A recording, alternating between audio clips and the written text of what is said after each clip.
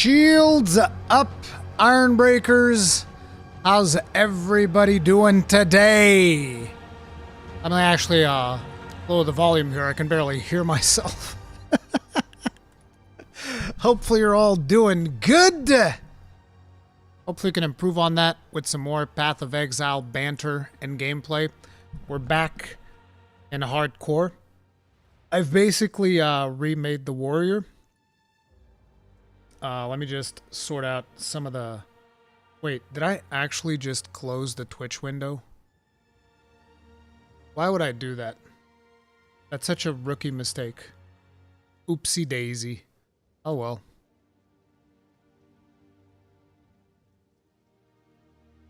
Oh well.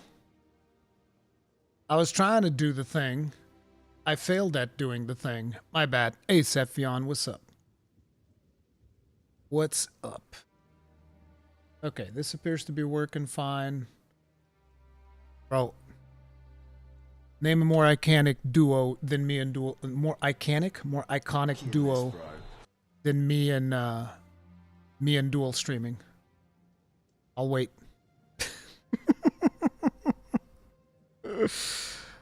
Oh man.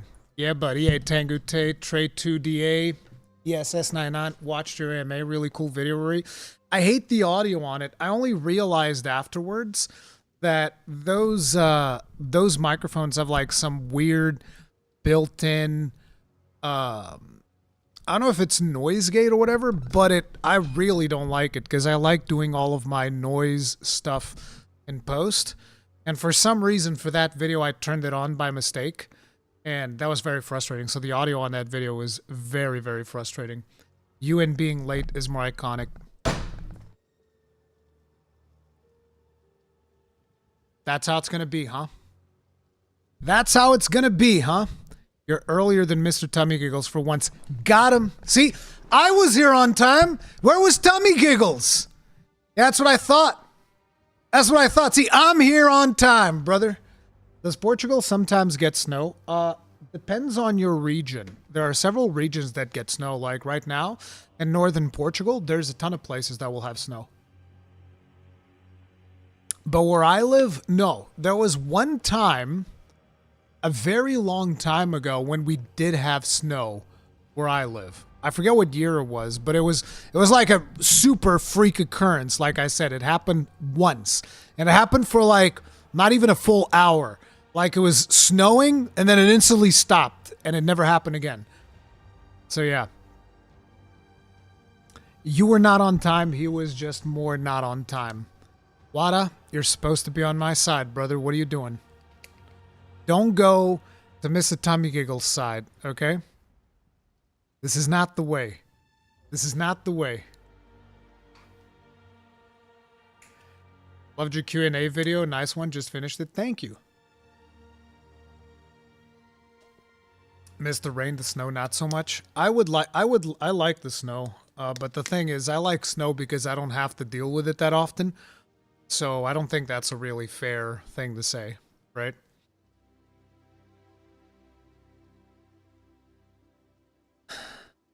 Telling the truth? Sure. So by the way, for those of you that haven't seen the Q&A video, I'm going to link it here.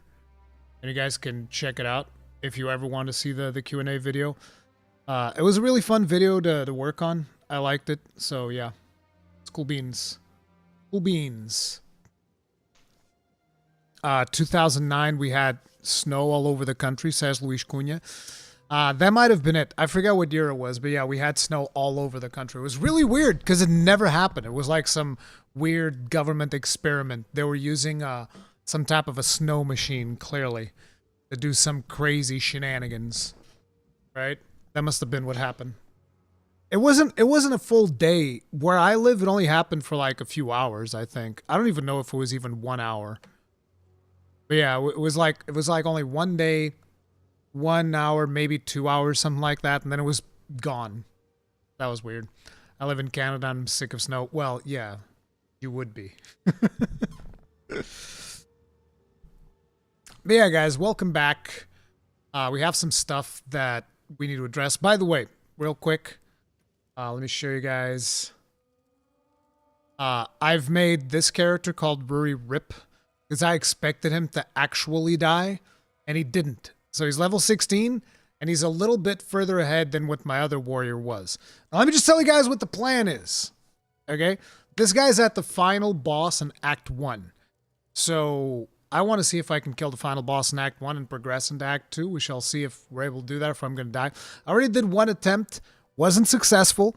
So, you know, I exited out, respawned the checkpoint. It came really close. I was very close to getting him, but the damage just wasn't there. So then I went back and I went to the Chaos Zone, and I killed that boss where I died last time. Except this time, I actually did the mechanics. So when I got the red debuff, I was like, okay, let's not move this time. Let's not move with the red debuff and get our asses killed. So, yeah, it was super easy pretty much, but we beat his ass. And this build's actually a lot of fun. So what I'm going to do this time around, what I'm going to do... You are cheating? No, I'm not cheating. This is solo self-found. But what I was saying is this time around, if we die, I'm going to continue in softcore because I want to play this build. This build is a ton of fun to play. I have a blast playing it. And I want to potentially make solo self-found like my main character. Because, like I said, I feel Trade League, I feel might just not be for me. So I'm kind of actually frustrated. I almost wish I could migrate my Witch Hunter to solo self-found. But, you know, that's the thing. It was the first time that I was really playing Path of Exile, and I was like, oh, I'm just going to do Standard League, whatever. But I think that moving forward, I'm probably mostly going to play solo self-found. I think that solo self-found is the way. Some people call pausing cheating. Oh, that's what you're saying. Well, yes, in that case, if you consider pausing and respawning at checkpoint, which is something that the developer said is intended, if you consider that cheating, yes, I'm cheating. It's a hardcore character. It is what it is. You could just not trade, right? Yeah, but I've already traded once. That's the problem. The weapon that I'm using right now was a traded weapon. And I've never been able to craft a better weapon. I think also solo self-found is a harder experience, and I kind of want that. Not to mention that, like, also I'm using materials that I'm getting from trading in crafting. So that's also weird.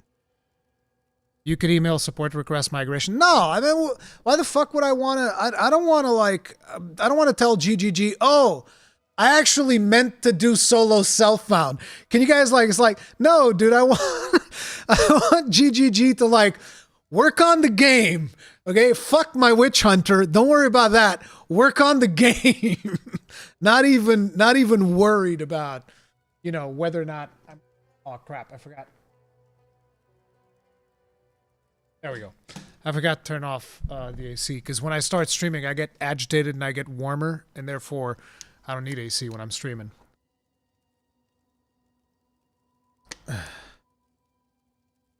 By the way, I'm not saying that you shouldn't play Standard League. You should play whatever you want, okay? I'm just saying, I think that solo self-found is going to be more my speed moving forward. And I'm probably going to start hardcore, but I'm going to just keep going after the character dies. The hardcore thing is probably moving forward for me is going to be more, let's see how far we can make it. Because I'll be real, I'm getting kind of tired of playing Act 1. Okay? I love Act 1. I think it's amazing. Kind of tired of playing that. I'm good.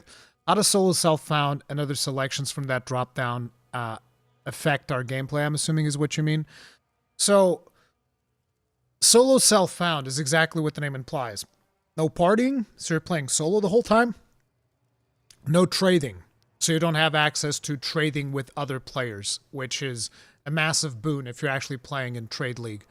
So, yeah, it's just like a self-imposed challenge mode.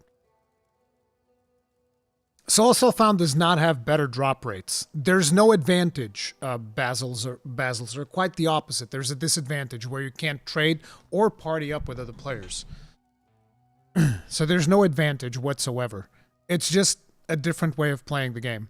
The reason why you do it is because whenever you tell somebody, oh, I'm playing this and, you know, I'm only using items that I found, people can call you out on it. They can actually check if that's what you're doing.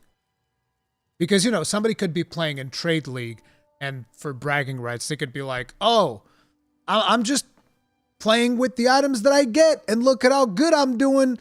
But in reality, they might have like traded all of their gear, and you know, or they might have gotten a bunch of hand-me-downs and whatever. So yeah, I would like to play solo self-found if only crafting is meaningful. Also, my gotcha brain goes brrr when good drops drop, and 80% of the good drops aren't for your class, so no neuron activation for my brain. Yeah. Oh God, what have I done? What do you mean?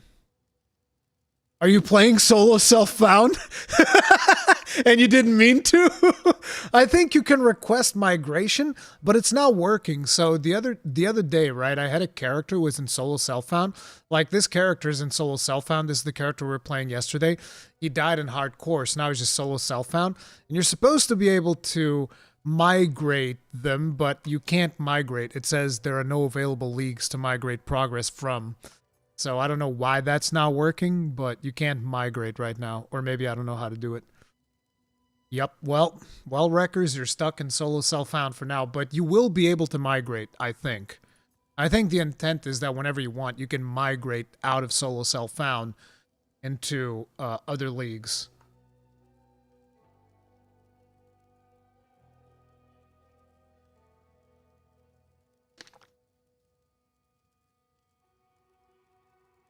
But yeah, basically this is the warrior we're going to be playing a little bit today. But before we do that, we have some stuff that I want to check out. Obviously, beginning of the stream, we're going to do some racked content, you know. And this one's actually, I think, a big one. I don't know exactly what Zizrin tackles on here, but I've heard people tell me, oh, this is the one where he talks about Rarity. I haven't seen it yet, and I want to talk about Rarity. I think Rarity is a big deal. I'm not a fan of Rarity. I never really liked Magic Find in Diablo, like I told you guys yesterday. It was something that I did. I had a sorceress chuck full of Magic Find that would just go and get items for the characters that I actually want to play, which is weird because I always just figured, wouldn't it just be more fun to just play the characters you actually want to play rather than make a character that you don't want to play in order to gear up the characters that you do want to play? I've never really liked that notion. And the another thing is, I feel like when it comes to stuff like this, in the case of Path of Exile 2, the stat is called Rarity. There are some classes that are inherently better at Magic Find than others. Like, for instance, ranged classes. Often sorceresses are some of the best characters for this because you can really scale up your spells and you can kind of like afford to lose a couple of stats here and there. I don't know if that's the case in PoE 2 or not, but I would imagine it probably is because that's usually the way that it goes. But regardless of that, usually your ranged characters are always going to be better at Magic Find because you can sacrifice defensive, some defensive stats in order to be able to get that Magic Find on your gear, in order to be able to, go ham. Whereas if you play a melee character, you'll want as many defensive stats as possible to make sure that you're not going to get completely obliterated. So, yeah, we'll see. Man, some of us were so excited Magic Find might not be in PoE 2, and then they brought it back. Yeah, I'm not a big fan of Magic Find, but let's see what Zizrin has to say. Me doing Breach right now using my level 92 Sork with 205% Magic Find. I saw a podcast yesterday on a Zizrin podcast where he was talking to, I forget who it was. It was another player that apparently is really big on trading. And this other player was saying that the scaling of it, 200% feels more like the 100% bonus plus like a 30% bonus. So there's diminishing returns. But I don't know how high that actually goes in terms of diminishing returns. Yeah, Fubgun, that's who it was. So before we check out the video from Zizrin, I'm gonna link it to you guys in chat. Make sure to leave it a like, bro. I swear I was subscribed to Ziz. What the fuck? Anyway.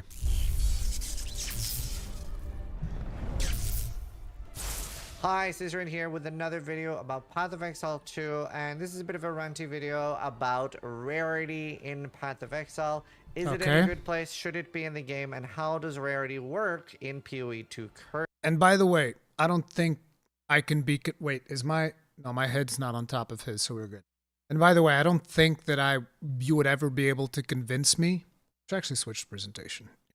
I don't think you'd ever be able to convince me that rarity is something that should be in the game.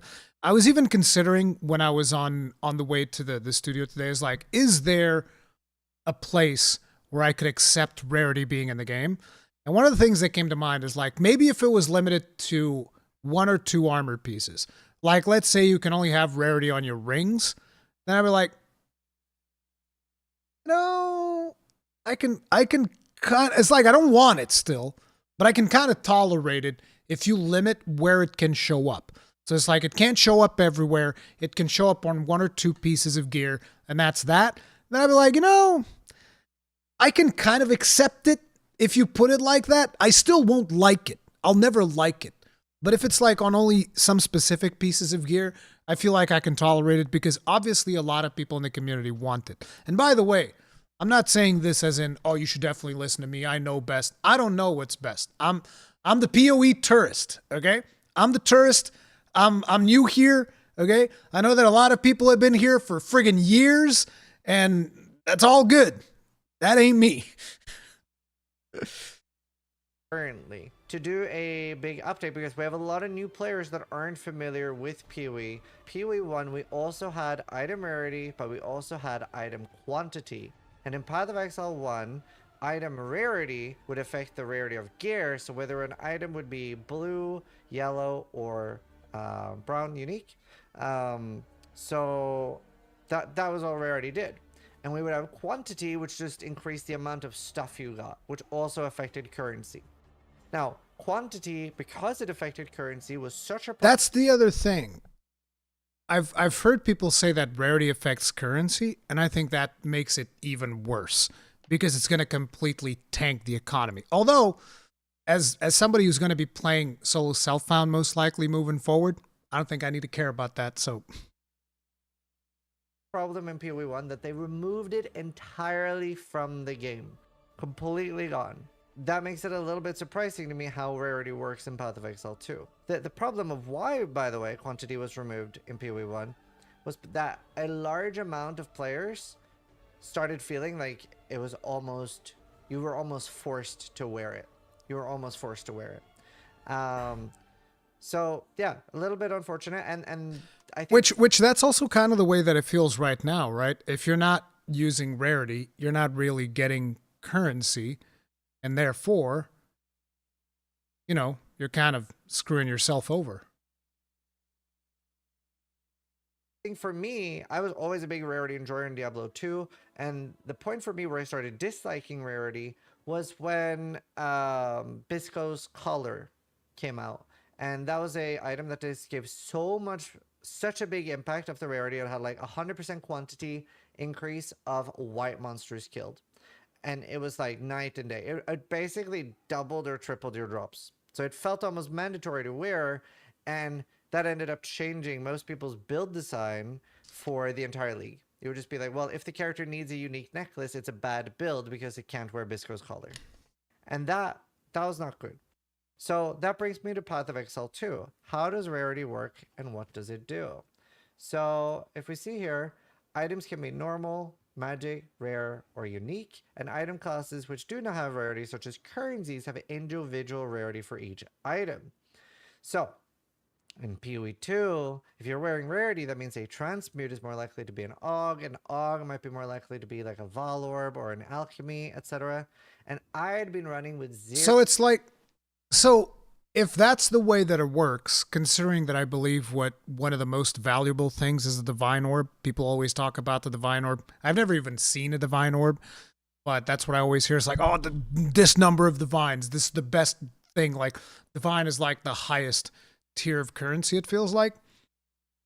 If rarity affects your chances of getting a Divine Orb, that's bad. That's just straight up bad. I don't really see a way in which you can justify it. It's like, no, because like, obviously you want the best form of currency. Obviously, of course you do. You need it. You need the currency. So therefore, rarity is pretty much mandatory. Even if you don't have it on your one main character, which this goes back to the idea that I was talking about in Diablo 2, where I had the sorceress, where I did all of this magic finding shenanigans, because it was straight up the best, at least back in the day when I was playing, which was a very, very long time ago in Diablo 2. We're not talking about Diablo 2 Resurrected. We're talking about OG Diablo 2. And the sorceress was by far the best one because of the static skill that would reduce a boss's health by 30%. So you could basically just go up to the boss, spam that thing until the boss would be all the way down to like, I don't know, 20% health or something. And then you would like use another basic spell and kill the boss. So sorceress was the best. You'd get like a bunch of cast speed with magic find, just going there, boss no health, and then just like pop, get him dead. Easy money. Easy friggin' money. So, you know. 0 rarity until maybe 10 hours of gameplay ago. And then I got this amulet, and oh my god. The amulet comes with, that's 66, 74. 74% increased rarity. The difference is insane. And obviously I'd seen other players that have been playing solo self-hunt for roughly the same amount of time, roughly the same amount of kills, would have maybe like 20 to 50 divines kind of thing. Like, it is actually that big of a difference. So if you're like, how are people getting hundreds of like exalts and hundreds of divines? Rarity is a huge part of that. Some people are running up to like 500% that sucks. rarity, and they're actually hiding a lot of rares on their filter. Until I started wearing rarity, I was like, hiding rare seemed preposterous to me. And I was running out of alchemies. I was down to like 3 alchemies at one point, while pretty much only alchemying item level 81 rattling scepters and rings and amulets. That was the only things I was alchemying. Those are pretty far and few between. I'm running out of alchemies. Now that I have, I think it's 76 rarity. Where do we see? 74. 74. I have 74 rarity, and I just got 3 alchemies in one map and 4 exalts. And this is now pretty commonplace. I'm a little unsure of my own experience with Divine Orb drop rates, but in the first map after putting on rarity, I did get a Divine Orb. But Divine Orbs are pretty rare, so I, for my own experience, would want a bigger sample size. But we do know that it does affect the drop rate. To give you an idea of how good rarity is, chat, this is Scry's loot from one map. That's 130 rarity map with 165% rarity on the character. 6 Divine Orbs, 20 Regals, 34 Exalted Orbs, 107 Splinters. That's one. Bro, how is he getting all of these goddamn waystones, bro? I need to put rarity on my next character, dude. Yep, that's it. We're building rarity. That's what we're doing. 100% rarity all day, every day. Rarity on every piece of gear. That's what we're running. It's going to be a suicide hardcore warrior with, what's your spec? Rarity. My spec is rarity. On map. Did you have 10 breaches?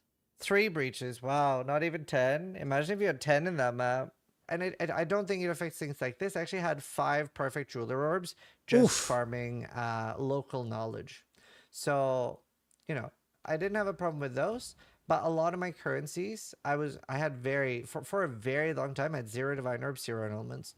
And I remember when I found my first Divine Orb, people were like, you just found your first one now? Are you not wearing rarity? And I'm like, no, I couldn't fit any. So I actually took a bit of a damage loss, put on this like Giga Rarity Amulet, because this is 70 plus from 1 item. So that seemed very worth it, right? 74 rarity from 1 item. Doesn't have any other good stats, so if I found a backup one, I would Chaos Orb this to try to make it really good. Maybe get some energy shield. Should rarity be this strong, and should it affect currency? I think the answer to both is no. No. I'm not entirely against rarity as a stat that makes you find more unique items or more rare items. I think when at the point that you feel stupid for not playing without it, when it's literally like a 5 to 10x different experience than not having it, that's definitely too far. And even like blasters like Fubgun is saying like it's definitely overtuned. On top of that as well, it seems like the diminishing returns is like nowhere near where it should be. In my old age, I think I'm fundamentally against rarity in an ARPG. Yes. I think it ends up taking a lot away from it. Like, I don't think you can make the case for rarity. That's the point. I just don't think you can make the case for Rarity. Because you're going to start saying, well, it's cool because then you choose between, it's a risk-reward type situation. It's like, no, you know exactly what you're going to do. What you're going to do is you're going to get one character that's going to be... I'm trying to think of a nice way to say it without going into cuss words because I want to make this into a YouTube video. But you're going to make a character that's essentially a prostitute for the rest of your characters, okay? And the prostitute is going to be chock full of Rarity. That's what you want to do. You're going to have the one prostitute character that's chock full of Rarity that's going to be getting loot for all your other characters. And then whenever you're playing the other characters, you're leveling them up and you're having fun and all of that. But whenever you need loot, you're going to go get the prostitute again. That's what you're going to do. And I don't like that. I don't think that's good. I don't. Sorry. It is what it is. Because you're looking for Rarity instead of power stats for your character. However, the fact that it is mostly on rare items, there's very few uniques. I guess you have Wonder Trap. Very, very few uniques are noteworthy or have Rarity on them. And I think that's okay. Because at least you're looking for interesting gear. But so like it's not like I'm gonna rage out if Rarity stays, but it definitely needs a significant nerf. Because I'm not a huge fan of feeling forced to give up power, which I am now doing, to get Rarity. And now it is such an impactful change. Like I am dropping between 3 and 5 times more than I would. And Rarity should not, in my opinion, be the most sought after stat on gear. Now obviously very unlikely to get a patch until January, but yeah, I just wanted to throw my 2 cents in there. I would love to know, especially from other people in the community on softcore and stuff, do you like that Rarity is this powerful that you literally get 5 to 10, maybe more times the drop rate of currency, of good currency? Big hate. It's pretty crazy to me. I definitely didn't think it would be this imbalanced. If all they said tomorrow is we are removing all sources of Rarity from the game, I'd be like, that's great. I'm way more in favor of that than anything else. Hell yeah. That's my 2 cents. Yeah, very curious what people think. But even if all they do is make it unaffect currency, which crazy to me that after Quant being removed in PoE 1, they make it affect currency in PoE 2. That's wild. That's wild to me. I have no words. Crazy. Yep. But yeah. Big agree. That's my little rant. But I'm just a dude, and that's just my opinion. Dude, so he's so sleepy from all the because he's been doing a marathon nonstop since the game came out. I think he's still going. Like, let me see, because like he swaps in with his wife from time to time. I think he's had his dad on there as well. But like, dude, Zizaran has been like, look at this. He's still going. He still has 210 hours to go on his subathon. So like he's been streaming nonstop since the game came out. That is crazy. But yeah. Let me know what you think. Interested to hear what people in YouTube comments want to say. Either way, thanks for watching. So if you liked the video, but more importantly, try to die less than I do. Okay, guys, make sure to go in there, leave Zizaran a like. He's doing fantastic content. So yeah, really, really good stuff. Now, I see a lot of people telling me about my waystone situation. Like, listen. You guys don't understand. You're talking about like, Rurikhan, your Atlas is wrong. That's the problem. That's why you're not getting waystones. Your Atlas is all fucked up. It's all your fault. It's self-inflicted. Okay, let me show you. I'll fucking show you, dude. I don't give a damn. Which one's the button for when you're on mouse and keyboard? I don't know how to do this on mouse and keyboard. How do I open up the map? There we go. Endgame, and then Atlas tree. This is my Atlas. Literally the first thing that I did was... Wait. Yeah, this is the one. Literally the first thing I did, bump, 20% increased quantity of waystones in your map. Next thing, bump, 100% increased rarity of waystones found on your map. And now I'm going to go to local knowledge. But like, what else can I do? Like, do you really want me to sacrifice everything else I have to come down here for like 6%? It's like, I can't do more. I literally can't do more. Okay? I can't do more than this right now. So, it is what it is. I'm just unlucky. I've just been very unlucky with waystones. They don't fucking drop. And by the way, another thing, okay? You see all of these maps? Wait, how do I... Let me show you this again. So, the first couple of maps I did, so let's say the ones around here, like maybe all the way up in here, these were like tier 1, sometimes white, tier 2, blue, tier 2, blue, tier 3, blue, blah, blah. But everything beyond this circle, okay, I'm not exaggerating. I want you to understand. Literally everything beyond this circle I'm showing you right here, all regaled. All of them. I regaled every single map after this tiny circle that I did here because this was me learning how to do things.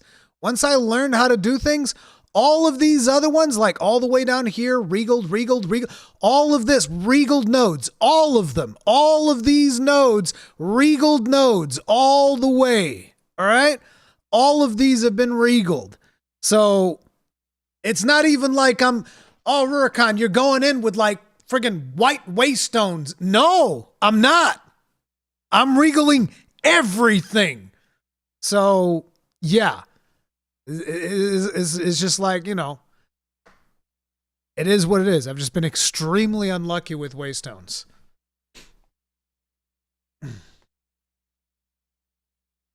Looks a lot like my atlas. Looks fine. Yeah, exactly. So it's like I should be getting enough regal orbs to deal with the situation. I just haven't. Now, I want to watch one more video before we start playing today. So this is a very important video. This is from a creator named Gavin. I haven't watched this yet, and I've been really wanting to watch this. I'm going to link the video right now. You guys make sure to leave a like on this video. Make sure to come in here, give it some watch time. Hell, go in there now, put the video playing on mute or something so that it's giving it watch time while we're watching it here on the channel. Okay? This is From Garage to Glory, the story of grinding gear games by a guy called Gavin. And I've been very curious about the background of this developer. And the reasoning is I never really played the original Path of Exile all that much, so I don't have that much experience with the game. But as you guys know, we've done a lot of like watching of interviews and stuff like that from the developers of head of Path of Exile 2. And I really like what these developers have to say, so I want to get a better idea of what this team has been like. Because I think this might end up becoming one of my favorite development studios because of the way that they've been approaching the development of Path of Exile 2.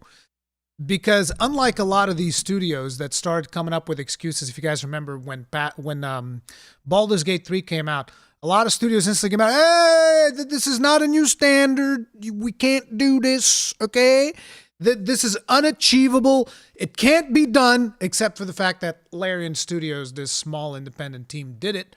But it can't be done. Nobody else can do it. This is crazy shenanigans. Nobody should try to do it. And, you know, everybody started crying foul because Larian Studios decided to make something completely insane.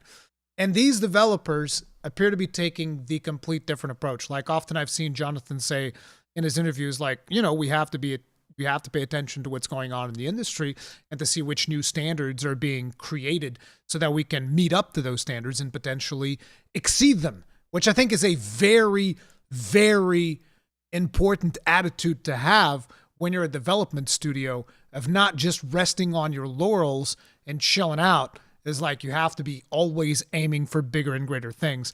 And I feel like they've done something really cool with Path of Exile 2. So let's see what this is all about. So basically, the player plays a character who's been exiled from their homeland. They've committed a crime, which varies depending on their character class, and have been exiled to the world of Raiklast, which is a very hostile, forbidding continent. Everything, ranging from the monsters to the environment to other players, are out to get them here, and they have to forge their way in this world. But we stress, it isn't about the player saving the world. In this case, they're trying to save themselves, and to gain tools that allow them to survive against the wilderness. Greetings gamers, I'm Gav. This is the story of Grinding Gear Games and the creation of their amazing title, Path of Exile. From Chris Wilson's garage to where they are today, GGG's consistent communication and openness with the community regarding their development set a new standard in the space. A connection. That's another thing that I've greatly praised them for on the release of the game was their communication. Because oftentimes a lot of companies, whenever they release an online game and there's problems with the servers, they'll do one post on Twitter and that'll be it. And it's like, guys, there's problems with the servers, we're figuring it out. And then 2 hours later, we're like, and then there's queues and everybody's like, Grinding Your Games was like on top of it the whole time, being like, hey guys, we found a problem, give us 30 to fix it. And then 30 minutes later, we're like, oh, we found another problem, give us a little bit more time. They were constantly updating us, which is one of the things that I felt was, it made the whole situation way better. And they solved everything without 2.5 hours. If you already had a Grinding Gear Games account, you didn't have a GGG account, then you had to wait like 4 hours before they were able to solve everything. And since then, it's been pretty much smooth sailing with the occasional lag spike on the servers, which is to be expected, but mostly it's been smooth sailing if you just want to play the game.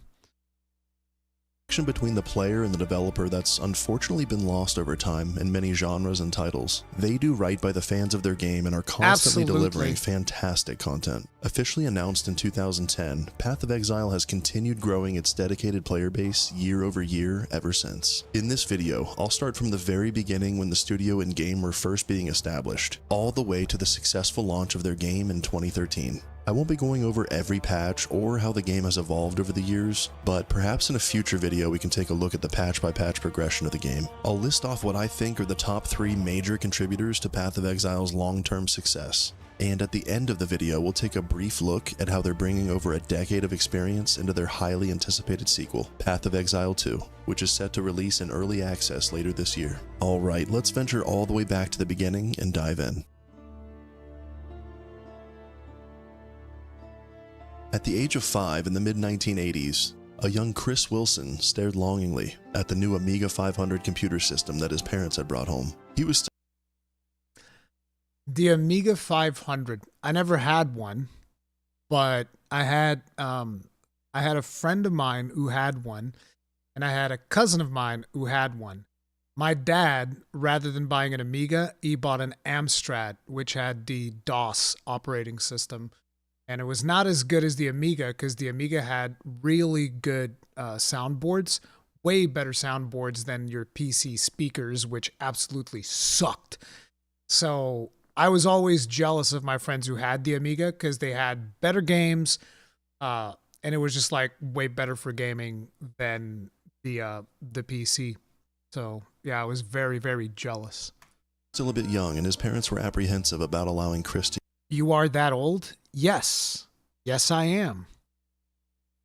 Like, listen, this was, to give you guys an idea, this was the music that they were making in the Amiga, okay? Like, let me just show you guys. Let me just show you guys something real quick. So,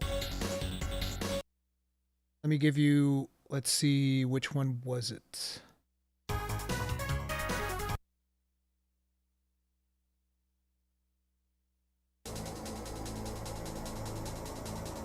So this is on the Amiga. Let me show you guys.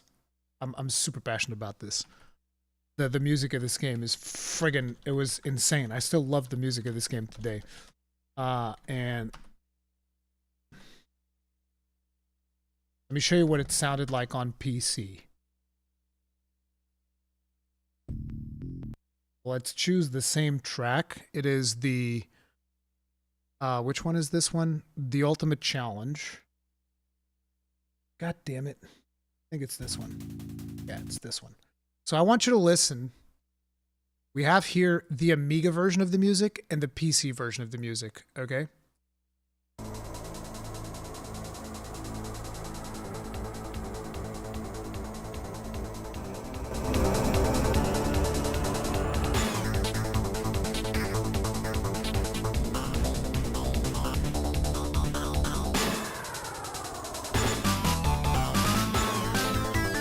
So like, that sounds really cool. Now listen to it on the PC.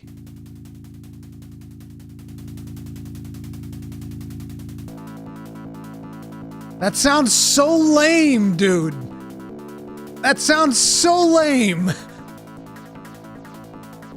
Are you kidding me? What a joke.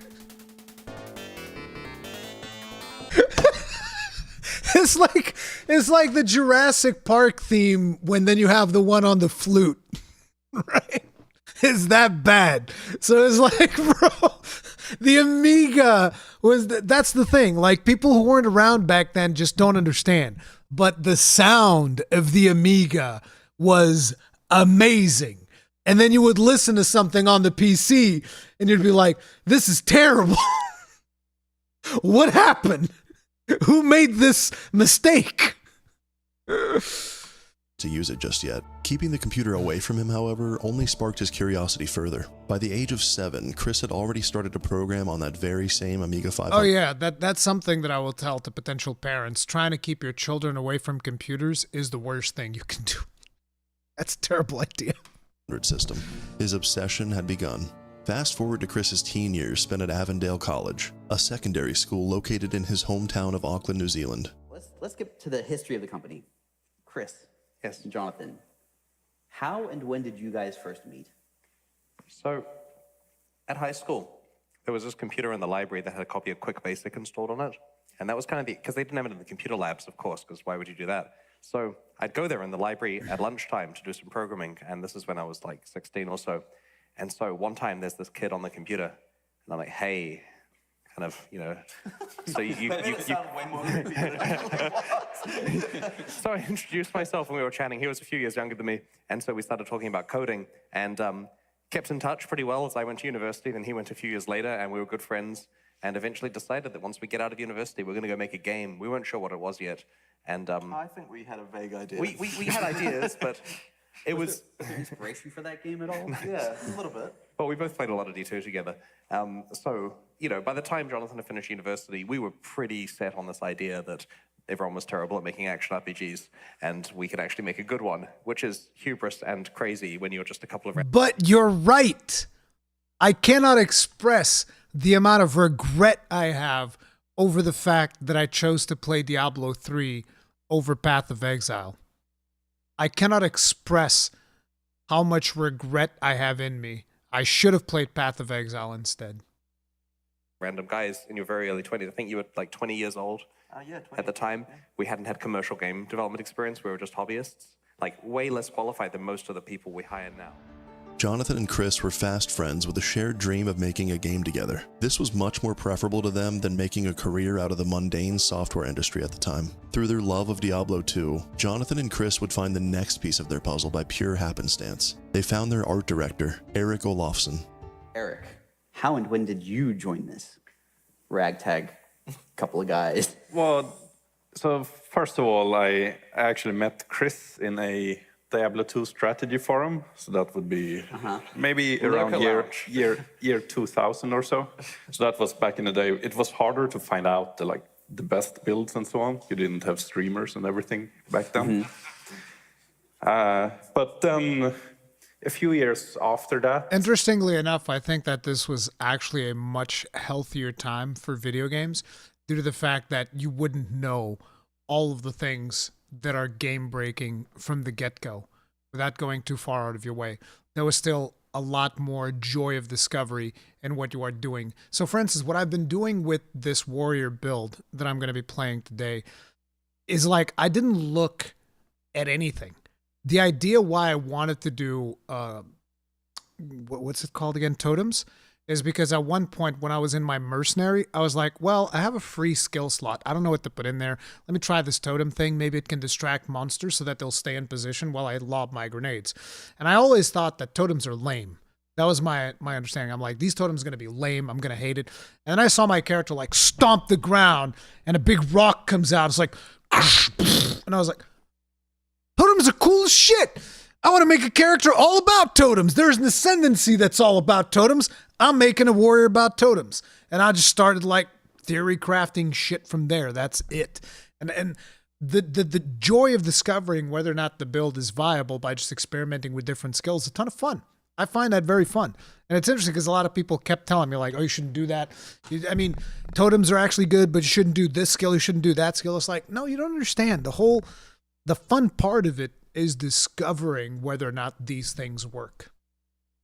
I got a random message where Chris was saying that him and Jonathan were thinking about or like wanted to make a Diablo-like game, and Diablo-like? that sounded amazing, I thought. So. For context, you were living in Sweden at the time. Oh right? yeah, so I wonder when this interview was. So they were already using the term Diablo-like back then. They were already using this term. If Rod Ferguson just kept his mouth shut. Opposite side of the world. Yeah, literally about as far as you can go. I think we needed an artist, and we knew no one who's ever drawn anything in their lives. And Eric is an accomplished artist and has done a whole industrial design thing. He wrote a textbook that many universities use. Like he's up there. And so I said to him, where would we find a lead artist? And he looked at plane tickets. The Trinity was formed. Chris Wilson with his vision for the next great ARPG. Now wait a minute. This dude's clearly high. This dude is 100% baked. Look at him. Come on now. Don't lie. You know, this guy's serious. This dude's ready to go. Jonathan looks like he's about to pop a fedora and go, "Milady." I'm sorry, dude. The internet has ruined me, man. And this guy's baked 100%. Trinity was formed. Chris Wilson with his vision for the next great ARPG to fill the gap they saw in the market and scratch that eternal Diablo 2 itch. Jonathan Rogers, who knew from a very young age that he wanted nothing more than to make video games and was completely on board with the project. And last but not least, Eric Olofsson, the man behind the art and aesthetic of the game. Now what they needed was funding to make this vision a reality. Unfortunately, at the time in New Zealand, the games industry was still very underdeveloped, making investors and funding difficult to obtain. We're lucky to have rich friends, so they've been willing to invest some money in the project to see it to fruition. It's very difficult to get venture capitalists or angel investors interested, especially in online games. There's a mixture of fear and misunderstanding in the industry. That's where their fourth co-founder came in. That rich friend was none other than Brian Weissman. Weissman lives in the United States, and he privately funded the project's early development as its executive producer, believing in the vision that Chris Wilson and the others had brought forth. Brian was a pro Magic the Gathering player from 1994 to 1999. For all you MTG fans out there, he invented the most well-known control deck in all of Magic history, simply known as the deck. Disenchant, Swords to Plowshare, Sarah Angel. It's got white characters on there. Mana Drain, Counterspell, of course. Only 2 counterspells? Red Elemental Blast. Yeah, I don't know a lot of these cards. But wait, he's also got red cards on there. Wait, is it? It's got all colors. Because, like, Regrowth is a green card. My man's got all colors in this deck. What the hell? That's crazy. I met Brian in the early 2000s because we both played online role-playing games, and at the time we were playing a game called Diablo 2, a very formal... This is the room before Bale, right? Yeah, this is a Bale run, if I remember correctly. Oh, on held difficulty. Nice. And he is playing a Necro with a Iron Golem, 12 skeletons, 8 revives. Yep, you needed those revives. Wait, how's he using skeletons? This must have been long after I played the game. Because back when I played the game, skeletons fucking sucked. Skeletons were actually worthless once you got to Nightmare. Skeletons would get one-tapped by literally everything, even if you fully invested into like Skeleton Mastery and all that stuff, because they didn't used to have synergies back then. Oh, I mean... Poison is marked in green, so this is already way after I stopped playing the game. Because back when I played the game, immune to poison would just be white text. It wouldn't even be green. So yeah, this is old footage, but not as old as when I played it. It's interesting. Formative game, and that resulted in a close friendship which has endured to this day. And one interesting thing kept reappearing in our conversations over and over again. Could we in fact make a game that would be a worthy sequel to Diablo 2? Crazy idea. Chris Wilson has an absolutely insane magic collection, and I'll have a video linked in the description for those interested. In the video, he shows off some of this collection of his, which contains some of the craziest Magic the Gathering misprints that I've ever seen. In late 2006, early 2007, the trio used Chris's garage as an office space. The first year, the guys did nothing but talk about the project and played games for further research, in an attempt to dissect what made different games so compelling, as well as meticulously going over the details of their company and laying out the foundations for their game. Back in the A very important thing. I want you to pay attention to what they say here. In an attempt to dissect what made a little bit further and I'll back. have a video linked to some of the craziest Magic the Gathering. Used Chris's garage as an office space. The first year, the guys did nothing but talk about the project and played games for further research.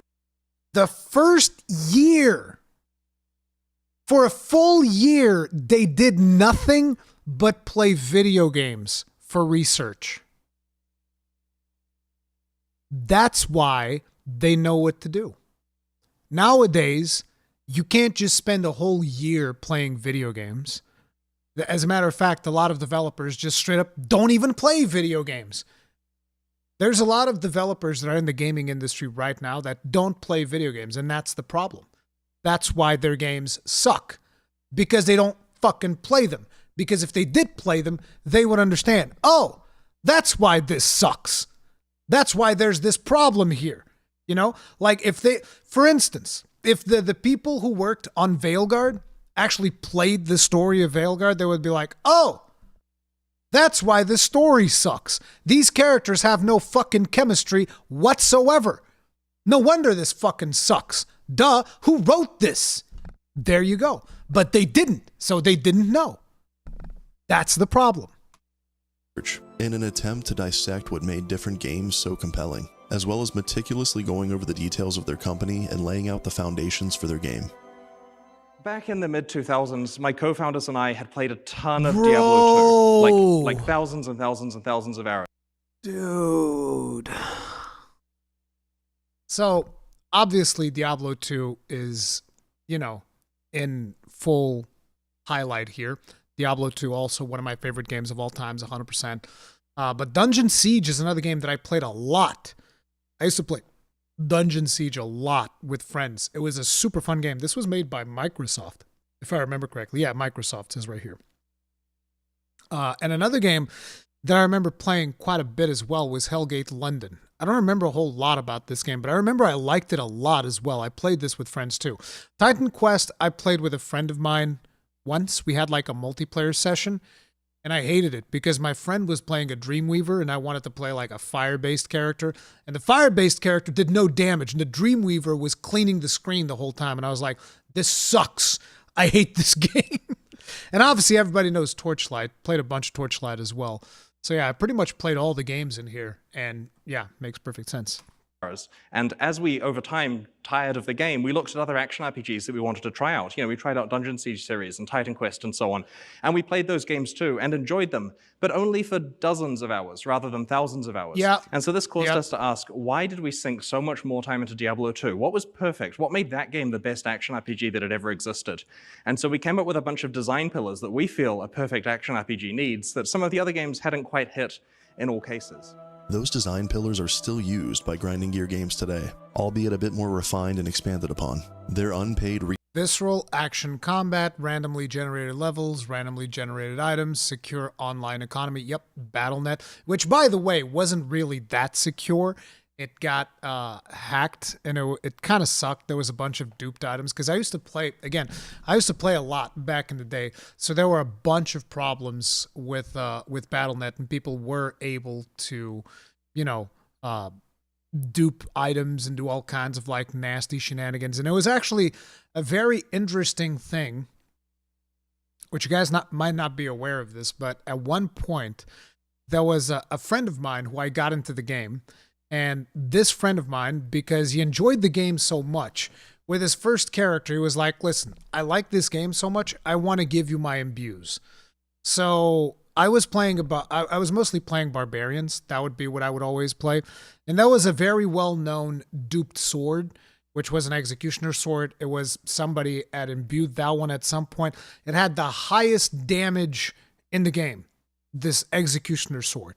And so I went ahead and I grabbed 3 white executioner swords and I gave it to my friend, and he used this 3 imbues for me. The first 2 imbues were trash, but the final imbue made an executioner sword that dealt more damage than the duped executioner sword, which was like the most powerful executioner sword in the game. So for a while, I had the highest damage executioner sword in Europe. Okay? Which is pretty friggin' cool. But it had a downside. And if you were playing Diablo 2 back then, you might remember, because I think at one point I showed the sword to somebody and they were able to like dupe it. And then my executioner sword became the big duped sword that everybody was using. But if you've ever played Diablo 2 back then in the European servers, you might have run across this executioner sword. The one downside that it had is that it had hit causes monsters to flee. Which sucked, because you would use that sword as a whirlwind barbarian, which is what most people were playing, right? And so you're trying to whirlwind, and all the monsters are running away from you. So my solution to that problem was I used an ice blink, which was this unique, I think it was a unique chainmail.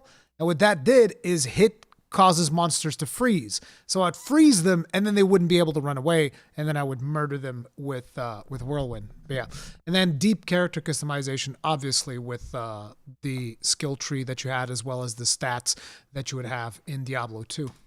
Research and development time that first year was well spent. Brian Weissman's funding aided in their ability to hire salaried workers and contractors, as well as rent out actual office space as the team grew. Their vision was starting to become a reality, and after much debate, the co-founders had finally decided on a company name, Grinding Gear Games. The name had a hidden double meaning which they thought was clever, and it fit perfectly. Grinding Gear Games stood for both the visual representation of the gears grinding together as shown in their logo, but the name also exhibits the core gameplay loop of Path of Exile, which has you grinding for the best gear you can acquire.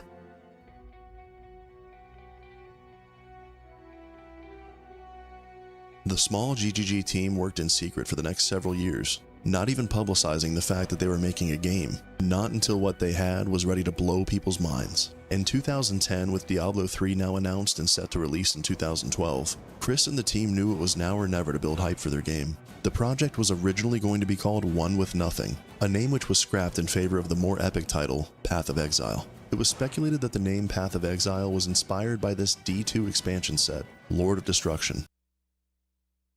So spoke the wanderer, mindful of hardships and cruel slaughter. Each dawn I rise alone, mired in ancient sorrows, wretched and deprived of my native land. I've had my mind bound with fettered.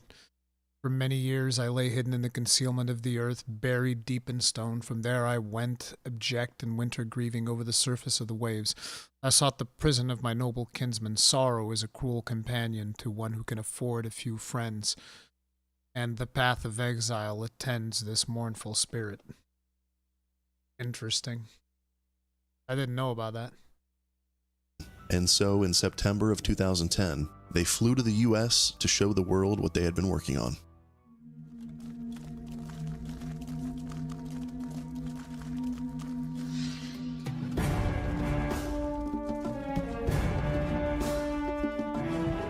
Man, that looks a little bit rough.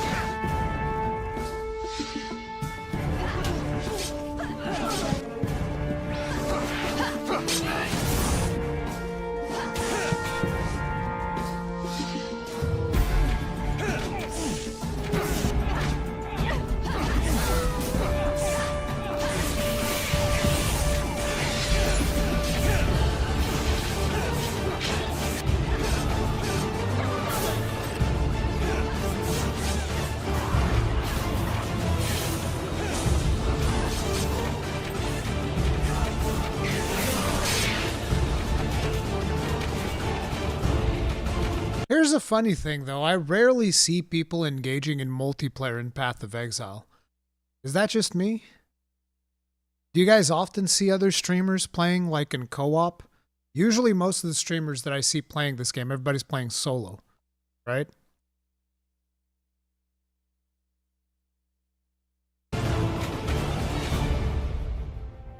Grinding Gear Games and Path of Exile were completely unknown at the time, but the announcement of their game was a success. It was unique, and although not perfect, the game was well polished for its stage of development, and scratched that Diablo 2 itch for many players. Path of Exile received coverage in major publications at the time, including PC Gamer, Inc. Gamers, IGN, and more. Alpha and closed beta for the game ran from 2010 to 2013, and the team had scaled up from the original 3 all the way to 18 employees and contractors, looking to see the project through. The open beta was launched and the team was on top of the world. Things were going well for the indie developer. Very well, achieving a peak of 70,000 concurrent users and nearly 2 million signups. Their initial growth was spectacular, but maintaining those players was the issue. As their small weekly patches shifted to large quarterly updates, they started to see a rise in returning and new players. These large content updates became known as challenge leagues, which would reset the economy and bring forth a ton of new content. Leagues and expansions allowed for both experimentation for future game mechanics. This is something that Diablo 2 is also doing.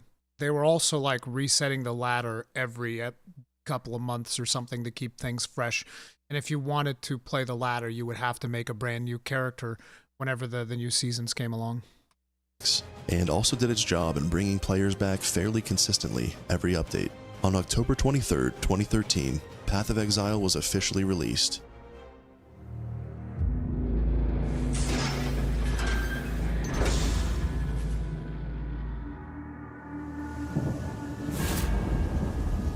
They named me Sinner.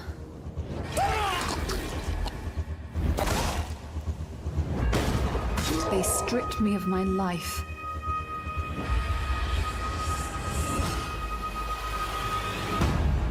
No pants guy. Look at the no pants guy. But this land was a wealthy land. Thank God the characters have pants now. Plentiful as bones. Biggest upgrade. There is a life here, if I have the will to take it. I will take from others. I will use others to take from this world. Or I will fight alone. I am an exile, condemned to live in fear.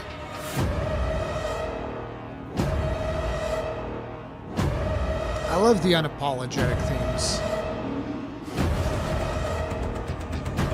If I am to survive, I must do but one thing.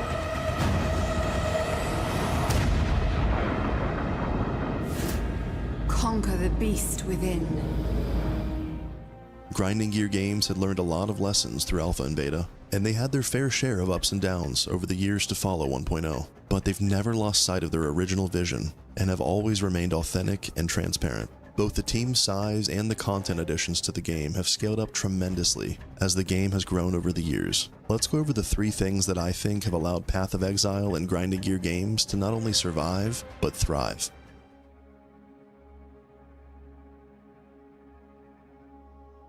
I think one of the important things that I've also noticed from Path of Exile, from stuff that I've seen in the past, is the fact that they don't necessarily want you to just keep playing the game forever. They're like, it's perfectly fine. Play the game, take a break, come back for a league, play it again, take a break, skip a league if you don't feel like it, come back for the next one. And it doesn't seem like they try too hard to force players to come back to play the game, which I think is a smart thing. But this is the vibe that I get from what I've heard from people. Again, because I wasn't playing it, so I don't have the full picture. But I seem to remember, even, wasn't it during the release of Elden Ring that they pushed it back, or the release of another big game that came out, and they were like, oh, we're actually going to push back this league because another game's releasing. And they were just like, oh, we're gonna push this back because we know you guys want to play this other game, so go play the other game and then come back when you're done with the other game. We'll have the league ready for you. They're conscious that people also have lives. Exactly. And I think that's a very smart move to make. Like, don't make your players feel like they're always missing out. And I think that is a much healthier attitude to have. There are many more factors than the 3 that I'll be going over here, but I'm going to list off the top 3 things that I think have allowed the game to grow relatively consistently year over year. First up has to be their free-to-play business model. In 2006, when they were first laying out their foundational principles in Chris Wilson's garage, this one was near the top of their list. At the time of Path of Exile's inception, they would have been one of the first free-to-play Western games on the market.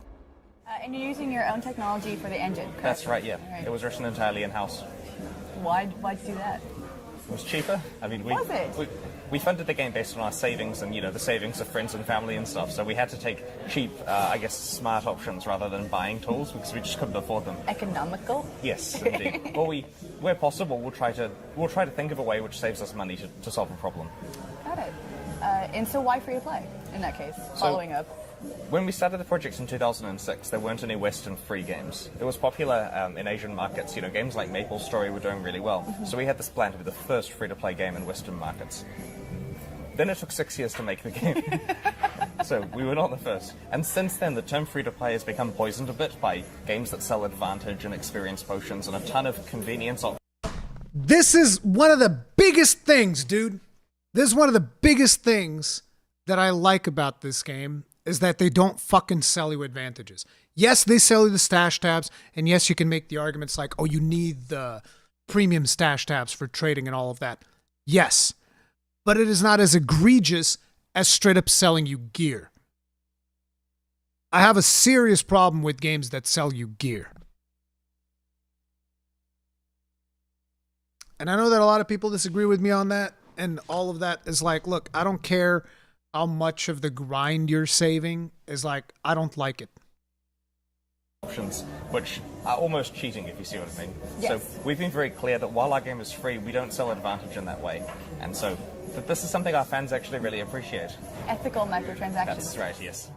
They knew that their monetization model would prove effective, but they were completely unaware at just how effective. It all started out as a crowdfunding program on their website. As funding grew thin for their beta development, they looked to the success of Kickstarter campaigns for other games. Kickstarter was riddled with fees that they didn't want to pay, so they decided to run their own variation of crowdfunding containing different backer tiers on their official Path of Exile website. The $10 tier contained a closed beta key, and the higher up you went, the more rewards you would receive. No pay to win, ever. The company raised over $2.5 million during this campaign, the early stages of what would later become supporter packs. These packs would contain physical items from the developers, such as t-shirts, mouse pads, decor, art, and otherwise. They would also contain some pretty exclusive and amazing in-game cosmetics. To add on to that, you would receive the monetary value of that supporter pack as store points to spend on anything of your choosing. For instance, a $100 supporter pack contains all of the merchant cosmetics that are listed, as well as 1,000 in-game store points, which is the equivalent of the $100 that you just spent. They try very hard to cram value into these packs, and they seem to get better every year.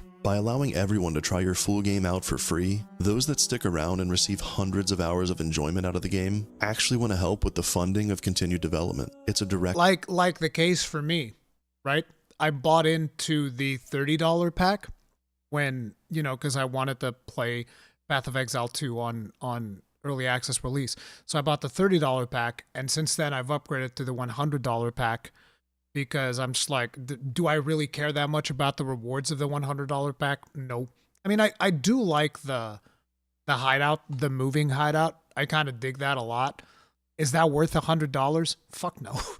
But that's like the only thing that I actually kind of care about the whole thing. But it's mostly like, yeah, I want to support them. Yeah, sure. Have 100 bones. I mean, I've played over 120 hours at this point. Fuck yeah, you deserve over $100 for this amazing game. Incentive, especially when the content updates have done nothing but increase in size and quality over the years. This free-to-play model that they've kept the entire time has been pivotal to Grinding Gear Games' success in my eyes. Zero barrier to entry. The second success factor would have to be their leagues and overall content release cadence. Chris Wilson likes to attribute the realization of this lesson to his now good friend and infamous gamer, Kriparian. What? The final story is one that I did not realize myself. I wish I was smart enough to think of this, but this actually came from Kriparian, the awesome streamer who played a lot of Path of Exile at the time. Enough to think of this. The final story is one that I did not realize myself. I wish I was smart enough to think of this, but this actually came from Kriparian, the awesome streamer who played a lot of Path of Exile at the time. And so Kriparian and I were chatting on Skype, as I like to say that we did occasionally. And he said to me, you know what, Chris, I've got a lesson for you that really helped me with my streaming. He said, every day I will wake up and I'll stream at a reliable time. I'm there right at that moment. And I'm going to stream until a predictable time. And then I'm going to work on my highlights video and I'm going to post that at a predictable time. And then I'm back tomorrow doing exactly the same thing. And I'm going to try not to take days off. I'm just going to stream at these times. And the reason he explained was because that way, when someone comes home from work and they're wanting to watch Kriparian, if that's the time of day that he's streaming, then they'll be able to watch him. And if they want to watch a video before they go to bed or whatever the timing is, it will be there. And the day that it's not there is the day they look on the internet and say, what will entertain me? What else is there in the world? And they'll find some other thing, maybe another streamer, maybe a TV show. And now that's the thing they're doing for entertainment. And he felt that his numbers dropped significantly if he deviated from his very rigid schedule. Now, you know, he's a powerhouse. And this, by the way, is absolutely correct. And Kriparian being a content creator, he knows exactly all about that.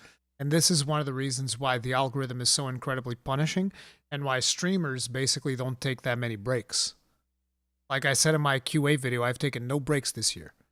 No breaks whatsoever. From the beginning of the year until now. It's just like nose to the grindstone nonstop. Now, I'm not as consistent as Kriparian, because I think I'm older than Kriparian, and on top of it, I have kids, so it makes it very hard to be that consistent. But I instantly notice the moment that I lose even a little bit of consistency, the numbers instantly go down. It fucking sucks. So like I can make a really banger video that takes a little bit longer to produce, and I'm basically fucking myself. Yeah, the algorithms nowadays are very, very, very hard. Of streaming, right? He's amazing.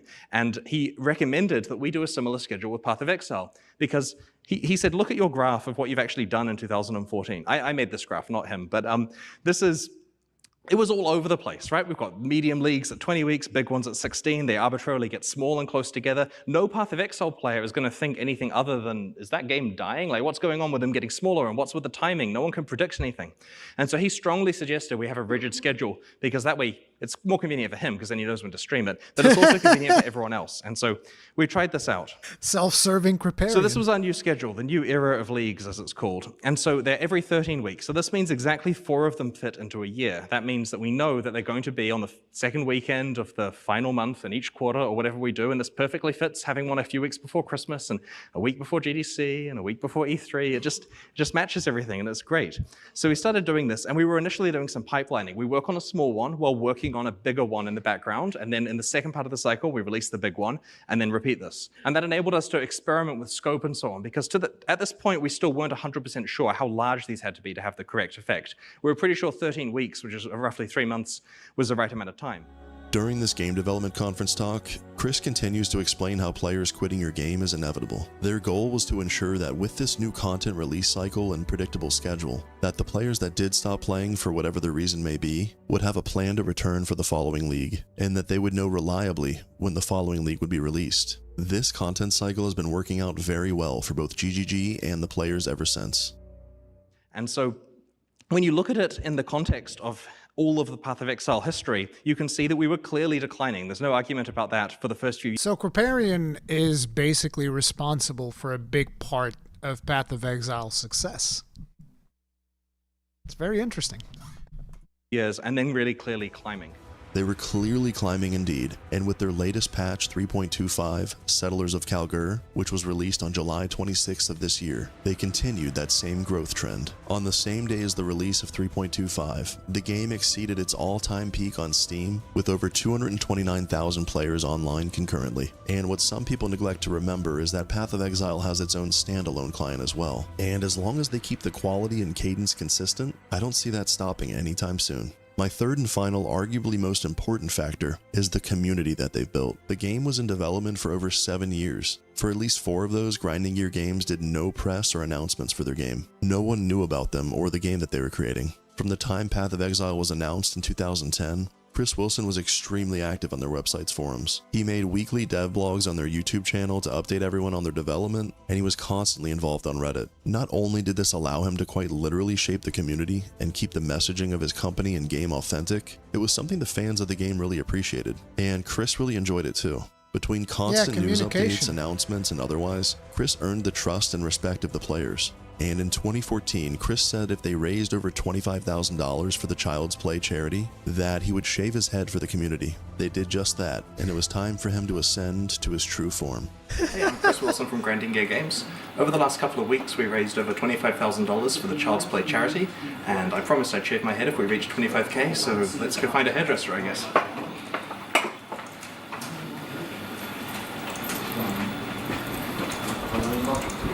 Time to shave that bald head. Yeah. Wait, it's not that far. This one looks good. They're right next to a hairdresser. Bro! What the hell? Yep. Oh my god!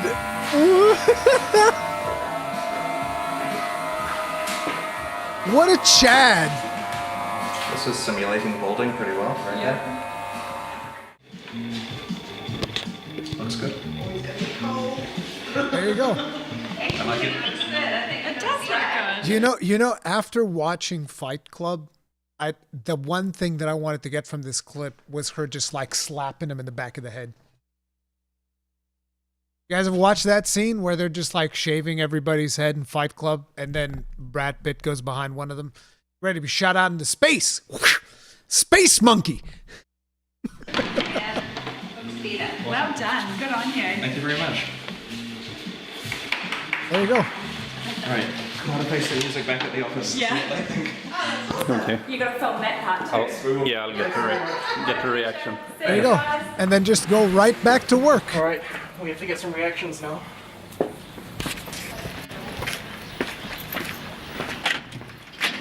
you got it. It's pretty cold out there. It's like 10 degrees. Need some cold resist. That same year, he also did the ALS Ice Bucket Challenge. ALS is a horribly crippling disease, and it's a really serious business. I know it's funny to watch videos of people getting wet on YouTube, but you should seriously consider donating to the cause. I've put $100 in, and hopefully you guys do as well. I'd like to nominate 3 people.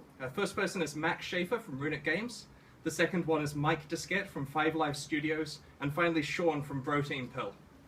Okay, well, we've got this nice and cold for quite a while now, so hit me, guys. Okay.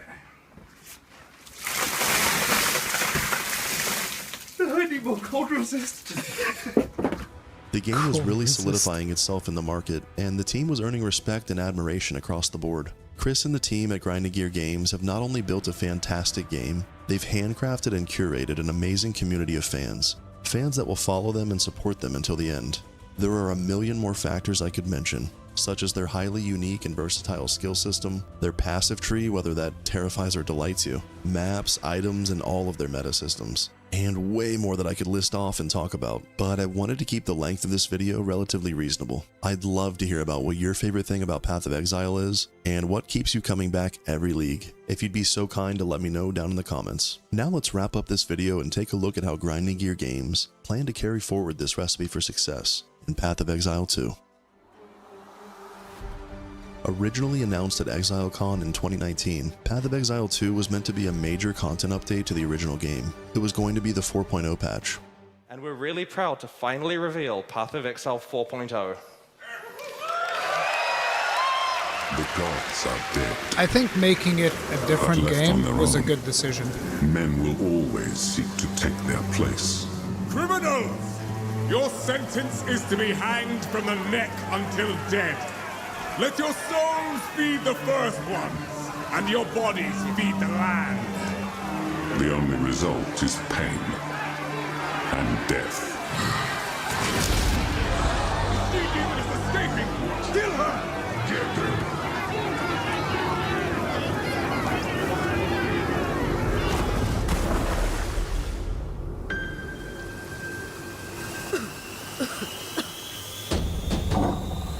Dude, look at those visuals. This vision has changed a bit since then. Here's a portion of the keynote from ExileCon 2023.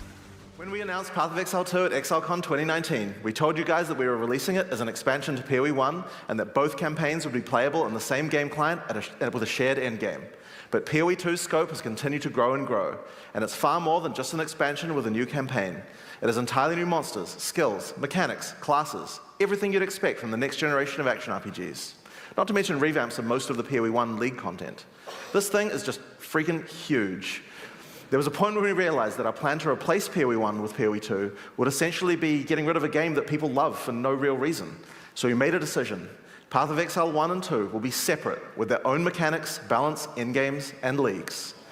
But it's I think that this was 100% the right decision, because I don't know if I would be as interested in the next Path of Exile if it was still kind of like linked to Path of Exile 1. That's not to say Path of Exile 1 is bad, quite the opposite. I think Path of Exile 1 is awesome, but I think it's a very prohibitive game to jump into at this point, because once a game runs for a certain period of time, it becomes very prohibitive to jump back in. Like a good example of this would be World of Warcraft. I think very few people are trying to jump into retail World of Warcraft nowadays. I think it's very hard to wrap your head around like all of the systems, like, oh, the Great Vault, the way the Mythic Plus works, the raid and the scheduling and all. Is like, bro, most of the people playing World of Warcraft have to be 40 by now. There's very few people playing World of Warcraft under the age of 40, I would imagine. So yeah.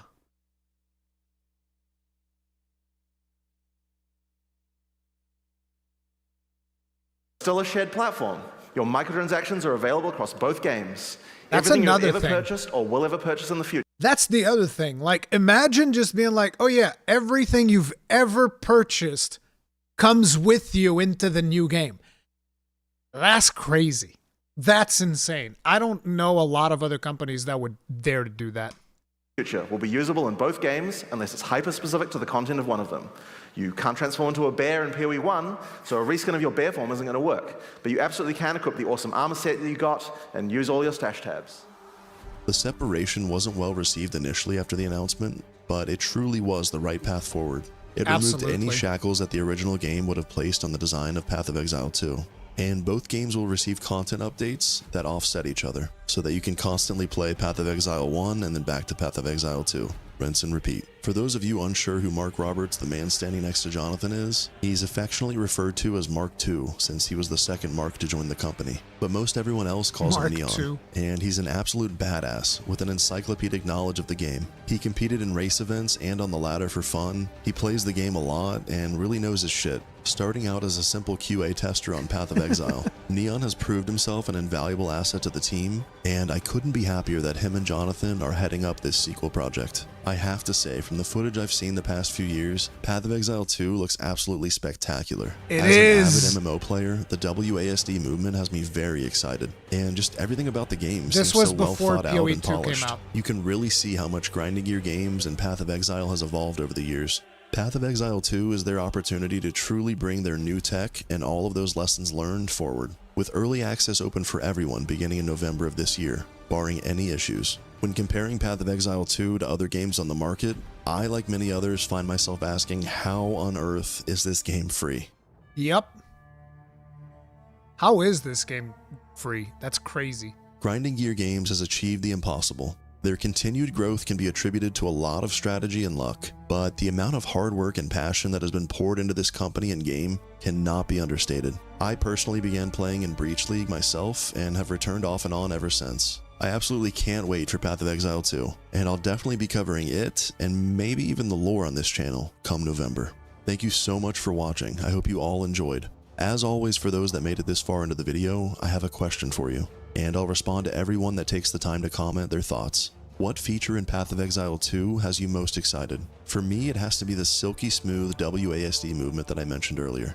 Putting that in an already epic ARPG, I absolutely can't wait. Like the video if you liked it, subscribe to my channel if you're looking forward to more reviews, documentaries, and lore out of me, and I'll see you all in the next one. Farewell. Make sure to go and like this video. This is an awesome video. Fantastic work. And it gave us a window into the development team, Grinding Gear Games, which is something that I was curious about. And yeah, I do think that this is slowly becoming one of my, going up there with some of my favorite development studios right now, where you would obviously have people like From Software, the Monster Hunter team, friggin' Larian Studios. You know, I just think that these guys are doing fantastic work, and I think that Path of Exile 2 is absolutely phenomenal, and I'm super excited to see what they have in store. Now, we're going to jump into my hardcore character, Rurikhan. Let me just turn on the sound.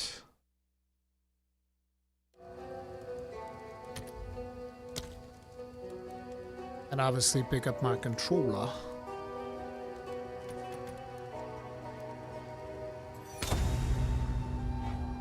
This is going to be quick. Yeah, it should. This should be fairly quick. But I'm going to need to go and take a quick bio break before we begin. If you guys are enjoying the stream, do hit that like button. If you're on Twitch, make sure to follow, do all the things. And we also have like the pet and the drops and all of that stuff active in the channel. So yeah, I'll be right back. Just a quick little... Need to take a whiz. Give me a second.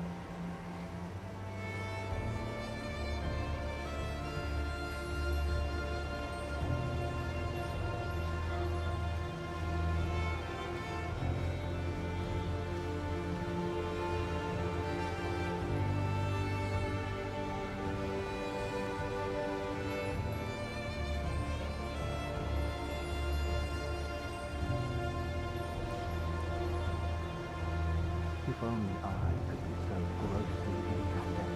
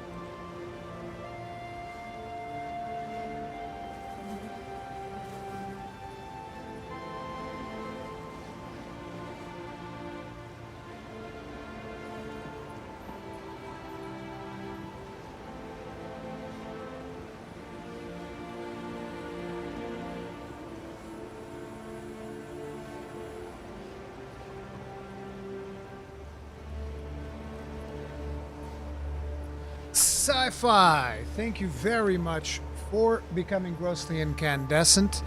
Tip of the hat. Appreciate the support. Thank you. If only I could be so grossly incandescent.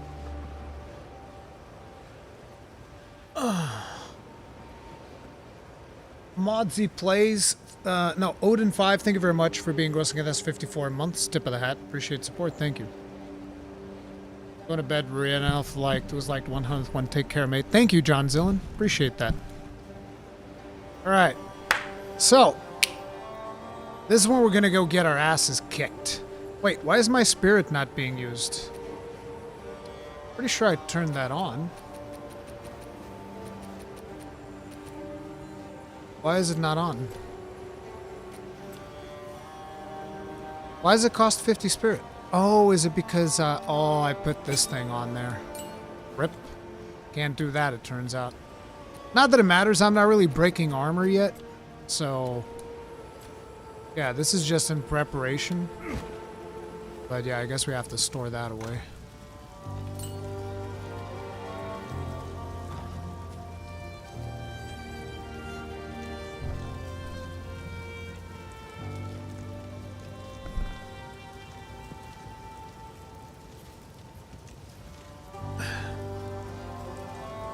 Well, it's time to go get our faces pummeled, huh? Do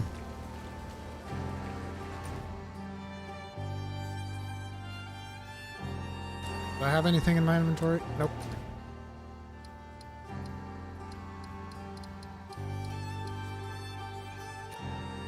So this is probably going to have to take a couple of attempts because my character hasn't really progressed that much in terms of power. So we're not too powerful at the moment. Oh yeah, also let me turn off these lights, bro.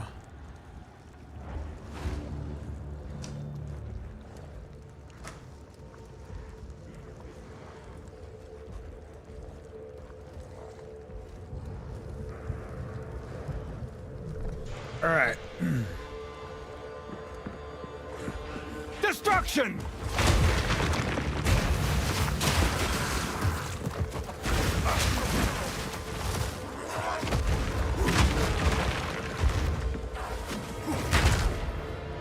So we now have the throwing orbs thing because I wanted to have something to toss out. So wait, I think the volume's a little bit on the loud side. This should be better because I don't want to have to like scream my lungs out.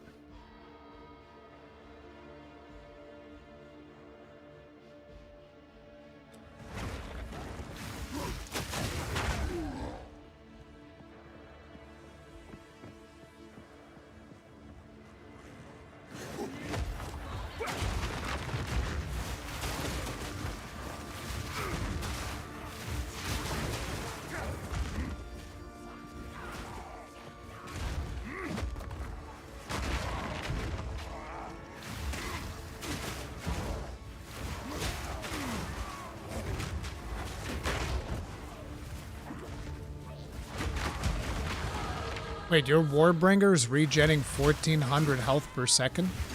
That's crazy. I need to invest in some regen. Is that from your Ascendancy? Because I do want to put some recovery stuff in. The problem that I have with that is that...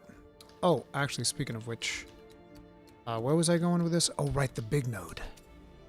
Yes. So, the thing is... Like...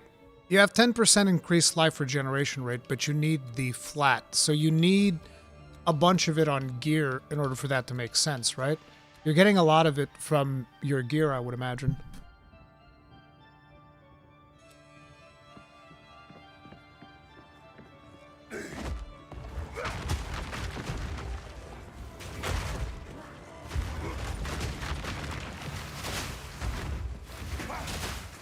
From the earth!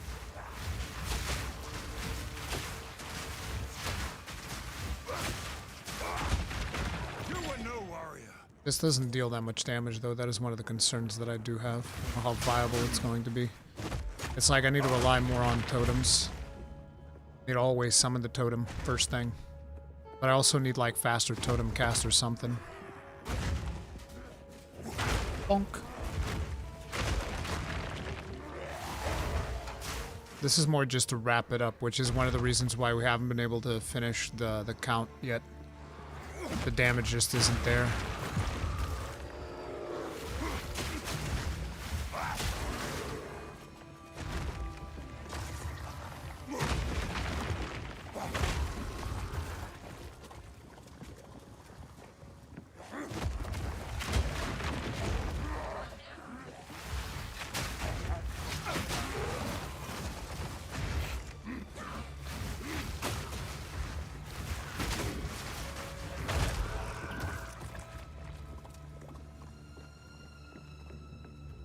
Double unique interaction of Ghost Ride chest with Mask of Stitch Demon. Yeah, I don't know. I don't know how he's doing that, but it is a ton of regen. Forward!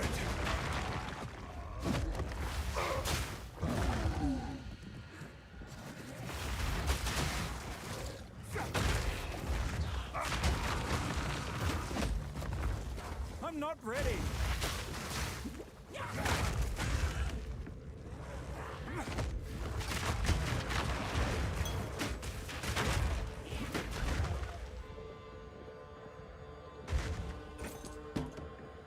Greater's the one that I have, right?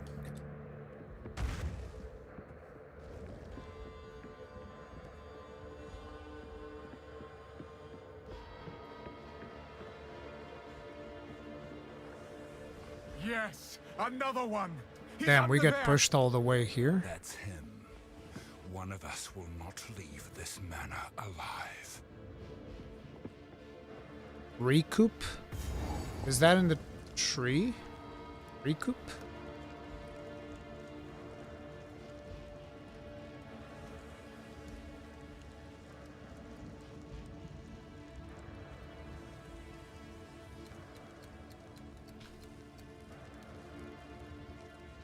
%of damage taken recouped as life.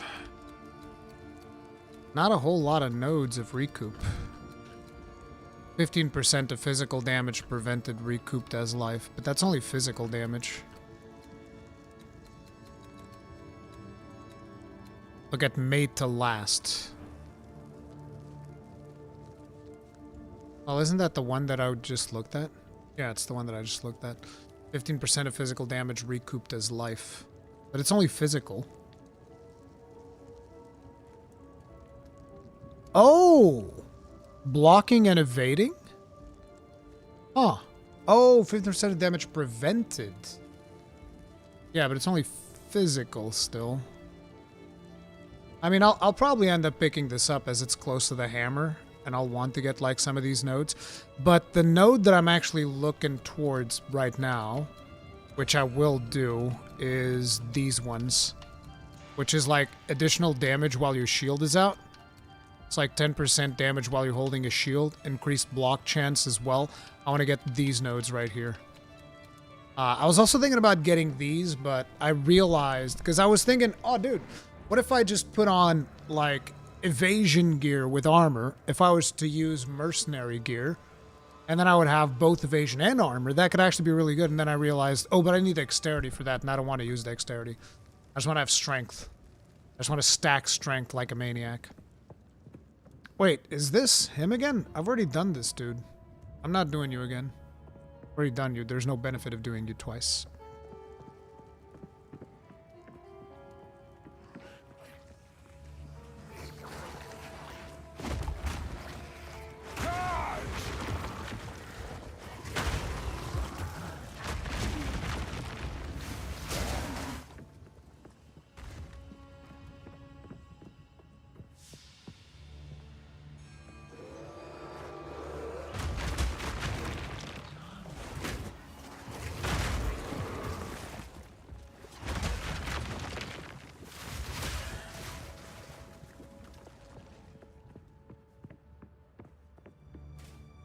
Don't worry about the sweet, sweet, precious loot. I mean, we're gonna have to get loot too. I don't know what you're talking about. We're gonna get Rarity. That's not on the tree. Need to get that from items. Thinking I'll probably try to get like that on rings and stuff, because you can get that as the implicit. So it'll probably be the easiest ones to chase. So I'll try like crafting those items. Ooh. Yes.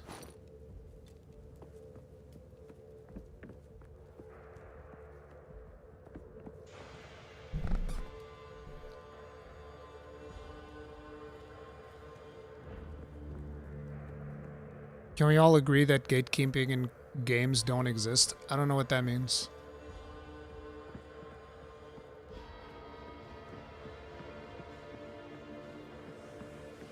Time is nigh.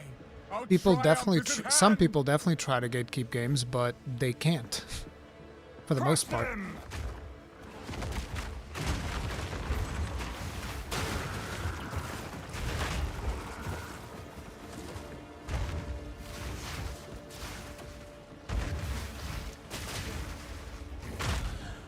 These mobs are kind of annoying to go through.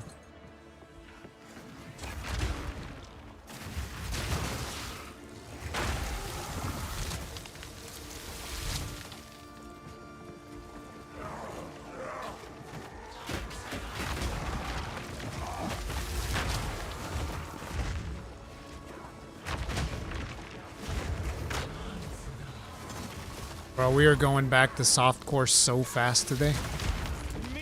I'm gonna have to change the description of the stream real soon. gonna suck, but it's gonna happen. I need more time.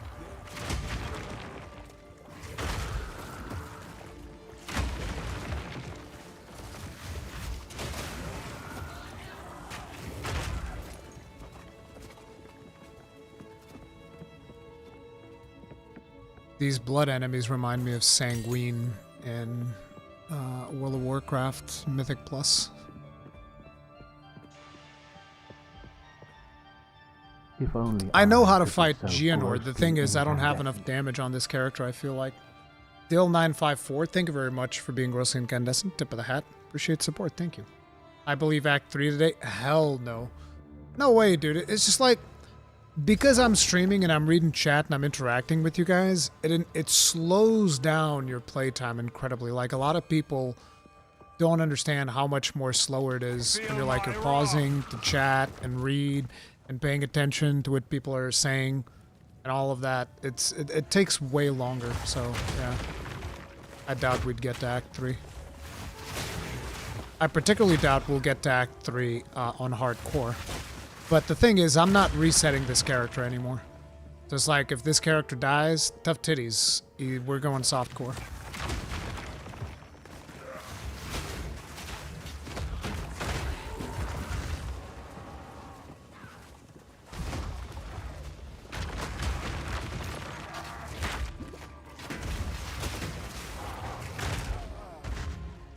Even my potions feel like they take too long to actually trigger.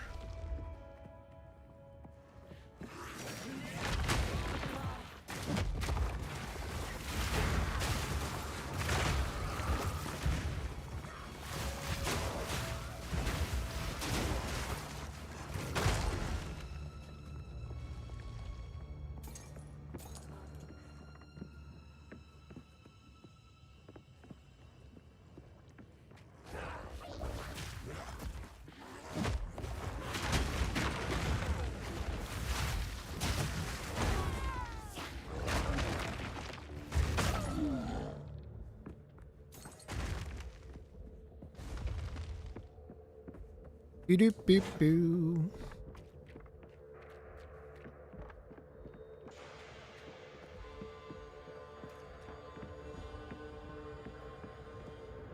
My other character that ripped yesterday actually had better movement speed. Movement speed on this character is real bad. It's real bad. Look at how slow our boy is moving.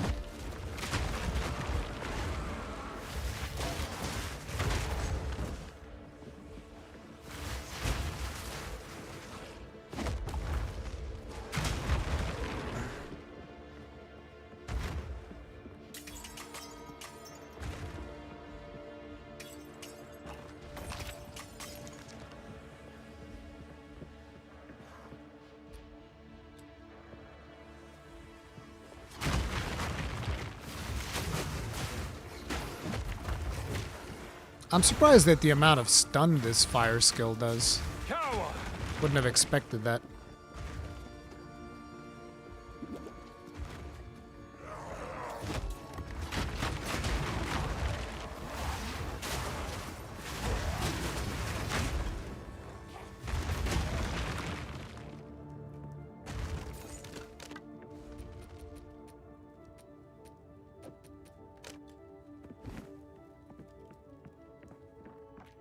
Door.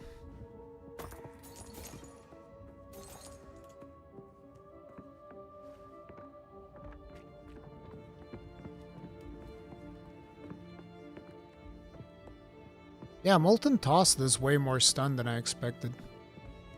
Yes, all right. More. Don't stop. Time of truce. The beast hungers. They're insane. I'm not looking at chat anymore, guys. We need full focus for this.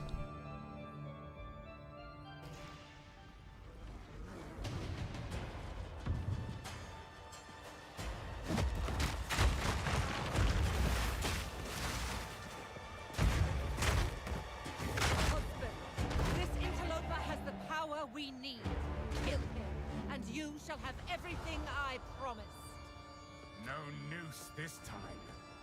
I'll remove your head myself. You are nothing but a tyrant. What the hell was that toss? Easy prey. Oh man, he froze my totem. By the way, I've decided that the name of my totem is Timmy. Okay? So our totem is called Timmy. Timmy the totem. Get him, Timmy! Should take no crap from this guy, Timmy.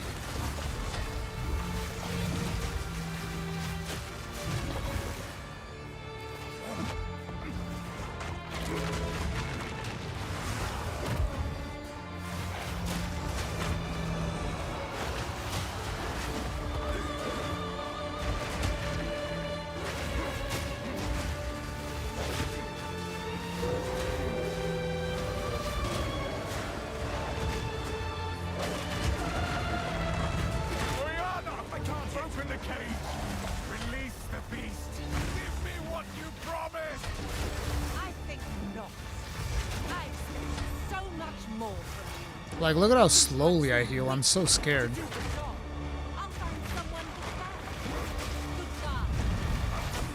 Manipulative whore! How dare you abandon me after all I've given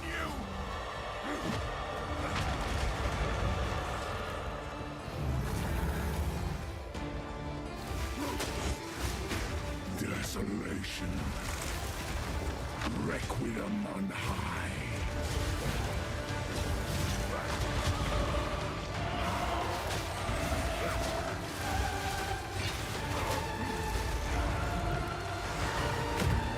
Damn it, I can never roll out of that.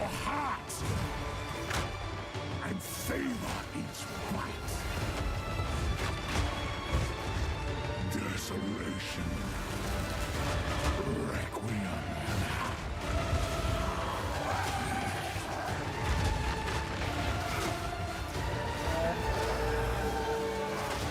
As night falls, winter's chill sought the unworthy through an endless night. They wither and tarry, forsaken frosts, as cold as death, of Bale's misery. The pack won't forget. I smell your blood, and I am ravenous. Freezing gale. God damn it. I can never dodge that.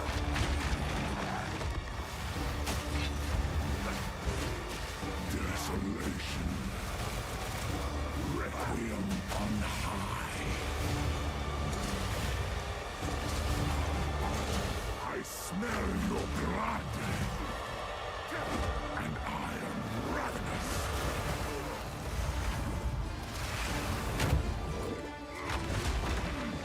Destruction!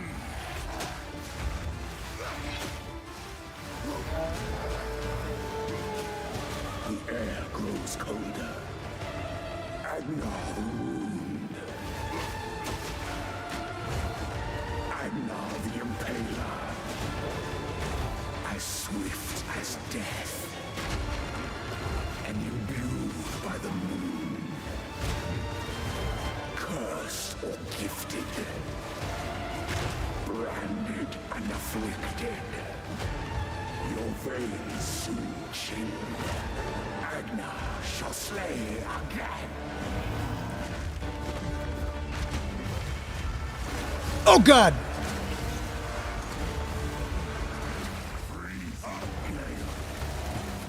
I smell.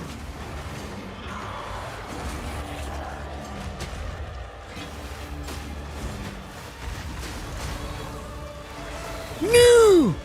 Chilling frost.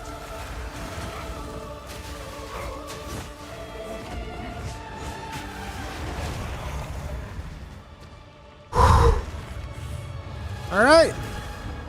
That's Act 1, everything completed in hardcore. There you go. If only for a moment. The madness. Whew. It consumed my being. You panic so much more when you're playing in hardcore, dude. Tank build easy mode. Bro, shoot me. Oh my god. Find her. Kill her. But first, please, stop the madness. As you wish. That dog whimper at the end. Let us return to Clearfield to make our preparations. Really? You guys have no idea how much I wasted making this club. Now you're gonna give me this one. God damn it. It's probably gonna be good too, just to piss me off. Can I not take the warden bow? Is there no shot that we actually get to take that one? Because we do have the slots. Physically, the slots are there. Yeah, we're gonna have to come back later. My satchel is full. Congrats, it was hard in November. I one-shotted it in November in my mercenary, so whatever. Did they actually nerf Geonor? You've done the I don't remember them nerfing Geonor. We must pursue the fledge. Do whatever it takes. Yes.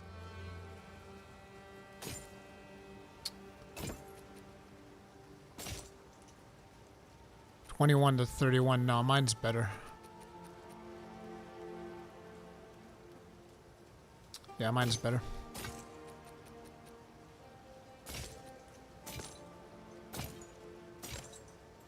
It is good to see you. They buffed Warrior. What exactly did they buff about Warrior, Amon? Just out of curiosity to see if you know.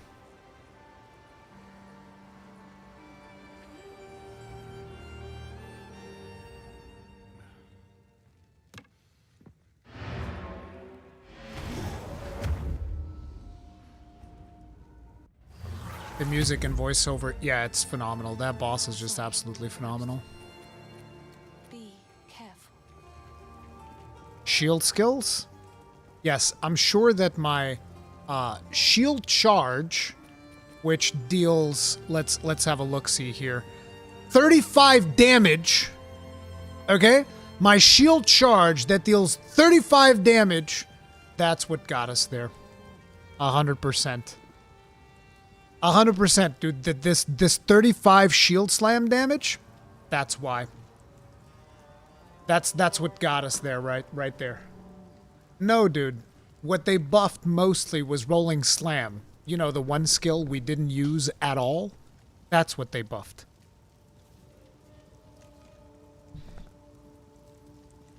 And yes, they did buff shield damage, but if you think that shield damage is what got us that kill, I don't know, man. You need to think about life.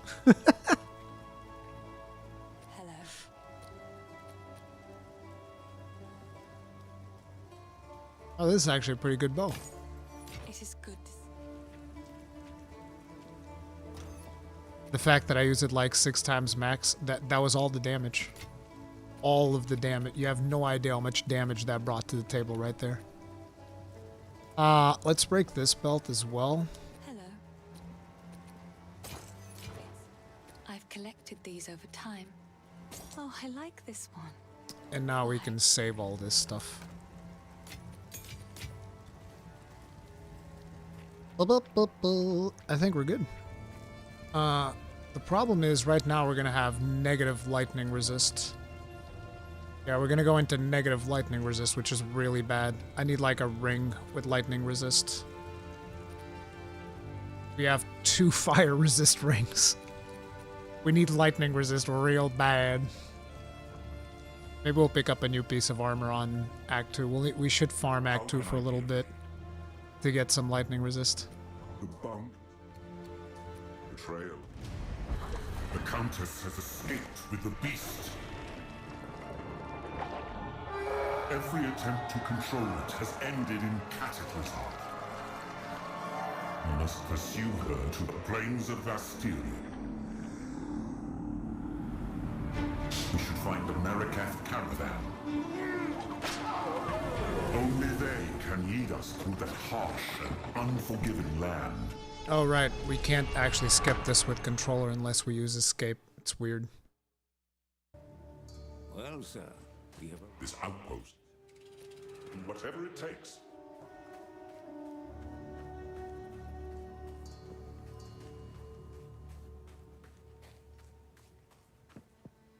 A culture of warriors. Only the top.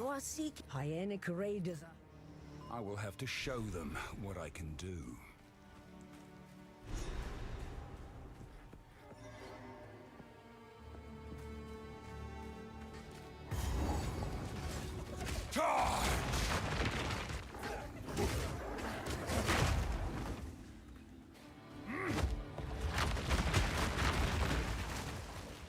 Jesus, they shot a bunch of poison at my totem.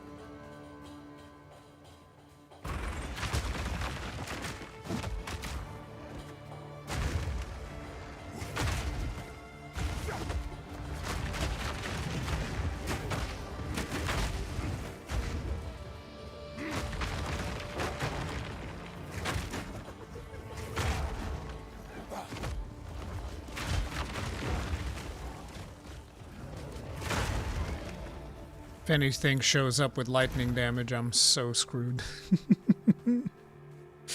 I'm so scared.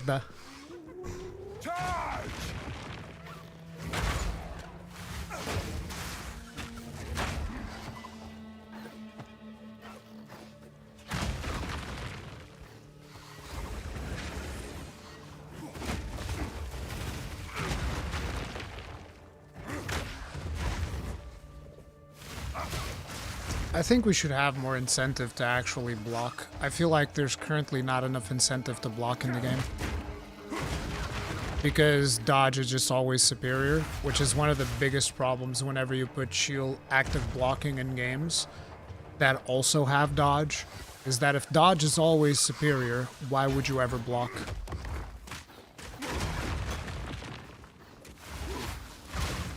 The only way to get you to block is to not dodge. But for instance, even the Count Geonor move that I couldn't block, which was that... Wait, this is a Grand Life Flask. Yeah, we want that. Even the Count Geonor move that we weren't able to dodge out of because we're too slow. If you block it, you still take damage. So it's like, well, what's the point? Might as well try to dodge it. Because if I dodge it, I'll take no damage. The active block needs more use, I agree. Yeah, I'm actually curious how people feel about it, but that's the vibe I'm getting. Because, like, I've tried using active block in a lot of situations, and it just doesn't seem to do much. But I don't know enough about blocking mechanics in this game, so it wouldn't be fair to go too hard on it.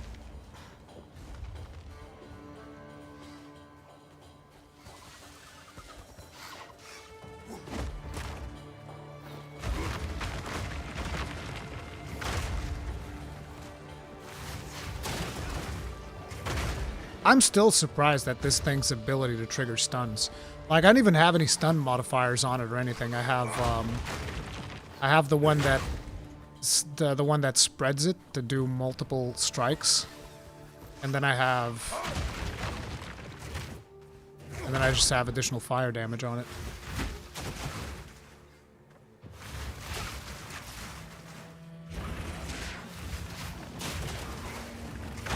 Like, look at that. We stunned a bunch of dudes there by just one toss of this thing. And this is supposed to be like my filler attack.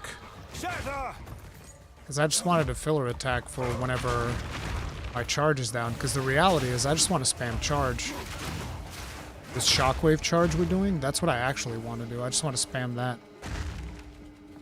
Act 2 and mid-boss do lightning. Yes. That's going to be the problem. And the problem is that I remember I was getting one-shot by the Act 2 boss on my Merc. So I need to do some proper prep work before we get there. So that's going to involve quite a bit of farming in this act. So you guys are going to have to be patient with me on this act, but we're going to be farming big time. But I feel like that's the way to really go when it comes to hardcore. You need to be farming all the way through. That's the point.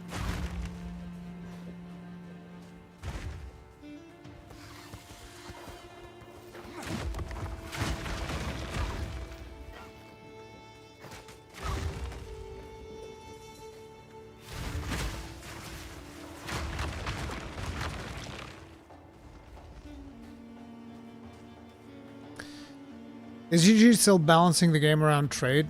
SSF, as I feel, trading is cheating, but the grind is too much. The current crafting is just a slot machine.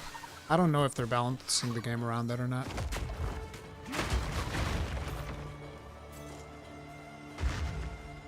I do also agree that trading kind of feels like cheating. And again, I don't want to, like, with that influence people like, well, what do you mean? Is it not valid that I'm playing on trading? No, no, no. That's not the point. Each person's going to have a different perspective on it.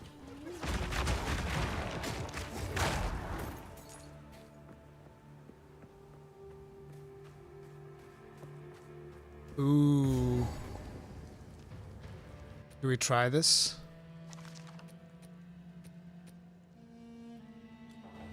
I might as well. Let's see how it feels.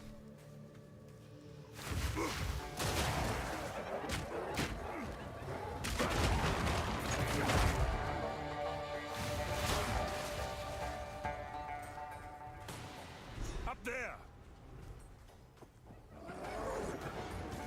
Destruction.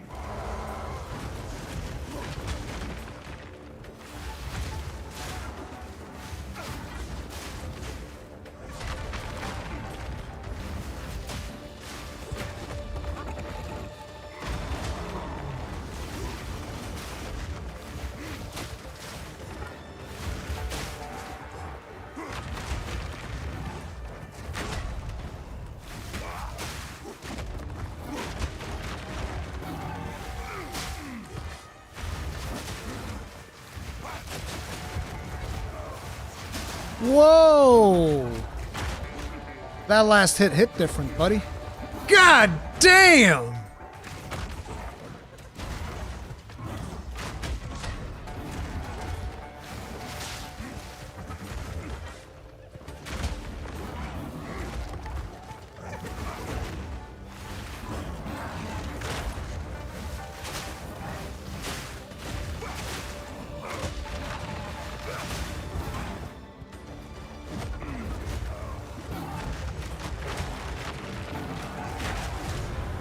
Got him.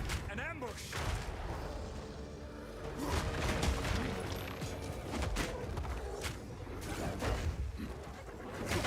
Oh! It is done. Oh, that... Bro!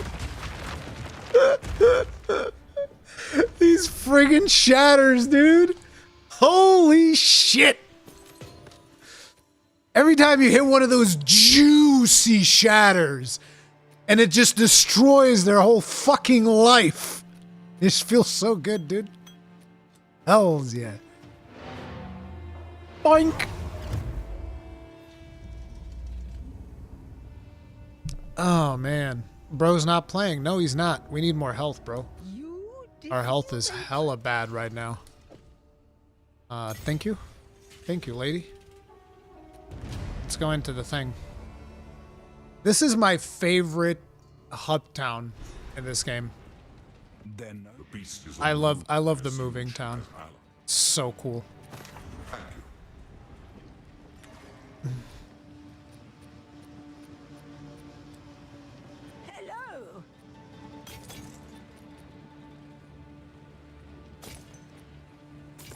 We probably should Gamba. Gamba. Speak up. Let's take a look at this. Oh! 4 life regen. That's not too bad. Other than that, it's not particularly good, but, oh. Got 4 life regen. We could exalt it, but, eh. That's not worth it. It's not worth an exalt. Now we can break this. Do not wander. May you be blessed with 25% movement speed on boots. Tell me about it. What do you got, lady? Ooh, 57% increased physical damage. It still needs a lot of fixing just to use, so I'm not gonna get that. Accuracy rating, 26 armor, 4% life regen we have. Oh, right, this thing has rarity on it. That's why I'm using it. Also, this is a strange thing that happened. So, this item had 2 things, and then I made it into a rare, and it just increased the rarity.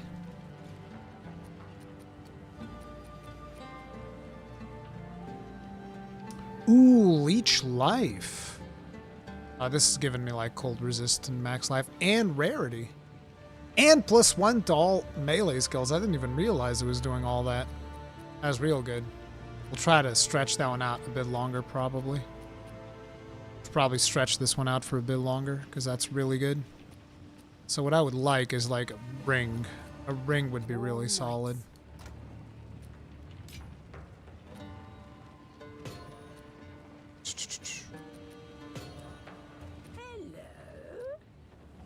Alright, she sells staves.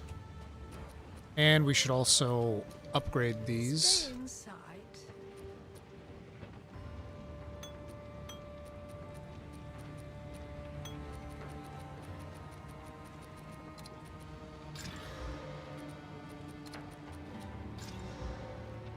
Ah, 15 charges. That's very, very nice. It's better than nothing. What? No! That's worse now. Fuck that shit.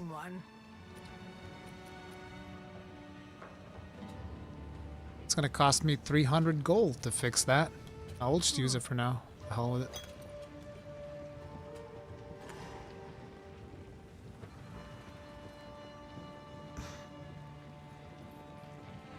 I am a Sala, the Sekima of the Ardura. I care not where you came from, nor what caste you might have been there. Remain a friend.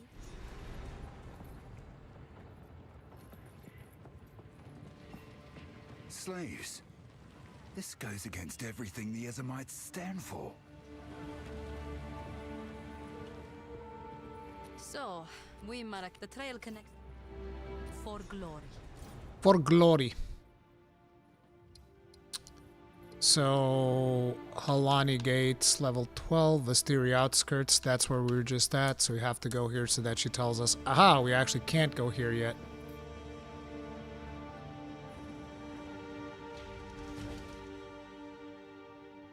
Yes, if you create a new character, you'll have to do all the main story quests again. But it will be faster because you know what you're doing. At least it should be. The Halani Gates are closed for the first time in 1,000 years. This can only be related to the beast. We should investigate the Faradan's camp in the halls of Modon and demand answers. For glory.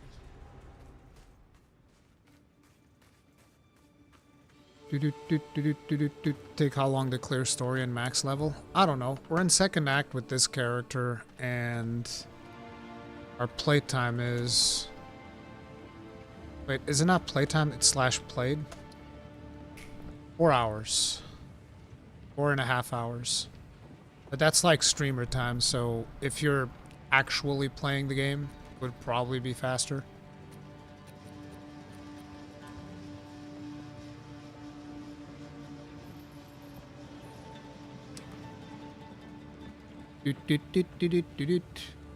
You'll start losing XP if you die after level 70. See, if you're playing hardcore, you don't have to worry about that. You'll never lose EXP in hardcore. Hardcore players don't have to worry about losing EXP. You guys have thought about that? The advantages of playing hardcore.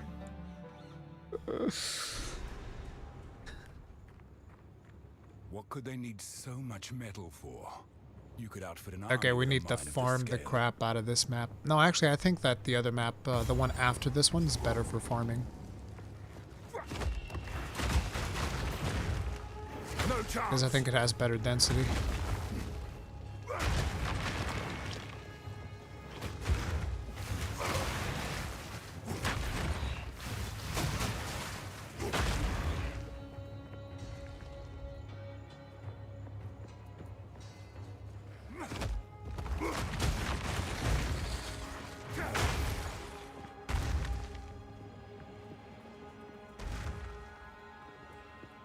Can't wait to do Trial of the Sekimas with my warrior, though.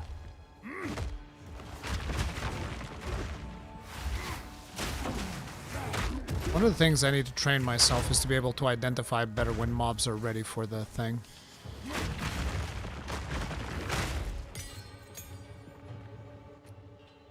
Have I even been upgrading my things?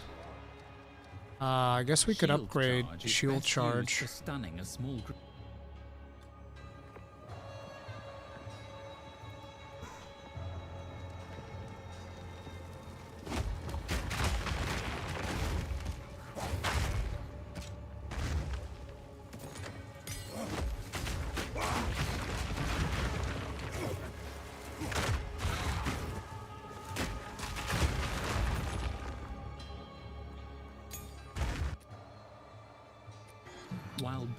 While Bone Shatter. monsters display these indicators.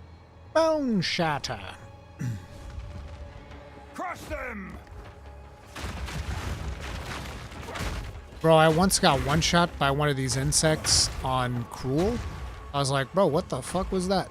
The mob just came over, pooped chaos on me, insta-gibbed me. And I was like, wait, what do you mean? You can't do that. It's illegal. At least it should be.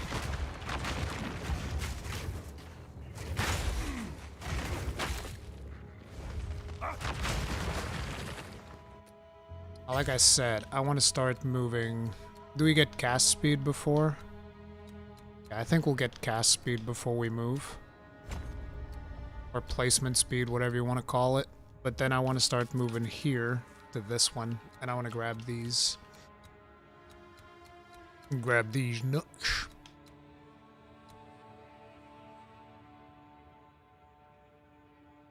I might actually get this one, Impenetrable Shell. Eventually. Like, not right now. Ooh, 15% increased life regen. Kind of want to get that too. It's that heavy stun. Enemies have culling strikes. Ooh. Oh, but this is two-handed weapons. Boo. Boo.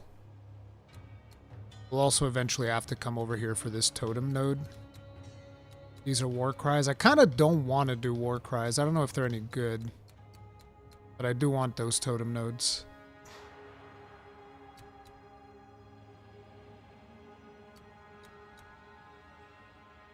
Oh, I want this one. Gain 6 life when you block. Fuck yeah.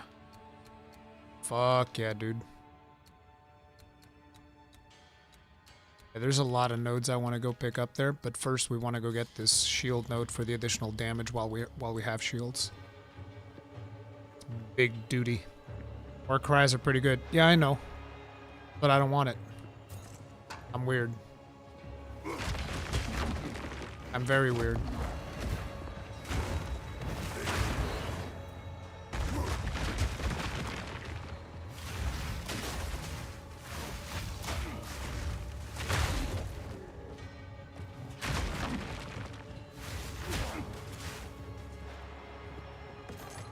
Why don't you die, dude? Just stop living. Real quick. Checkpointo.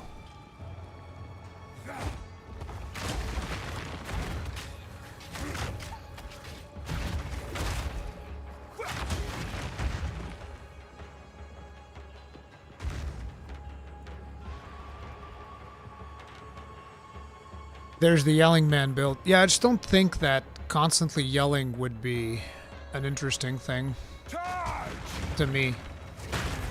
It's probably really good, but I ain't about that life.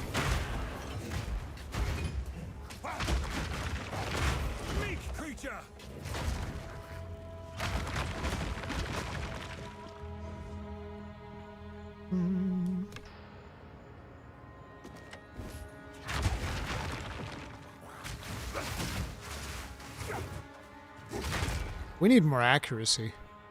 Missing a lot.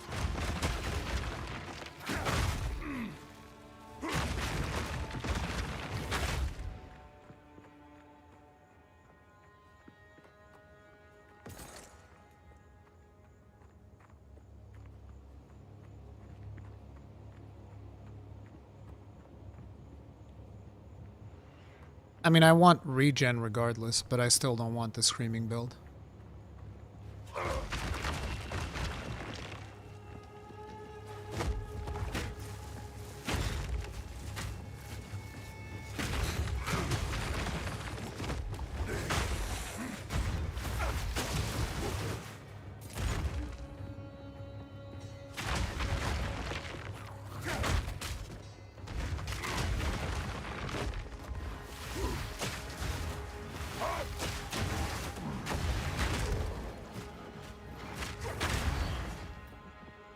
Jamandra.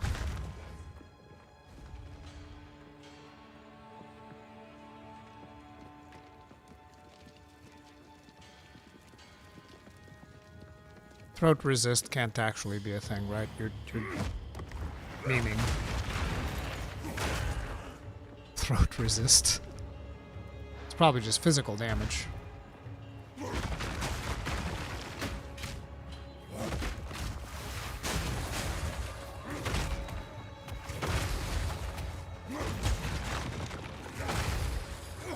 I'm not ready.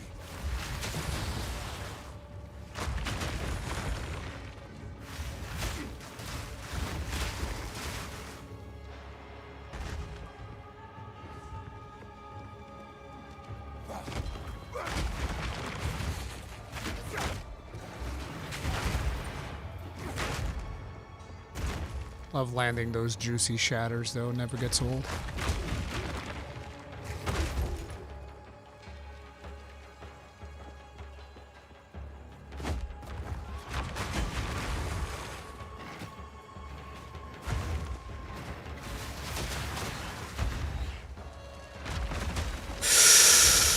It's very dangerous. It's lightning.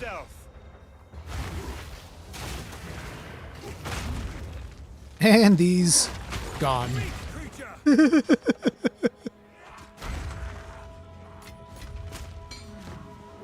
Whoa, what the fuck? That dude teleported. Can't do that. Stop it.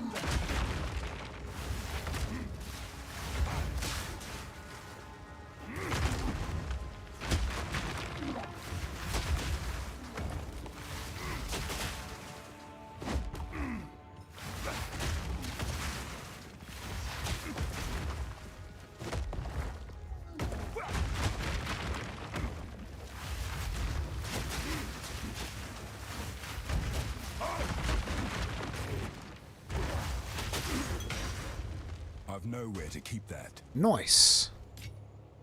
Brace tower shield.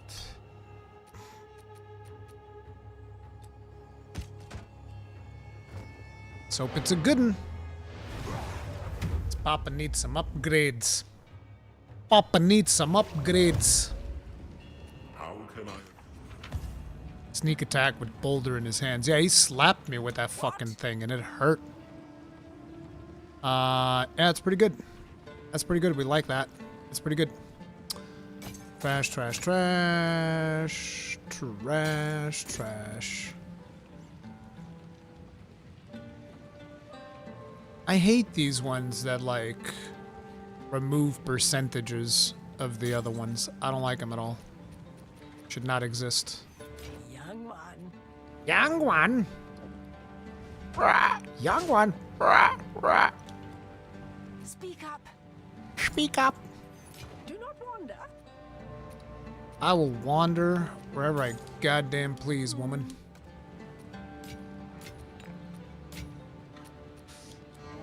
Alrighty. Wait, we're gonna want to have that fire one, because that's the boss that we're gonna have to use. Ooh, dude, I don't want to fight that boss. Oh, man, I just reminded myself what boss we're up against next. Fuck that shit. I'm not messing with that boss. You guys remember that boss? Bruh. Bruh. That was the first boss that, like, tapped me quite a few times on my merc. I don't know what's better, vendor or disenchant. If you want money for gambling, vendor. If you want materials for crafting, disenchant. There's no such thing as better. It depends on your playstyle. Depends on what you like to do the most. What the crap was that?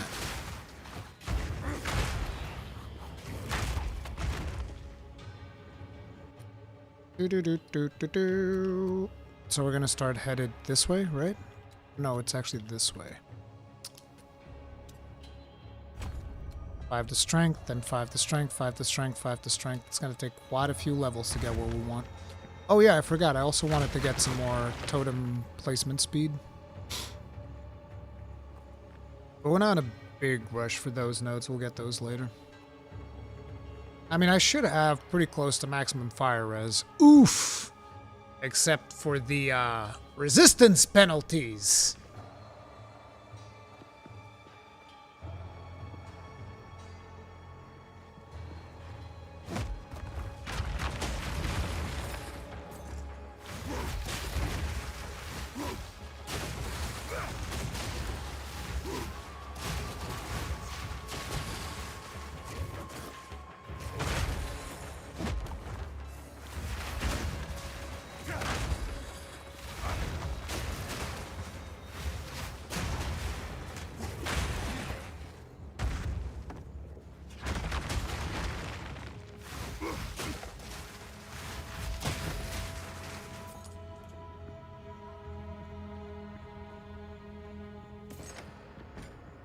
I think I should potentially get rid of the spread that I'm doing on this. It's not particularly good.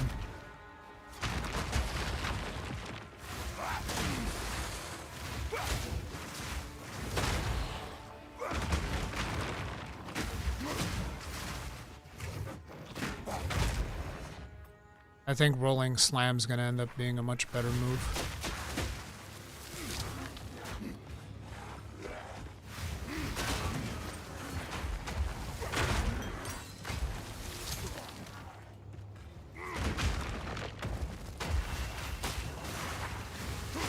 I didn't expect to get another spirit gem so soon.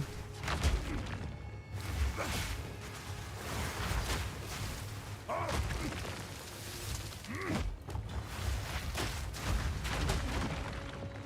need more time.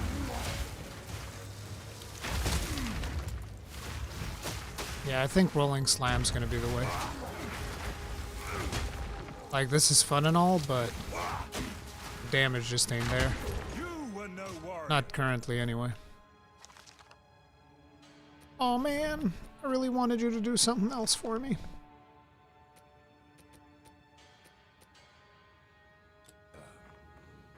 Wait, level 5 spirit gem?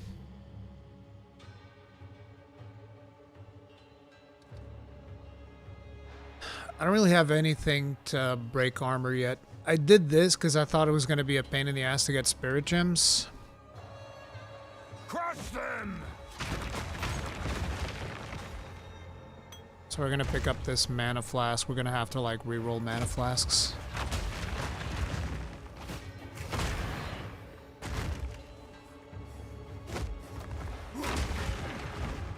Earthquake is a nice and safe skill. Is it? Well, I guess it is AoE. That's a good point. Could probably do a lot with Earthquake. I should try it out.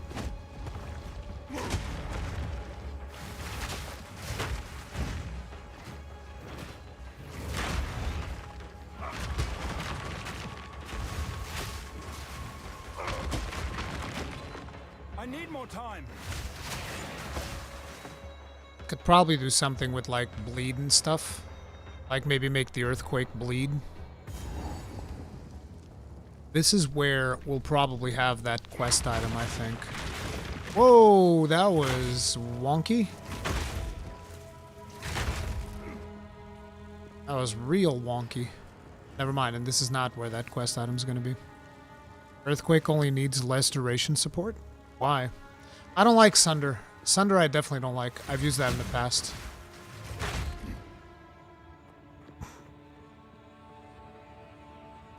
Yeah, I think Earthquake and Totems makes a lot of sense, because I'm going to be putting a lot of damage into AoE and stuff.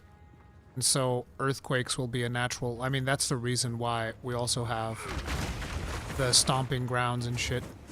Because we're going to stack hella AoE.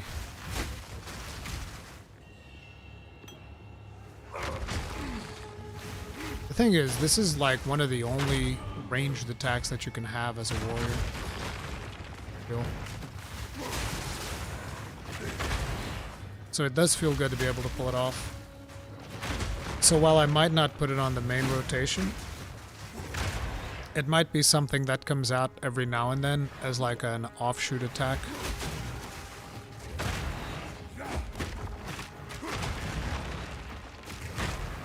I'm not ready. Fear will best you. Like when enemies are far away, this feels very good to toss out. Like this right here. See? You get like a lot of hits with this thing when there's like a pack of mobs coming to you.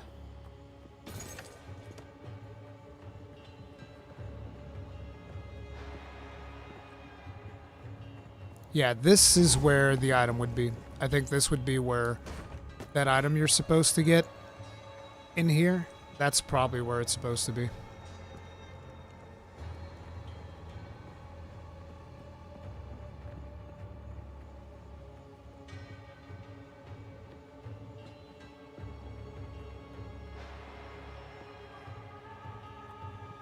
Happy New Year, Marco Meatball. Are you playing hardcore? Yes, sir. Yes, sir. Although we will be swapping to softcore when this character inevitably dies. But so far, still hardcore. My satchel is full. My satchel is le full.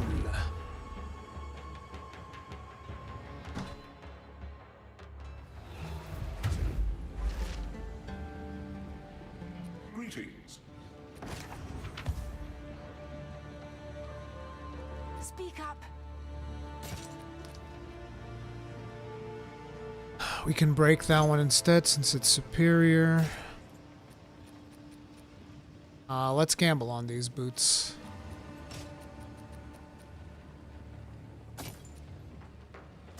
I'm sorry. Let's craft on these boots. What? What? What? What? What do you want? What do you want? What?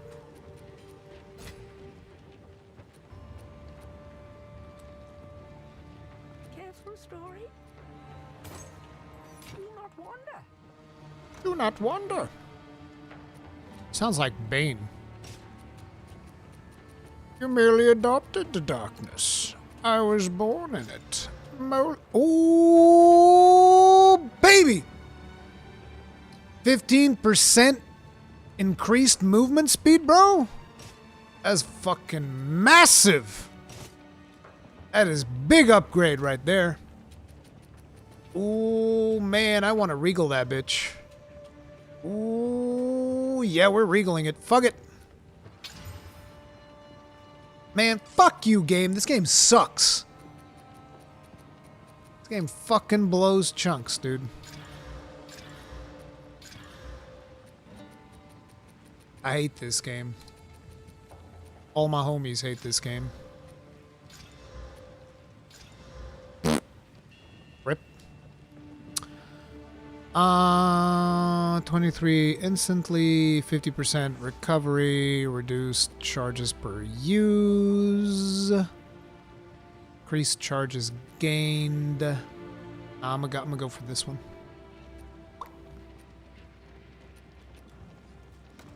Do I really care to upgrade this one? No, it's not worth the mats, I feel like. We're already with some recovery, so...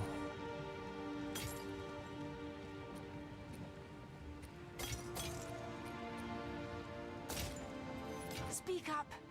Speak up! Hello. Hello! You old hag! Hello! Do not wander. Do not wander. Brah. Do not wander. Brah, brah. Yeah, I should check out Need something. what you got going.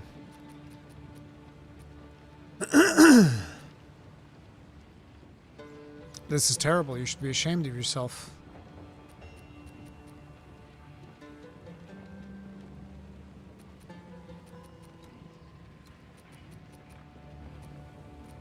Sands guide you.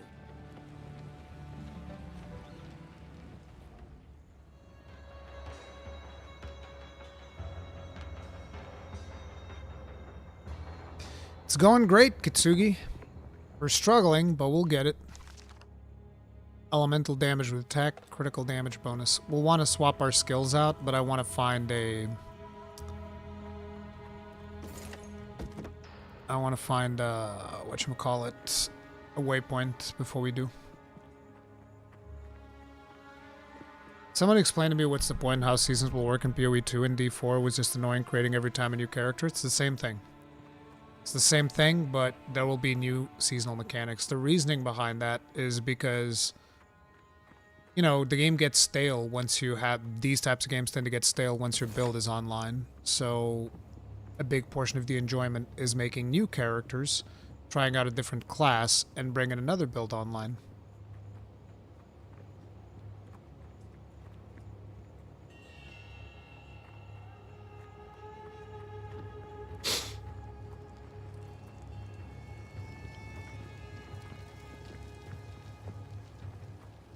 Destruction!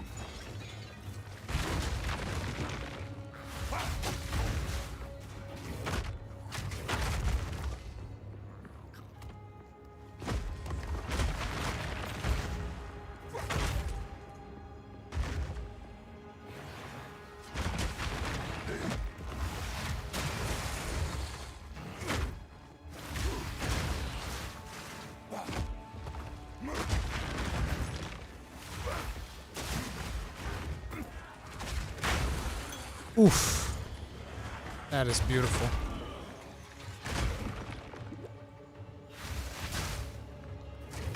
That's a big stick you got there.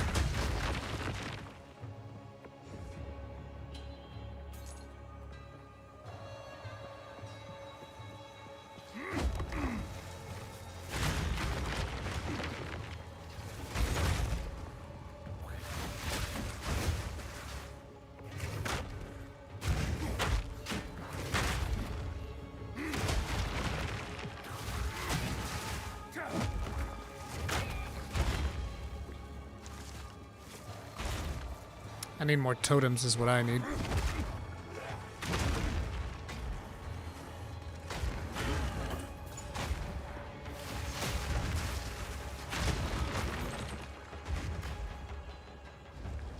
There's got to be like a passive that makes the totem go faster. Like attack faster. Instead of just sitting there. Boom. Boom. I want it to go much faster. Because, like, look at the damage this bad boy is dealing. Oof. Good old Timmy the Totem. Timmy is the best.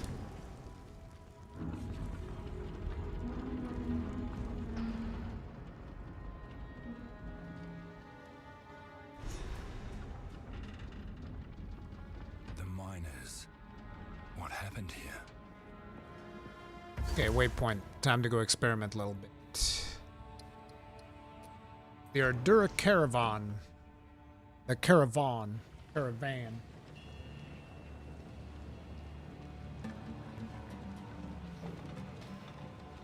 Attack speed? Is PoE 2 way better than D4? In my opinion, abso-fucking-lutely. Do do do do do do do do do. Speak up. Speak up. Speak up. Okay, let's have a look at them gems.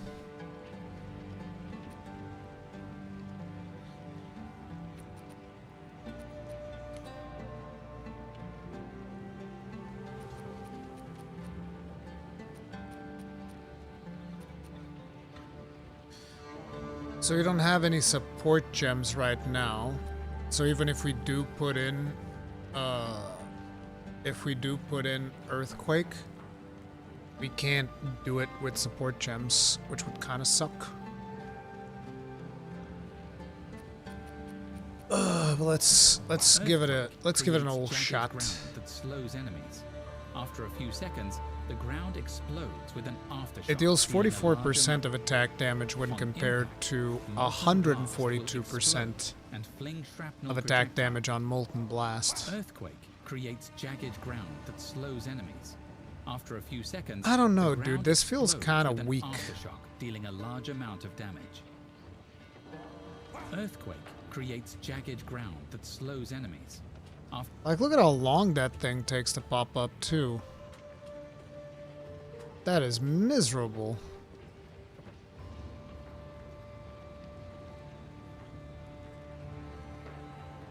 Bro, everything's gonna be beyond dead by the time I do that. No, I don't think I'm doing that.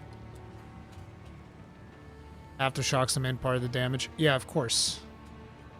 Hover over the aftershock.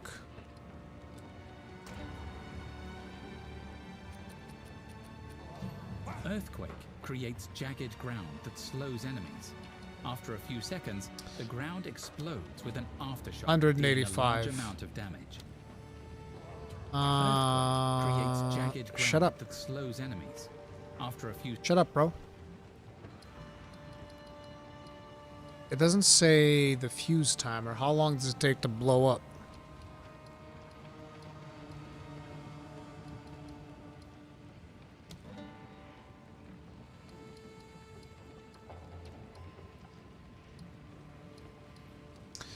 We don't have enough support gems to make that work. Like, how much damage would we be doing with Rolling Slam?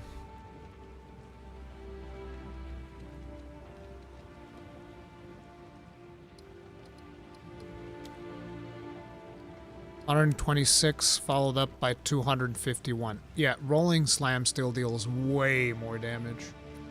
Like, it's not even fair.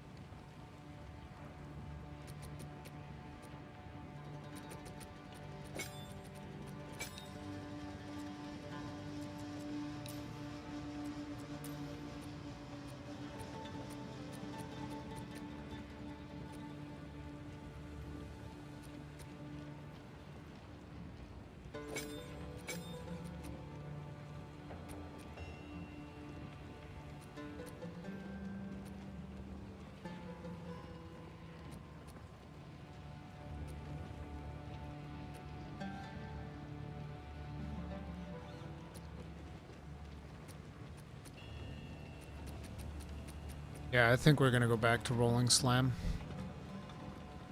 This is the way.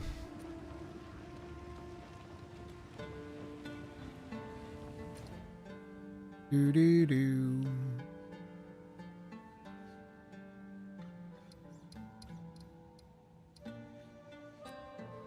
Okay, we're gonna have to farm this mine real good, because we're gonna have to like get quite a bit more defenses before we fight against this boss. Because this boss hits like a goddamn truck.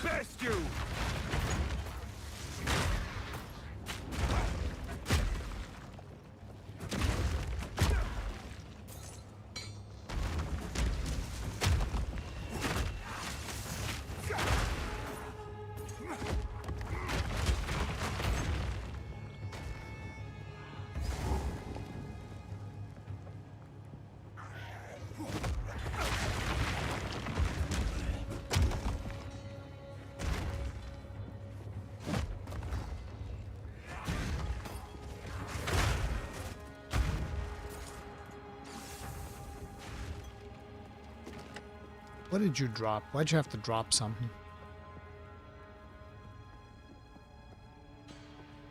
Hey, Palin Revno.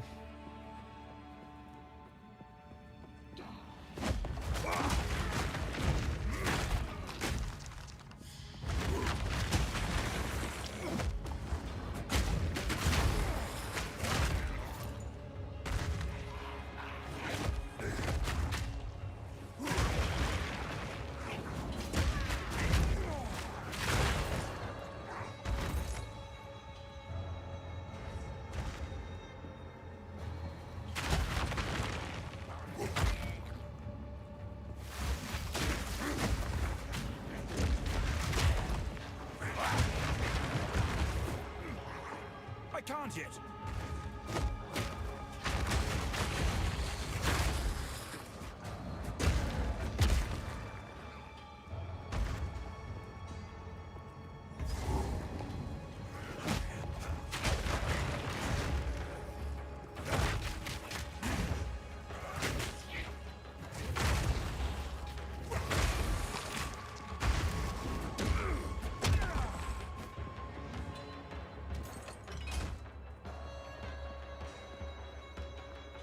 Is that the warrior that died yesterday? No, this is a new one.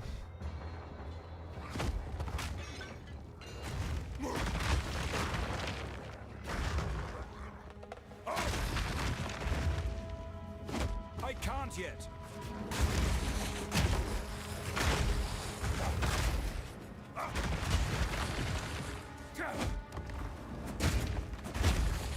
Break!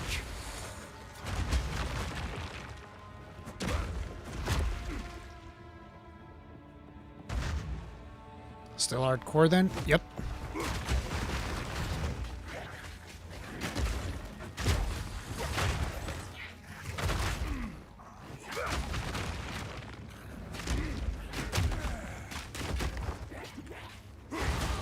I have no limitations.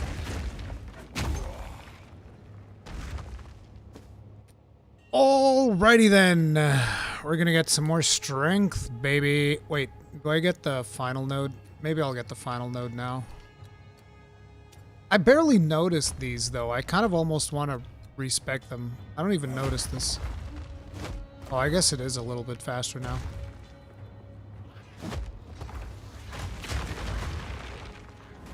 Yeah, we'll keep that.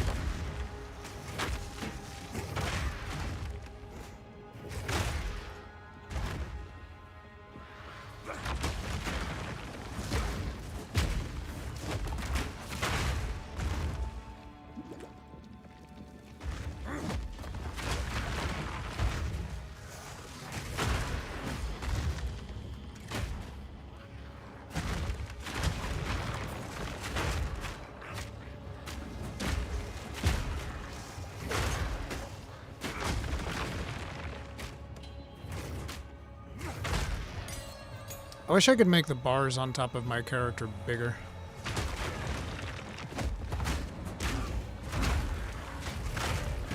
Sometimes I don't even notice that my health is low.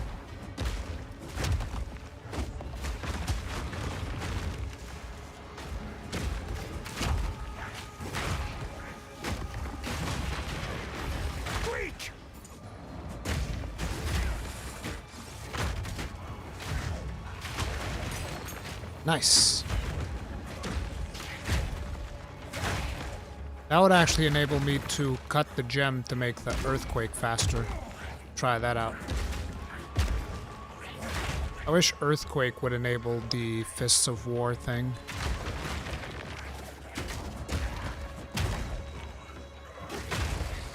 I will try out earthquake. Although I'm probably close to getting the level 6, and I need to see what the level 6 ones are. Although that's not going to help considering I have a bunch of level 5s sitting around, so I can just use one of the level 5s to make the thing hit harder.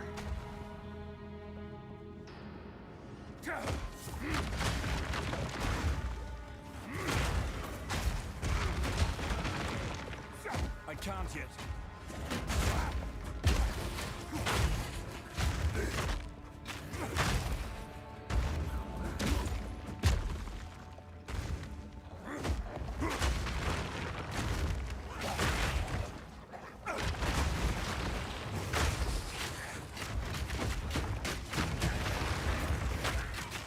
can't yet.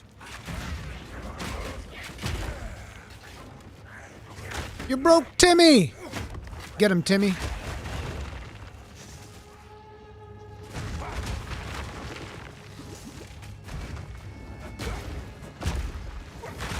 See, because right now it's Timmy, because he's Timmy the Totem. But once Timmy levels up and becomes bigger, he's going to become Todd. Todd the Totem.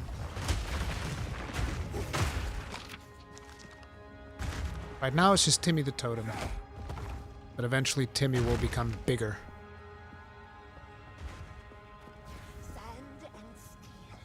Oh, hell no, bitch.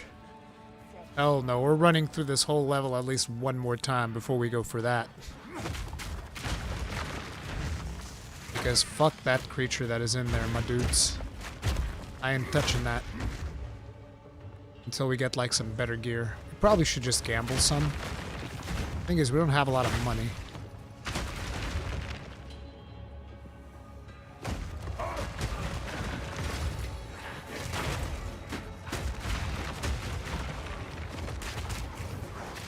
Hammer and anvil!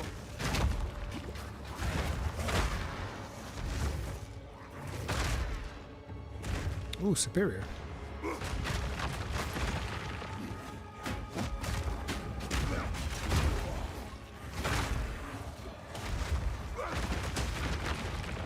I love that when you shield charge, it just like slams them right in the fucking face. BAM!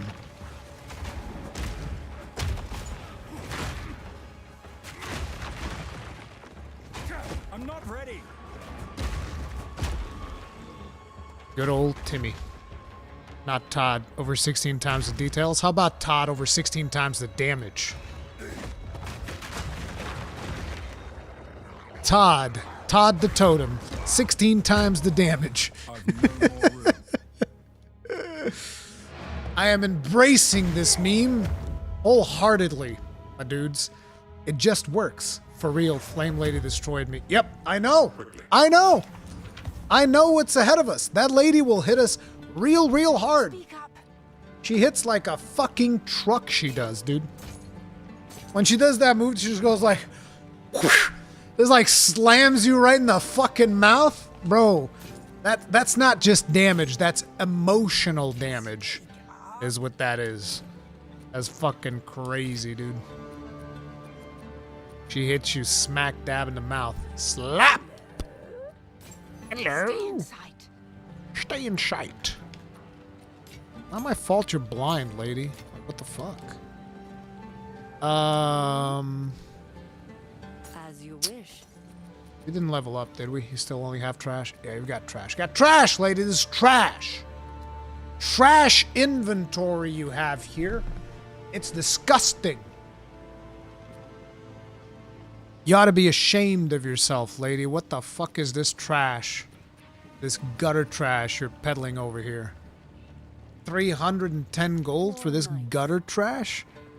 Not interested. Well, no wonder. She's blind. She's not going to be able to see what's good loot. Hey, Pizza Hunter, what's up?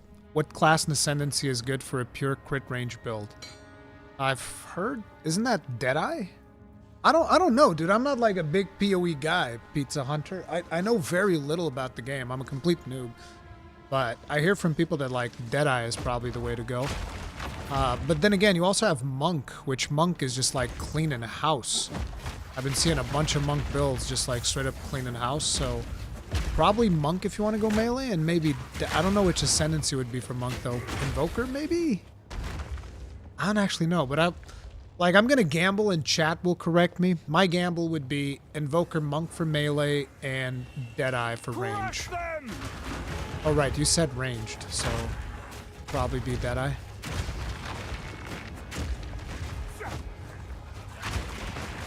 Deadeye or Gemling Merc, yeah, see? Gemling Merc probably do the trick too. I'm not ready.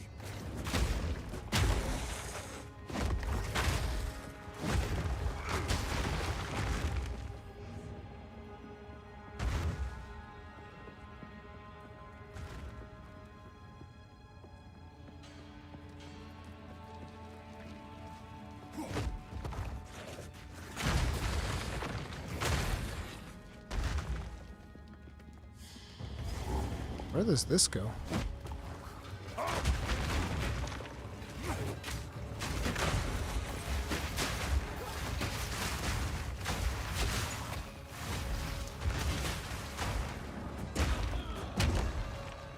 Get slammed on, son.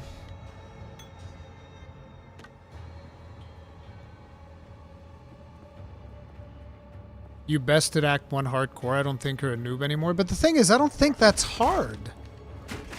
Is that considered to be hard? Like, oh my god, he beat Act 1 hardcore. I never saw that as hard. It was more like, oh man, I really fucking suck if I can't even finish Act 1 hardcore. Like, what the fuck? Steel yourself.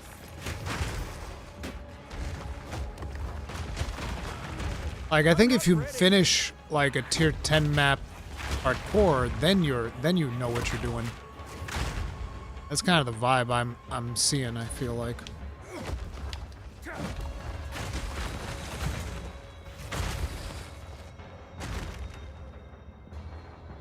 If you prepare for it, it's easy. Yeah, I mean, if you already know what to expect from Act 1, the hardest thing is still that Freythorn. Freythorn's the hardest thing about Act 1, I feel.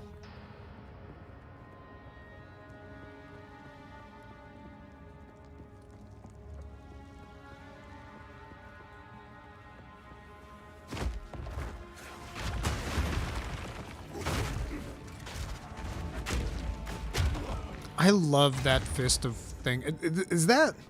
I feel like that the only skill that can use that is friggin' rolling slam, though, which kind of sucks. I love that fist of war thing.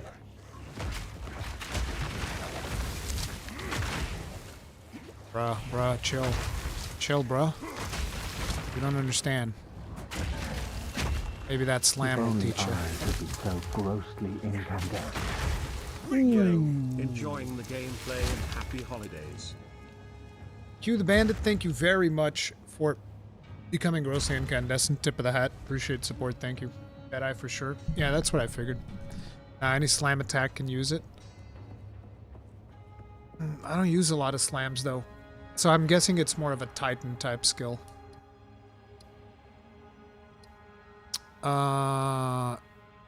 Looks like I've explored most of the map. There's a little bit there. But no, we're actually just gonna go... We're gonna reset the area. Do this area over again. For loot and upgrades and stuff like that. I need to take another piss. I drink too much water. Well, not too much. Drinking water is good. The thing is, because I'm speaking so much and my throat's like getting worn out, I tend to sip often. I will be right back. If you guys are enjoying, like button, subscribe, bell notification icon, all that jazz. Be right back. And you know, any primers? Primers?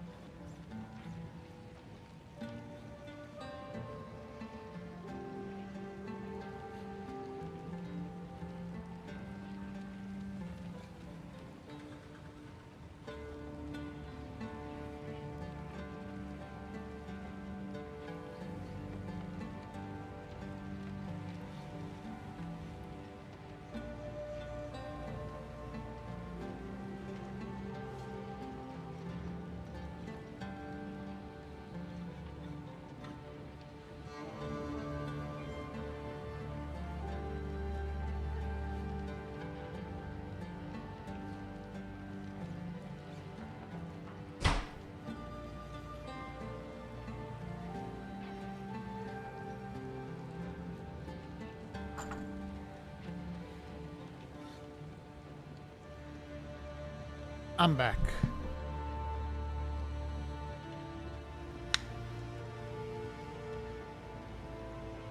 I actually took the time to also brew myself a coffee. And you know what? You guys are gonna have to deal with it. I hate using my glasses with my new monitor. Because like I used to need glasses for the other monitor because it needed to be further away. Because it was like a cheap TV thing that I bought. But the new monitor is much closer, so I don't actually need glasses. I've mostly been using the glasses because people get weirded out by me not using glasses, but it's like, I'm probably just going to stop using the glasses. I mean, I think I'm going to get glasses that just have the astigmatism and not the actual prescription. Immersion broken? Yeah, I know. That's not Rurikhan anymore. He doesn't have glasses. Look at those small, beady eyes. Ugh. Ugh. Your eyes do look smaller when you've worn glasses for so long. It's a weird thing. It's really weird. But I'm planning on getting new glasses that don't have my prescription, because my prescription is actually not that bad. It's less than 2, whatever the number it is that they use. It's like less than 2, and it's mostly for seeing far away. But the thing is, as I've grown older, I've noticed that, you know, because my glasses are for seeing far away, my eyes are straining way more because this monitor is closer to me. And so it's really annoying because, like, I can feel the strain in my eyes from wearing the glasses for long periods of time. Glassless Ruri can't hurt you. Yeah, true. Big true. Let's see here. +2 to all melee skills? Makes me want to slam that bitch, but no, it's not happening. The other one's just way too good. 55% increase in physical damage. This one has how much? 23? Bruh. Bruh. Stop tempting me. It's not enough. I want 100. 100 or nothing. Okay? That's how this is gonna go. You give me 100 or you give me nothing. Fuck you, game. Oh, man. That would have been nice. Let's get rid of that. Here for a story. Sell that. I will tell your tale. I will tell your tale. No, you won't, lady. You're not gonna live long enough to tell my tale. You're gonna die before I do. Crap. Hello. You can take this. What? Okay, so I want to test out Earthquake. So give me this and give me this. What's this one? Oh, Vitality. This is for Spirit Gems. Can't use that one yet. So let's make an Earthquake. Let's put in place of Rolling Slam.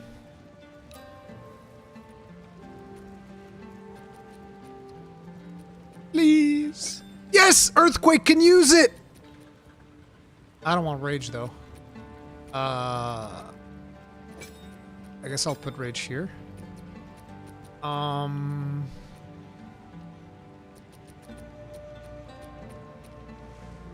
And we want Duration.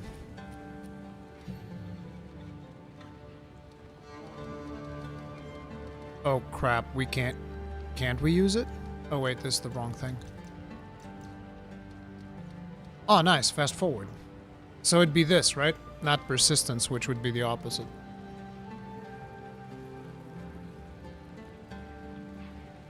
Bleed or fast forward is nice. I think I'll do fast forward. I wanted to go fast. Go fast! Let's see how this feels. Let's create a new zone there. And hopefully that will be enough.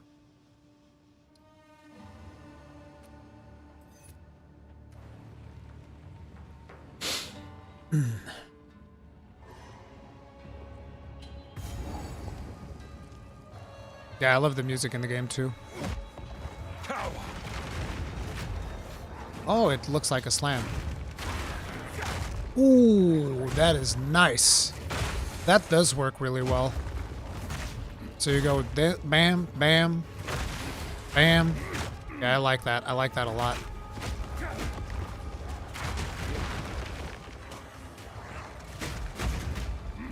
Can you do it more than once? Like, can I have multiple earthquakes? Can I just do bam, bam? Will that do 2 of them? No, it's only 1, right?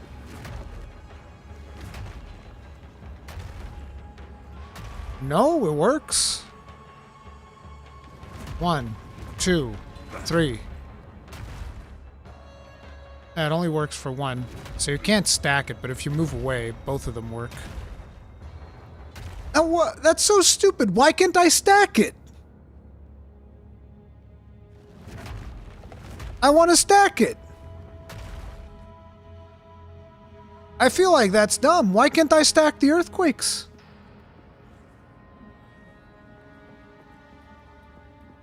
Isn't that kind of dumb that you can't stack the earthquakes? I feel like that's a no-brainer. Oh, I love that thing popping off.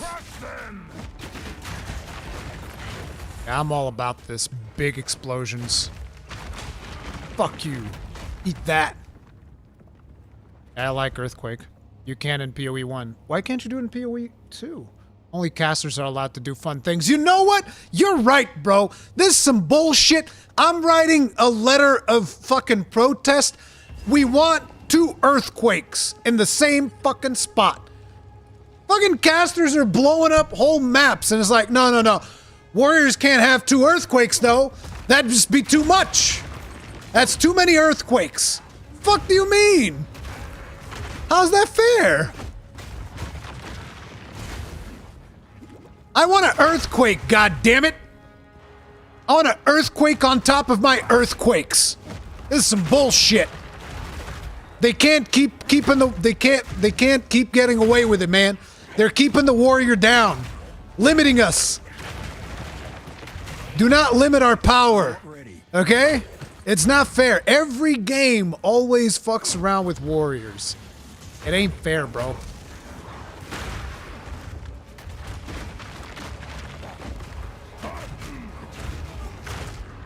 Yeah, I like that a lot. I like that a lot. What the fuck? Why is that not working?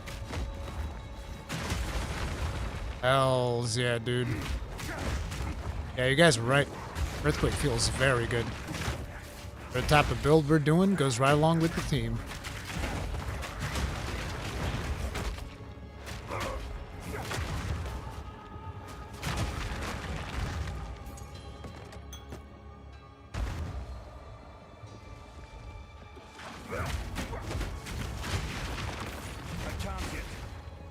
No chance. Now what I need is some regen, because we're gonna eat a lot of damage.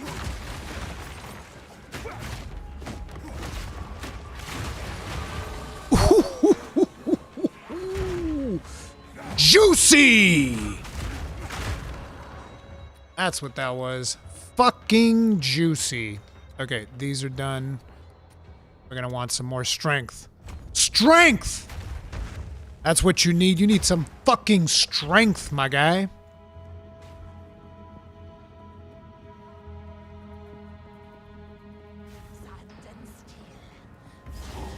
Not quite yet, crazy lady. We'll get to you. When we're done cleaning the map now, I'm doing it.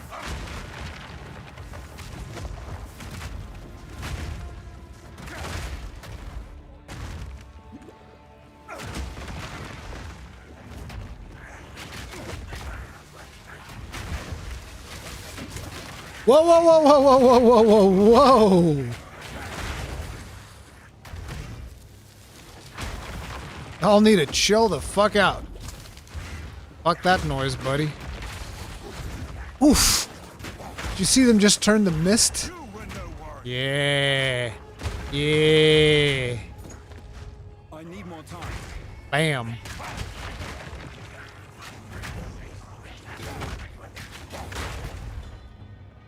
Bro, I'm so scared when she starts running in after me.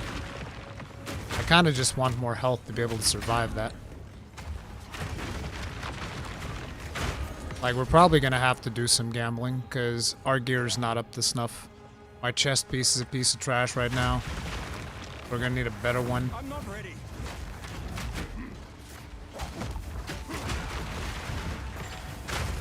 Oof. Bro, I love seeing those big explosions. Hell yeah. I'm all about that. Destruction! Bro, why is it that for sometimes it just does double the square hits? I don't know what's going on there. Also, why is my regen so goddamn slow? I think we might need to grind this one more time. Our survivability is not there. She's gonna murk us. She's 100% going to murk us right now. I don't think she's been nerfed, so... The Fire Lady will destroy us. Just get Energy Shield on Warrior? Fuck that noise. Energy Shield is for losers. Losers who accept the limitations of the game. We don't accept that. We don't accept limitations here. In here, we're all Giga Chads. We don't deal in loser terminology. Energy Shield? Mage nonsense. Armor! You stack more armor on top of more armor and more strength on top of more strength. Energy Shield is for losers!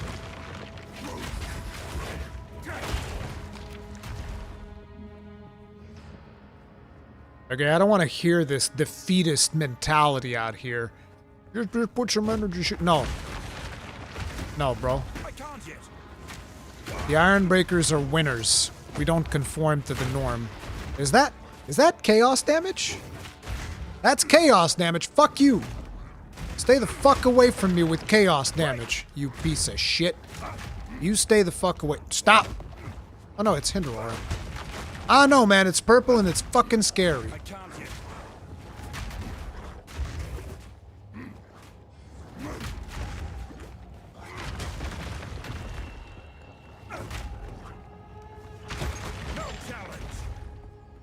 Purple is very scary, okay?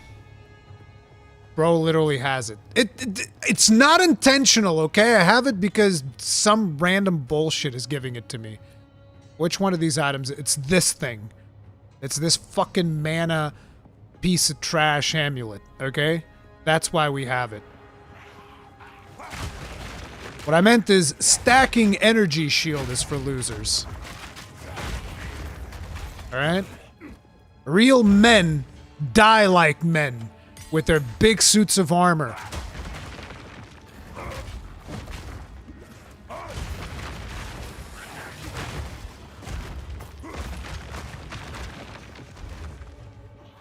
I'm not ready.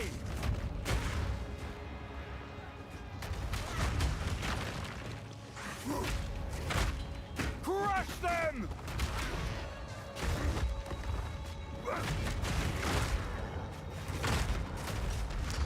The biggest issue that I'm noticing is that the Earthquake, while it deals a lot of damage, it's not very reliable unless you're constantly like moving and placing it down in other places. So it's good for clearing, but I think it's going to suck for bossing. So you might have to come up with it. We still might have to use Rolling Slam. Rolling Slam is like the only really good skill. Like, what the fuck is going on there? You guys see that? Like, sometimes I do double totems. I only press the button once, I swear to you. I don't know why that's happening. It's that placement speed so fast, you just place it twice.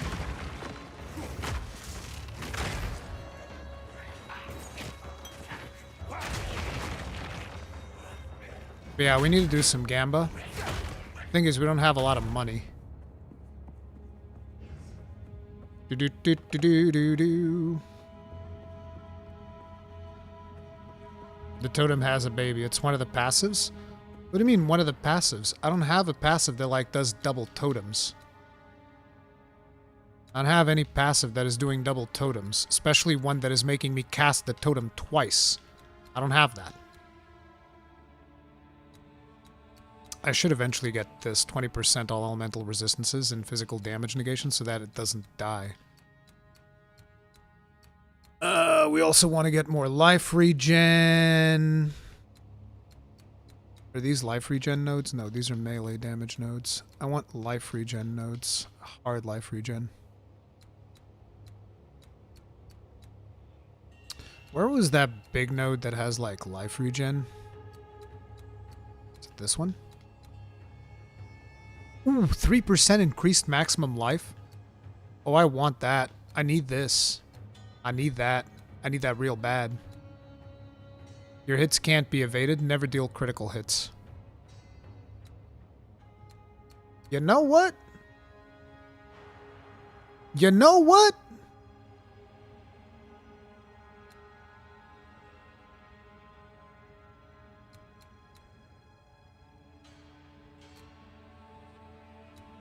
I kind of like that idea.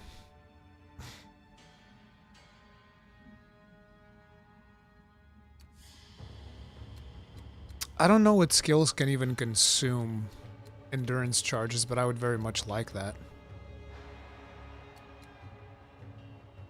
Ooh, break 50% of armor on heavy stunning an enemy.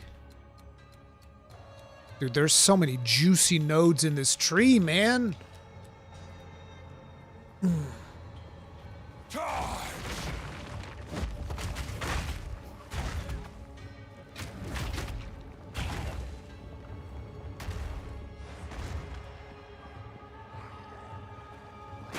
Yeah, we need some gear upgrades to go deal with Fire Lady. Very scared of Fire Lady.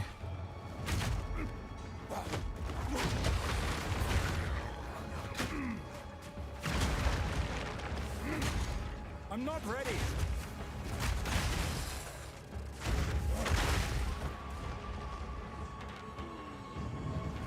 What the f- I've never seen that before. You guys ever seen that before? That was really cool. I've never seen that before. A little suicide dude on a little trolley. That was really cool. I've never seen that happen before. Yes, this boy almost killed me. Interesting.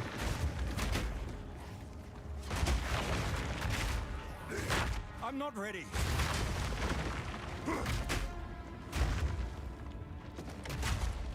Bro, I need cooldown on my charge there.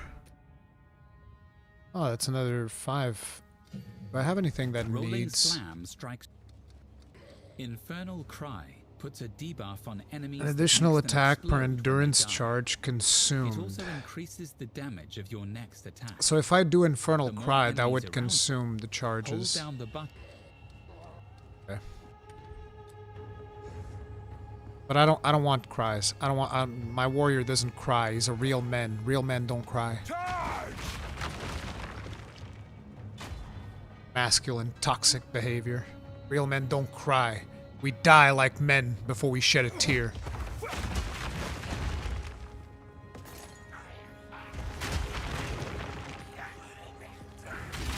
Real men don't use energy shields, and real men don't fucking cry. Let's go! I am considering that node that makes my things never miss. That sounds like it'd be fun. Because now I don't have to worry about friggin' thing missing anymore.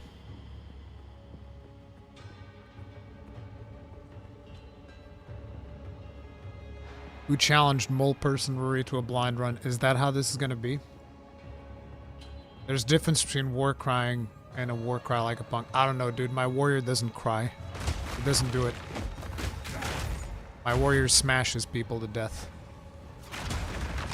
I was wondering if one of them was going to get on the cart. Push the little trolley. Bonk.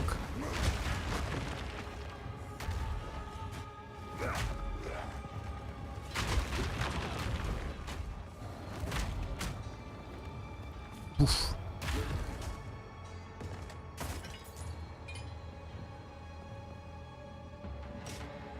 Wait, Iron Greaves, these are the Act 1, right? Yeah, these are Act 1. The ones now are Bronze Greaves. I don't want any of that. It's a bunch of gutter trash is what we have here, gentlemen.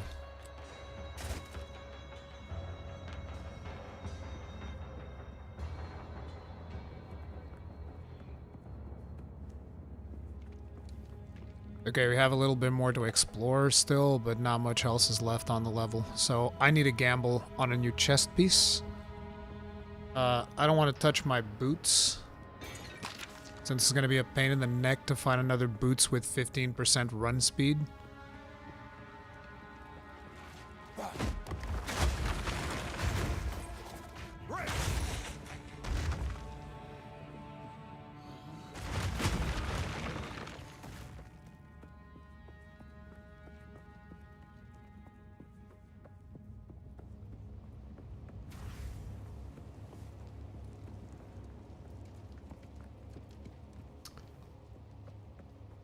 Let me just check out these little pieces here, but...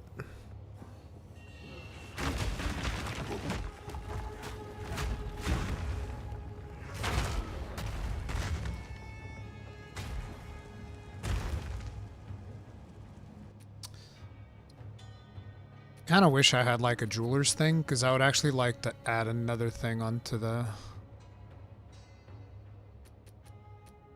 but okay. Wait, can I actually... Can we put impact shockwave on the totem? Yep. Hell, we can't put impact shockwave on fuck all, it seems. Interesting that you can't even put it on the earthquake. I'd expect you to be able to put the shockwave on the earthquake.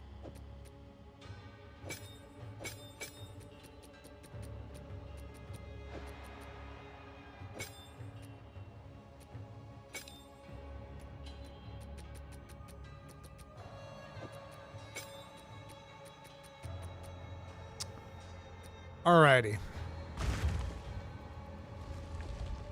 Looks like we're pretty much good, so let's see if we can gamble a new piece of armor.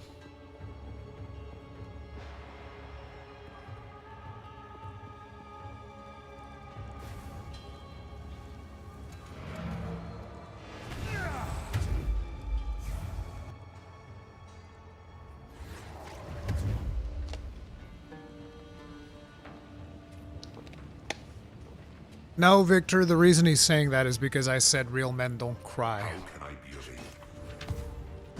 I was like, real men don't cry! By the way, I'm joking when I say this. Don't fucking take me literally. Young one.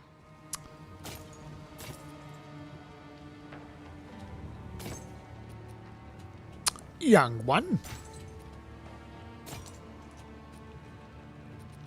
Wait, is any of these... Oh. Give me that. Don't fuck with me now. Okay, let's get rid of all these. What? What?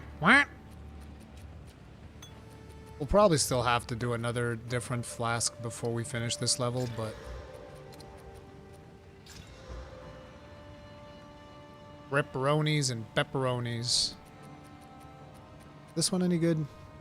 Recovery rate, reduced charges per use. Yeah, we'll probably keep that one. Alright, can salvage that. What? I think that one's superior as well. Right? Yep.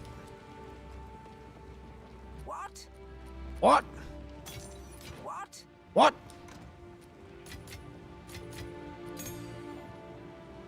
Alrighty then. Oh wait, we can't even gamble a new armor. We need to buy one.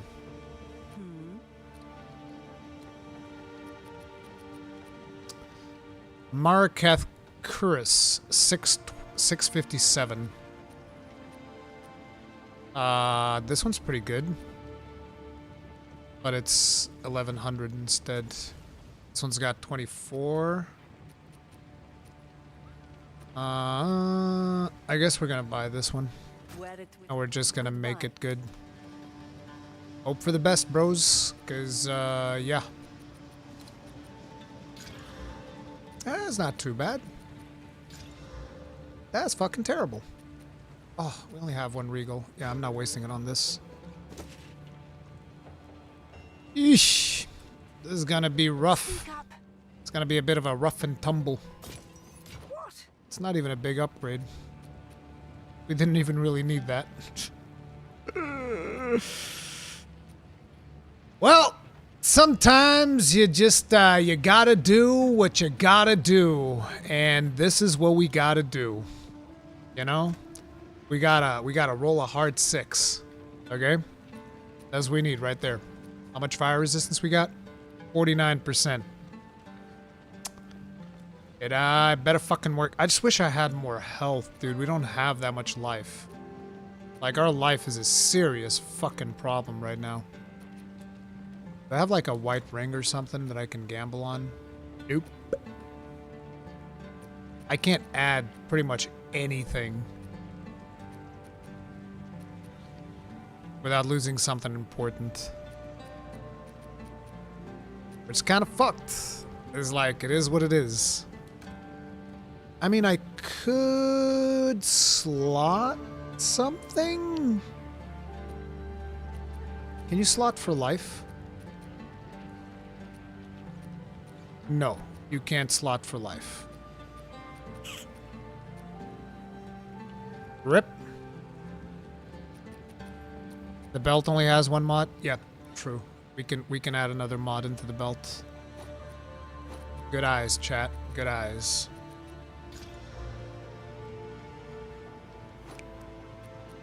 It's something.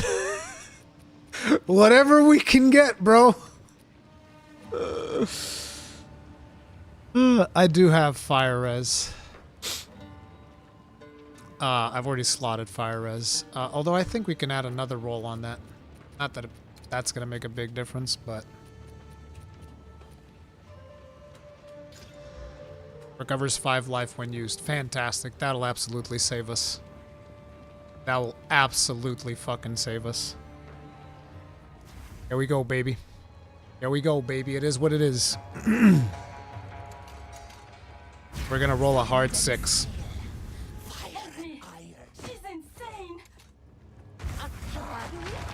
God damn, it takes so long.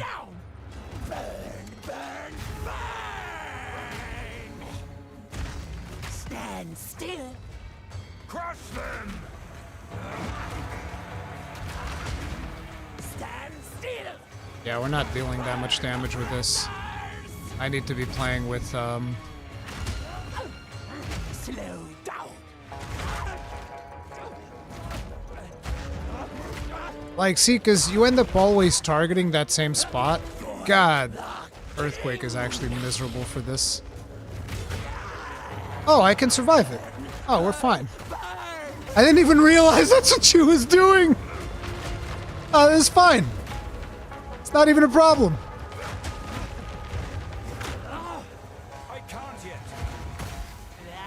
I might have blocked it, though.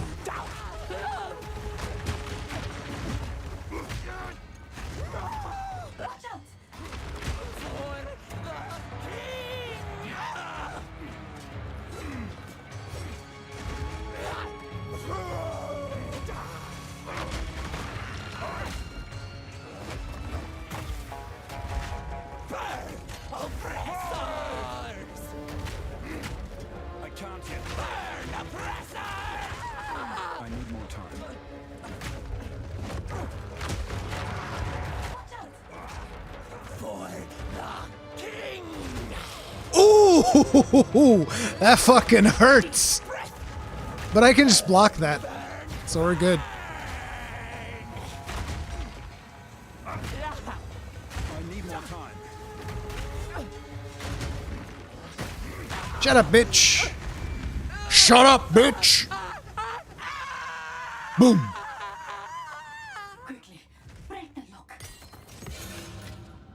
In the right hands, this could forge something truly exceptional.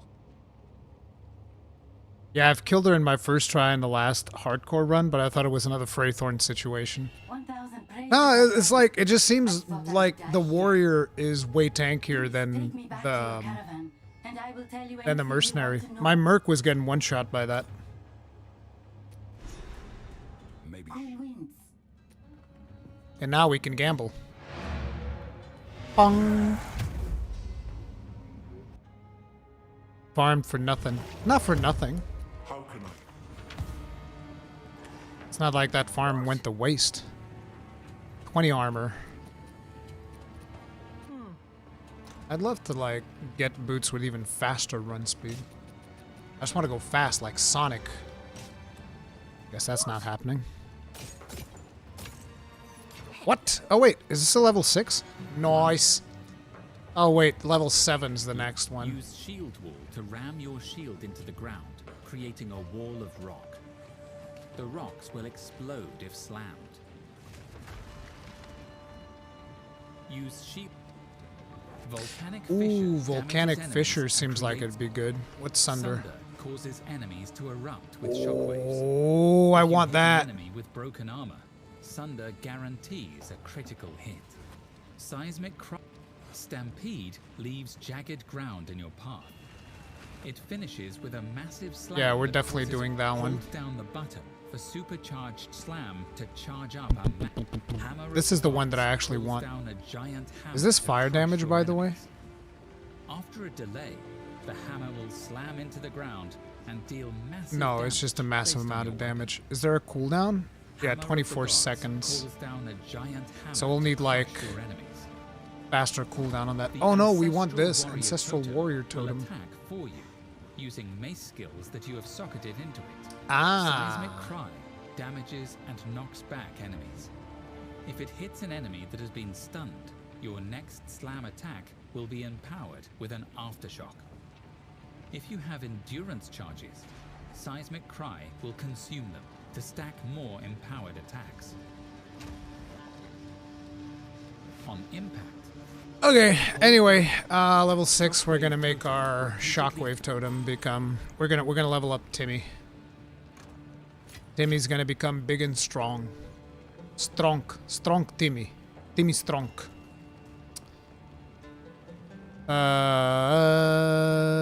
Return to caravan, lead to quest the defector there. You. I know, but when she this madness won't I? So let us remain afraid. I must remain afraid. Fight to the last. Cool wins. How much to gamble on these bad boys? Fuck! You nasty bitch!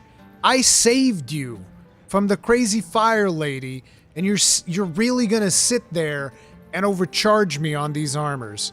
You are an evil bitch, is what you are. I don't want to deal with you anymore. You're evil and you're ugly. That's why you have a mask. That's why. Can't believe she would do me dirty like that. I will. Who goes? You make Oh god, another one that is a pain in the ass to deal with. Ho, ho, ho, ho. Only good things. Only good things in Act 2, boys.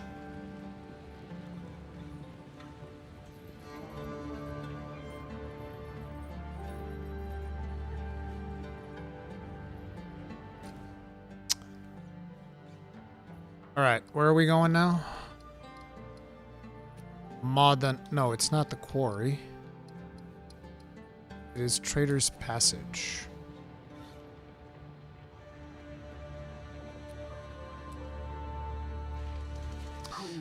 But yeah, I don't know about Earthquake for bosses. Feels like it's pretty weak for bosses. I feel like Rolling Slam would have done quick work of the boss we were fighting. That's the thing that bothers me about Warrior, is that you always end up going back to Rolling Slam. I feel like I try everything and you always end up going back to Slam.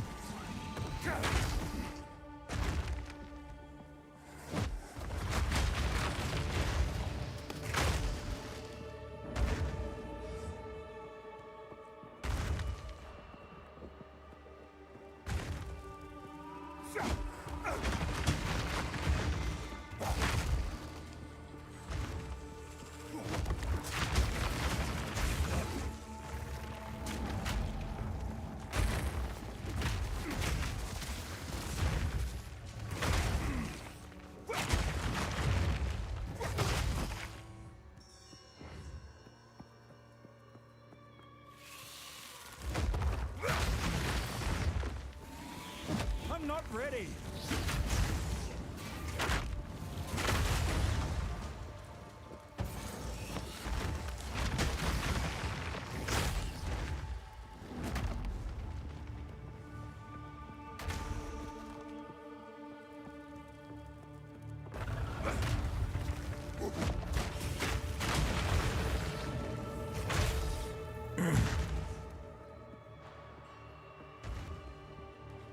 We're probably going to go back to Rolling Slam, though. As much as I find the AoE thing really fun,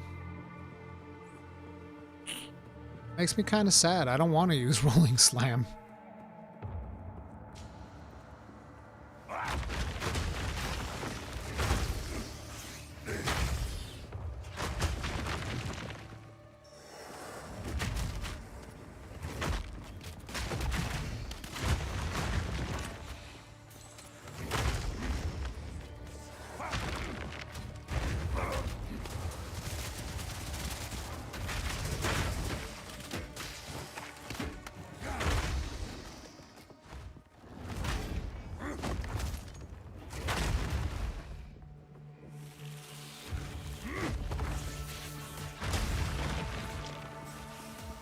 I need more time.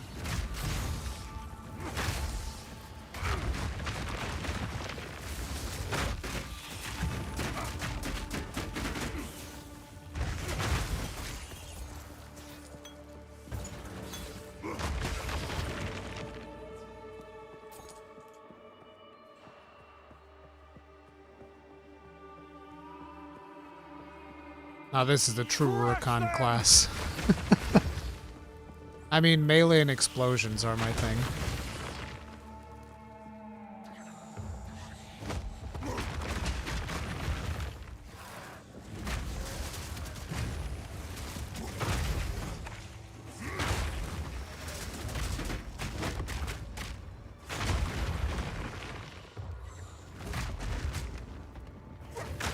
Yeah, that's too slow. It's too slow. I don't even think you'd be able to use that in mapping. I don't know if there's something that would make like earthquakes instant, but without that, I don't even think earthquakes are viable for mapping. Like, look at how long that shit takes. It takes forever, dude.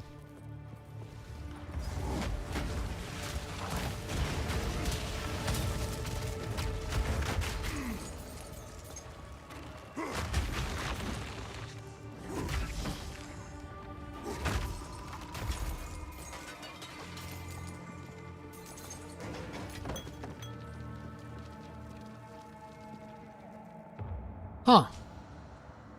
You notice how it zooms out when we get there?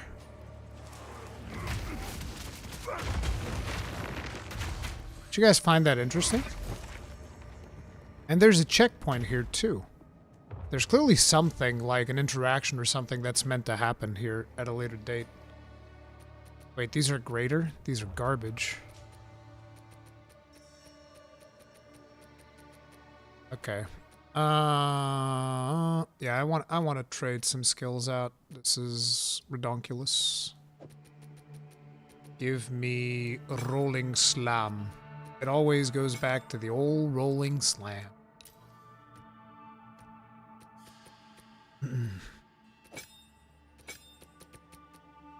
We don't need fast forwards, but I do want, which one was it? Rage.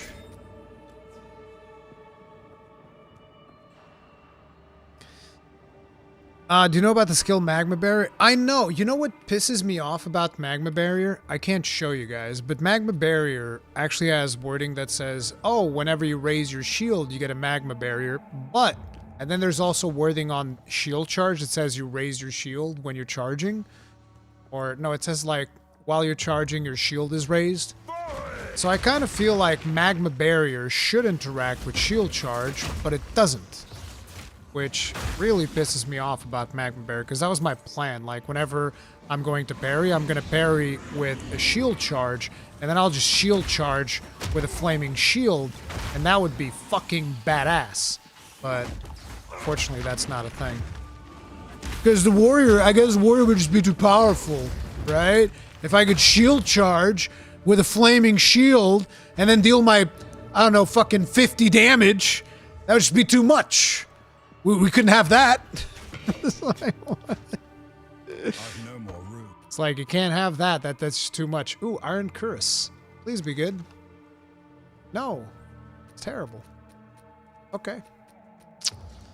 Why am I carrying that?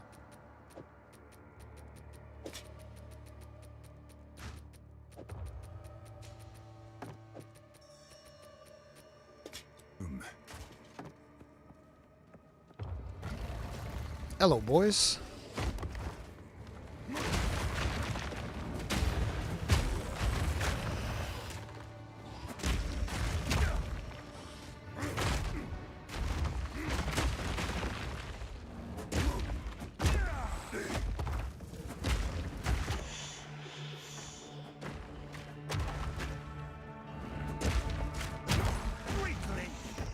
Rickling.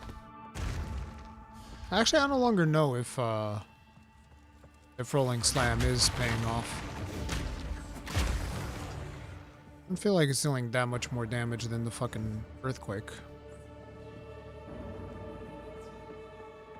Maybe it isn't.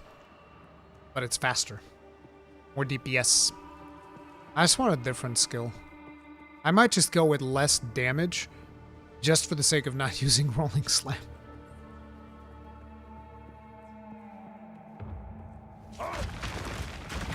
Because, like, this skill's fun. I like this skill. It's too bad it doesn't deal much damage. Maybe we can change it to deal more damage. That might be the way to go. Wait, there's stuff here. These statues are older than anything I've ever seen. Charging with Stampede and blocking to explode screams Rurikhan to me. Yes, exactly! Doesn't that just make sense? I feel like that just makes sense. Why wouldn't you do that?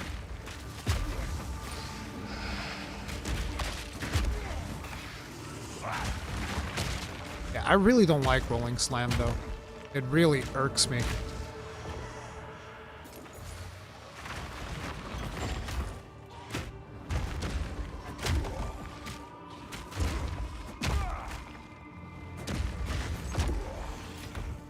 Just feels so mandatory. It's so frustrating.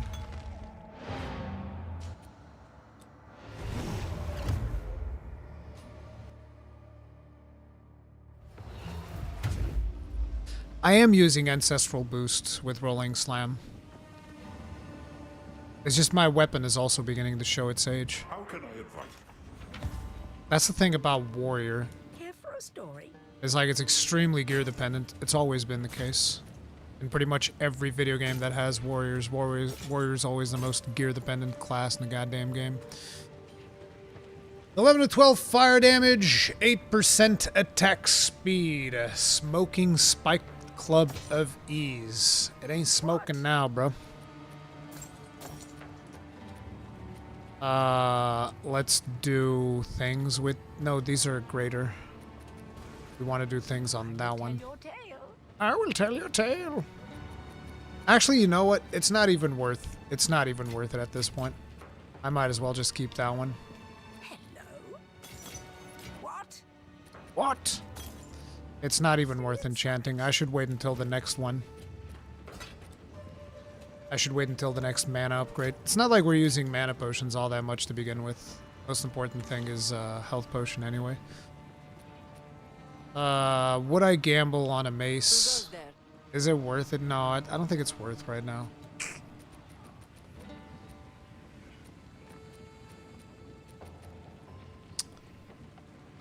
Lacquered Marikath Curus. We just don't have the money. We're just ain't got money, man. We're dirt poor. Dirt fucking poor.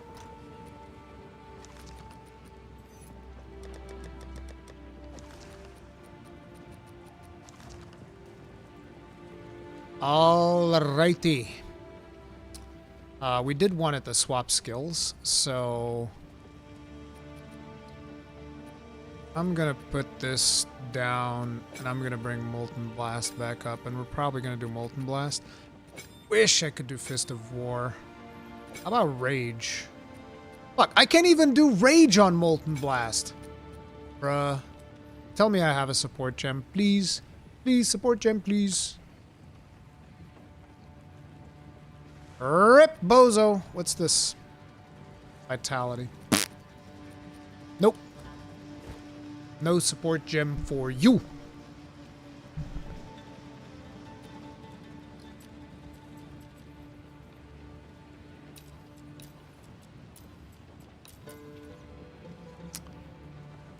Oh well. It is what it is, I guess.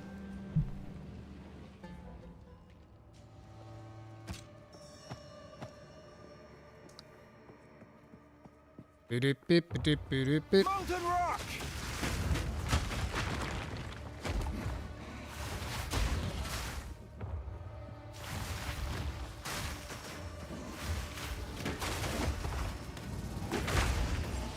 I think that this is the skill that works the best, particularly for clearing maps. It's just not as good on bosses. But even then, I feel like Rolling Slam's not doing much more than this, so it's whatever.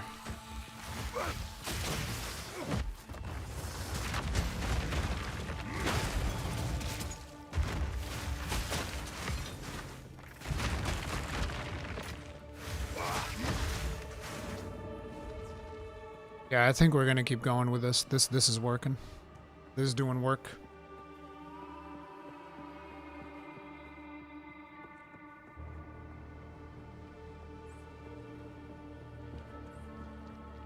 This should take us to the boss, I think.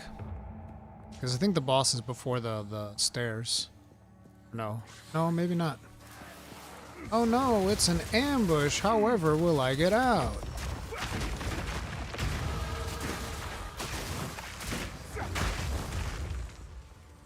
The fuck out of here. Bunch of losers out here. Out of my way. Fuck them spiders. I ain't scared. Get him, Timmy. Get him, Timmy. Me and Timmy, dude. Me and Timmy ain't messing around. So, I guess you do have to... Ooh. There's something near the checkpoint, but I don't think that's going to be like a big deal. So we probably have to go up. Is it supposed to do that small damage? Yes! I'm a warrior. You need good gear to deal big deeps. Timmy is my main source of damage.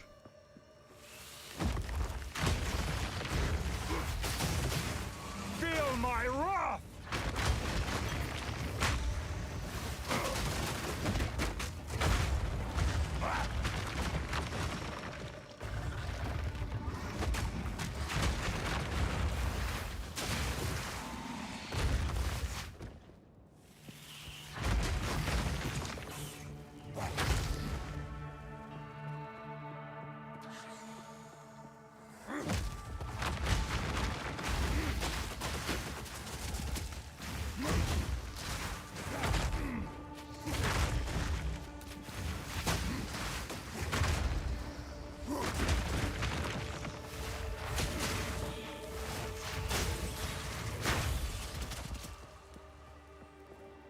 The Halani Gates.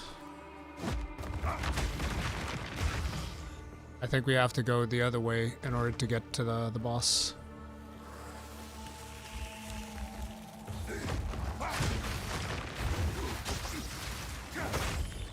I'm also very concerned about this boss. I'll need more time. Is it time to put in some more 5 strength? Yes.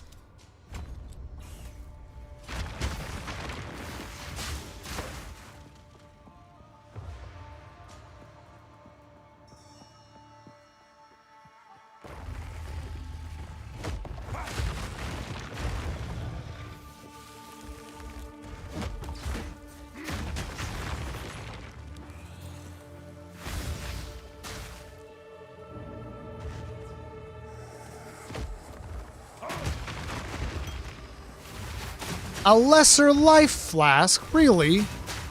Really, game? A lesser life flask. Yes, I'd love that.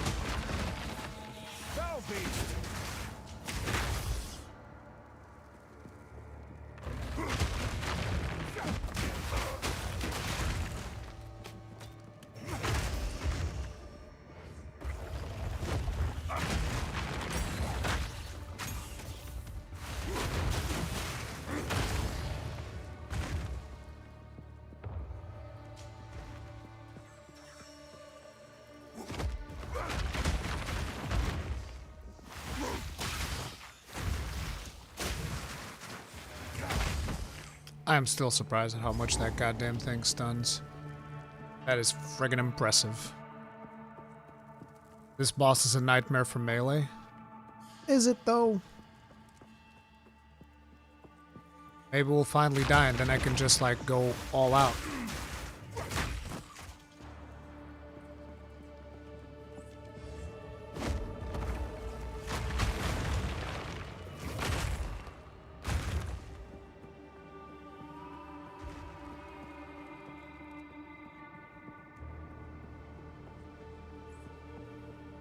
Is this the one that's gonna do us in, chat?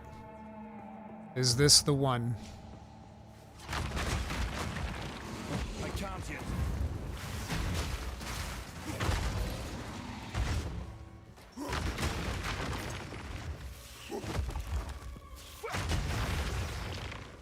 It is a good day to die.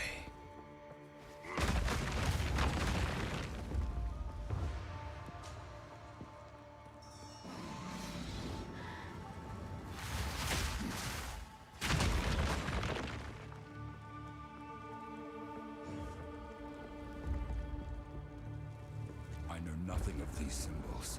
What secrets lie within? Alrighty.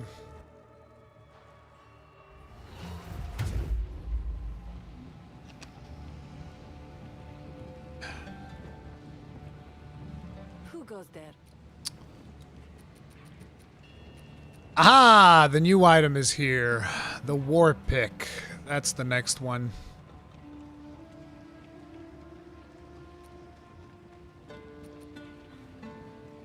We can just buy a white one and try to see what we can make happen. May it serve you well. Let's hope we get lucky. I don't want the Mariketh armor. We already have that. It's not even that great. Ooh, Ephegial Tower Shield. That's the new one, huh? 60 armor? Ours is 78, so we're still good. That's ugly, though. Ooh. 29% life recovery from flasks. That's like near max roll that you can get for the rawhide belt. I think I want this. Yeah, I want this. Picking that up too. Let's hope for some good fucking rolls on that. Because if we don't, kinda screwed.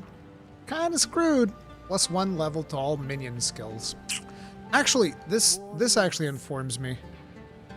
Yes, Shockwave Totem counts as a melee skill.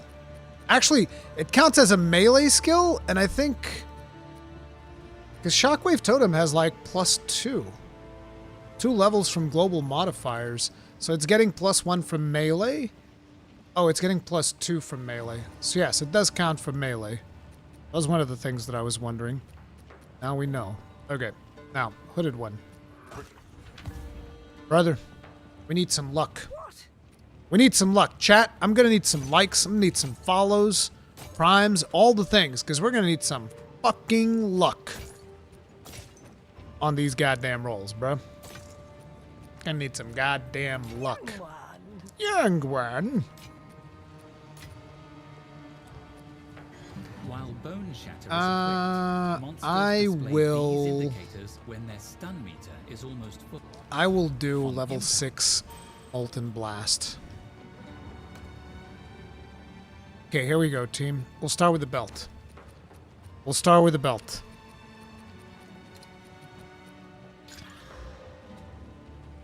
Fuck. That's actually not too bad.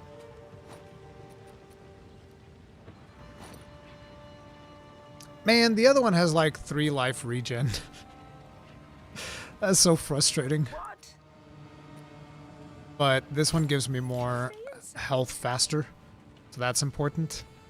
Now, please, please, man, give me something good here. Like, make this the weapon for me, please.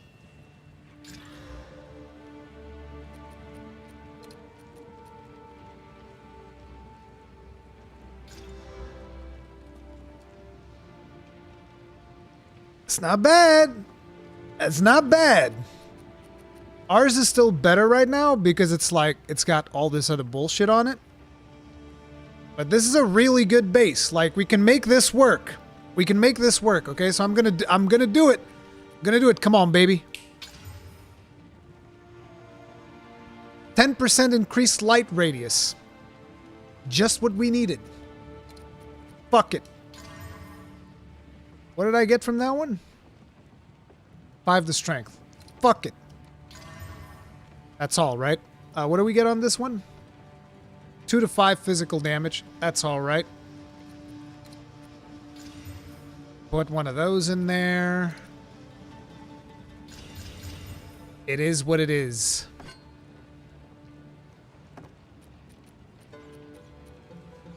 $34 to 49. It's slightly better, and it gives me +2 to melee skills. And now we get one of these. Blam, 38 to 56. You know. It'll carry us for a bit. And it really sucks to see you go. Rip. No more regal orbs now.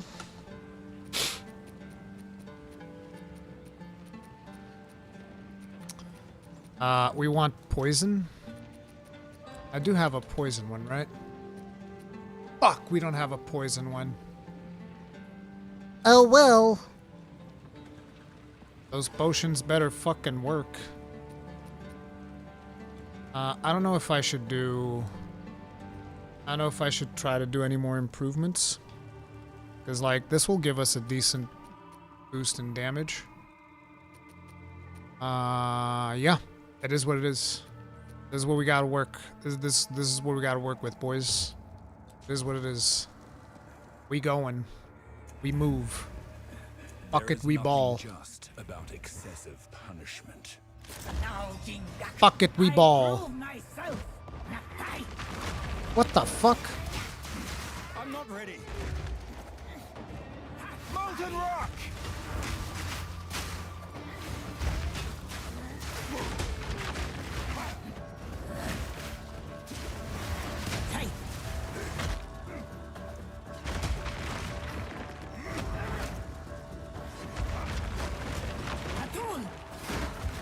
Ha ha ha ha, bitch.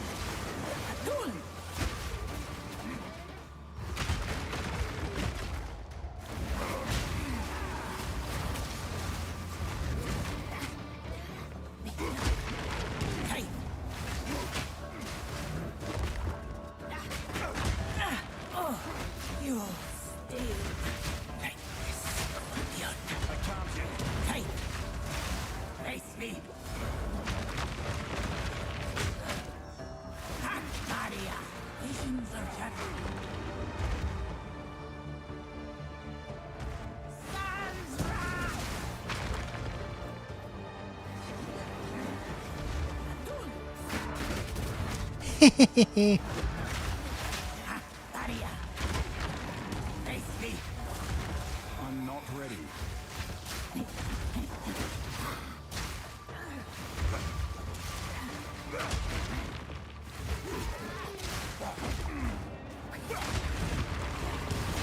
Oh! Oh! Fuck, that hurt.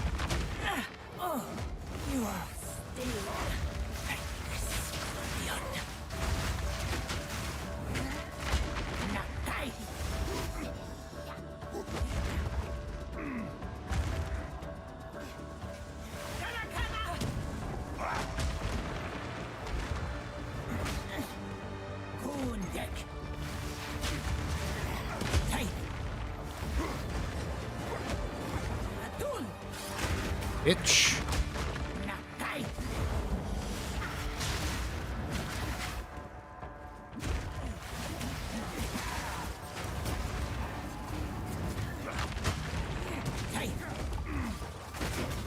What? Hit it!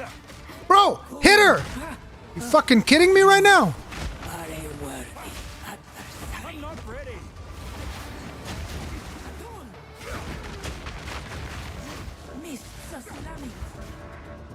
Oh, there's no mists for you, bitch.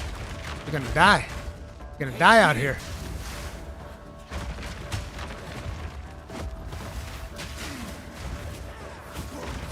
Ooh, that was not wise.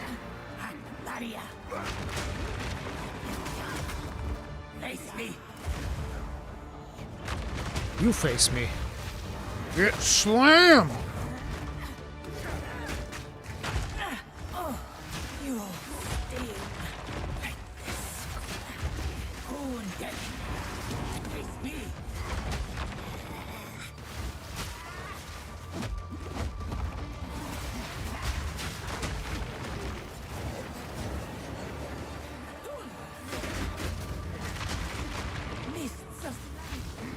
No, no, no, no. There's no mists here.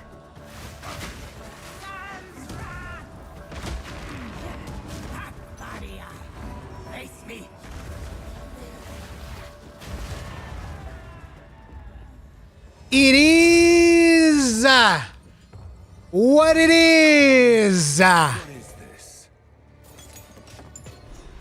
And what it is fucking easy mode, bruh. Fucking easy. That's some easy shit. Is what that is. Shh. Is that even a boss, bro? Please. Can I help you? What the fuck are spiders even doing here? I cleared the goddamn map. Y'all be wildin'.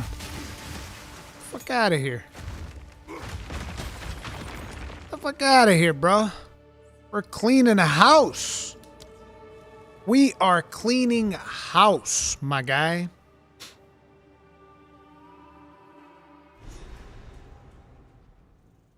All right, let's go ahead and bum. Imagine if you couldn't active block. True, in this boss, active block was useful. That is very true.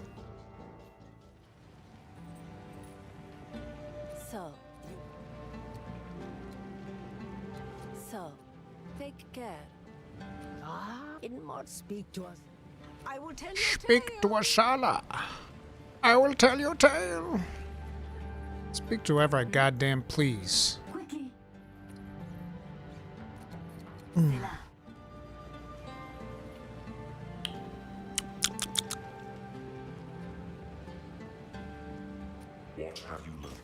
What have you learned? Hello.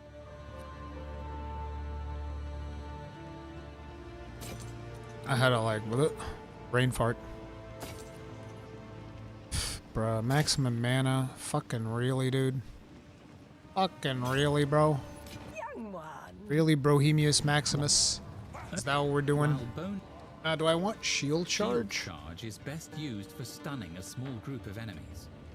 This skill does more damage and thus more stun, based on the armor value of your shield. I didn't even realize this is based on the armor value of the shield. I say we do Bone Shatter, since that deals more damage. We still have another one, so we might as well go for Shield Charge.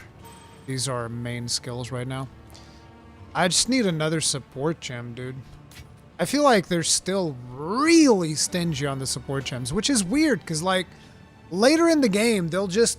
You will just get hundreds of support gems. And I was like, I need those support gems now.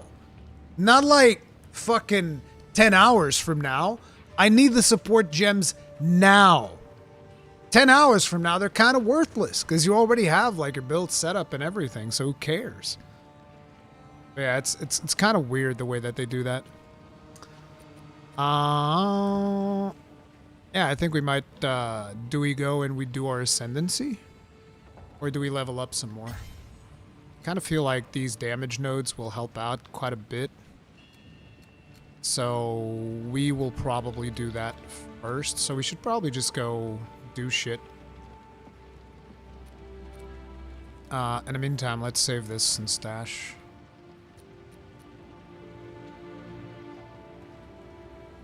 Oh, I can't. This just goes with us forever now. Okay. Can use trade system? No. I'm solo self-found. Halani Gates.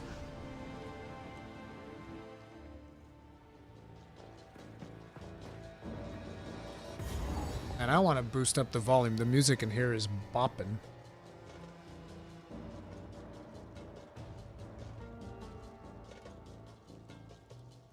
Just for myself, you guys can adjust your own volumes accordingly.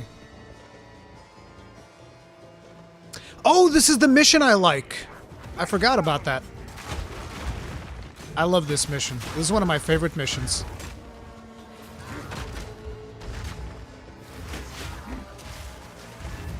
Hold them back while I open the gate. Because, like... Wait, where's the city?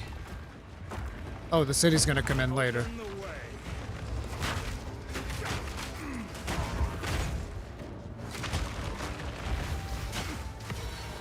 Ooh!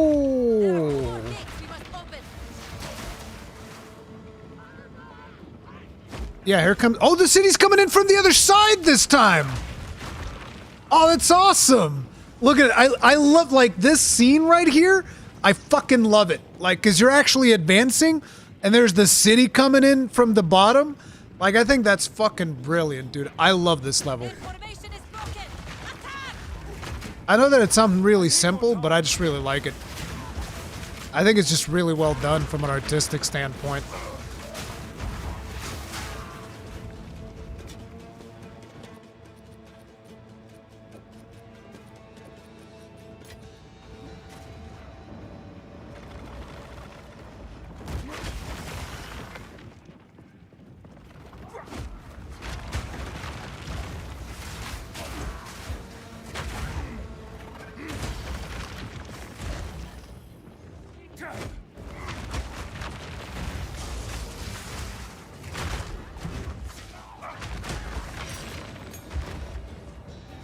Oh, that's a boss.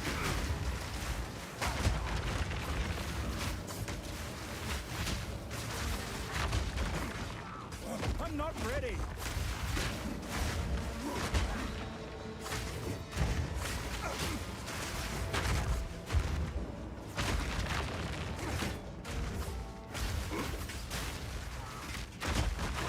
You were no warrior.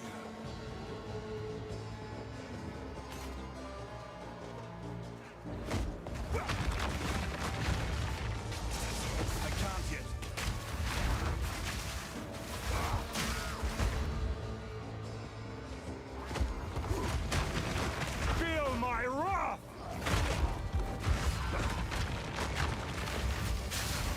I can't yet.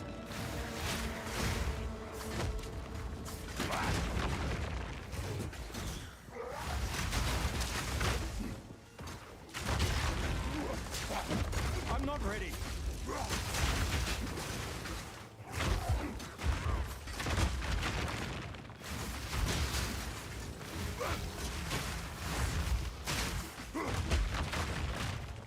I need more time.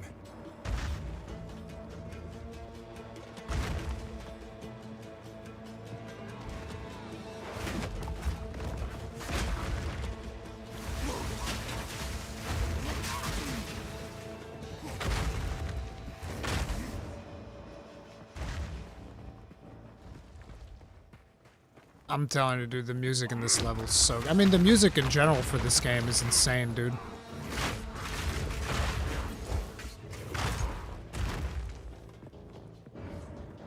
These guys really make the visibility of the shatter debuff hard to see, though.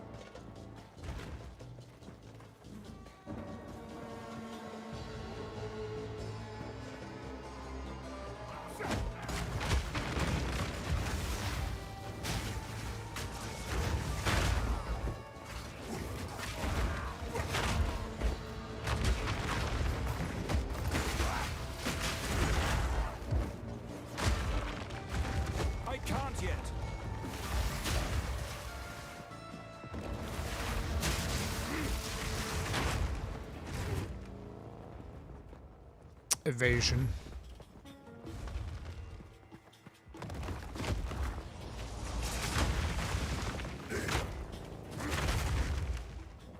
Me and Timmy are doing work, baby.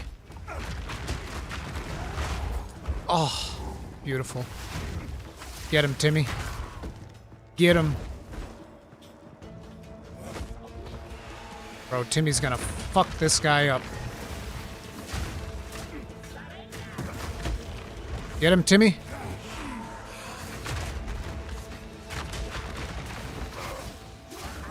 I need more time.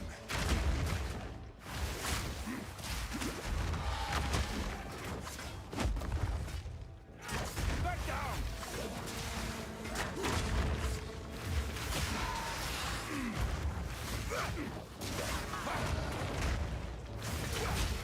I need more time.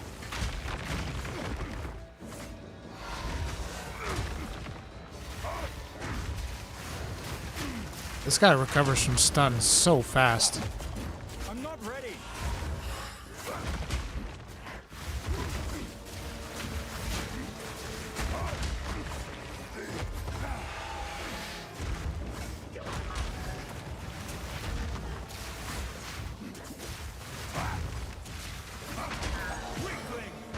Weakling! That's right, that's what you get. Timmy messed you up, buddy.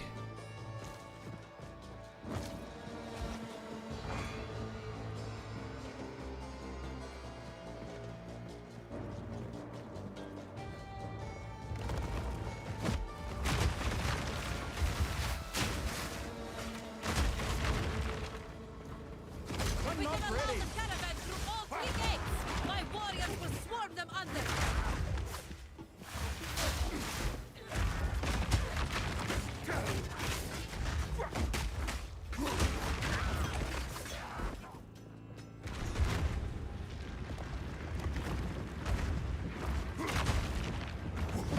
I need more time.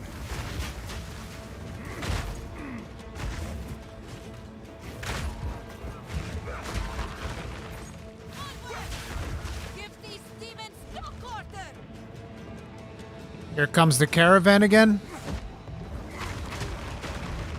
I like this. This has to be one of my favorite levels. Like, it's just so cool, the concept of you actually sieging a location and your allies are coming in.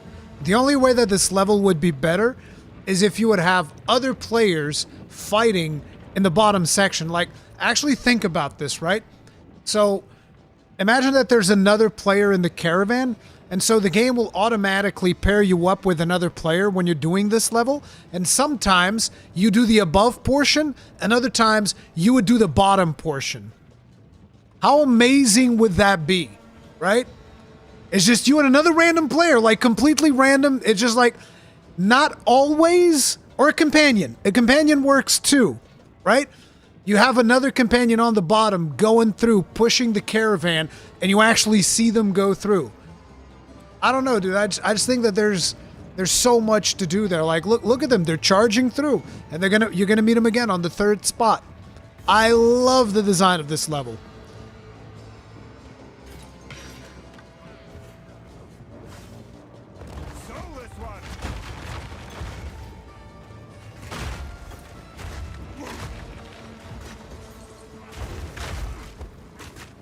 If only I could be so grossly incandescent. What happened here? It was... If only I could be so crap. grossly incandescent.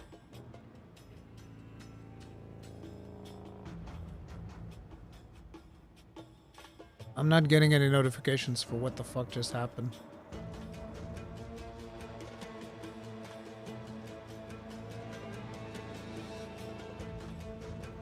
I am looking confused. I was trying to pause the game. Let me open up stream elements. I think this was on YouTube's side. At Valorant donated 5 subs. On where? On YouTube or Twitch? Because it's not showing me on Twitch. That's so strange. But Valorant, thank you very much for making 5 people grossly incandescent. Tip of the hat. That's 1, 2, 3, 4, 5. Thank you. Thank you very much. I missed the notification. I'm sorry, guys. It's like I'm focusing on hardcore, though.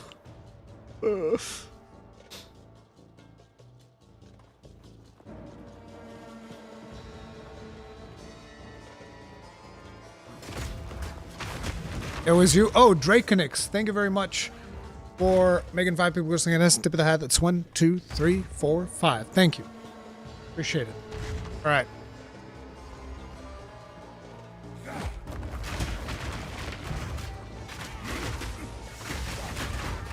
Really appreciate the support. Oh, gotta pay attention here. There's somebody here that's actually dealing damage. Homeboy over here with a haste aura.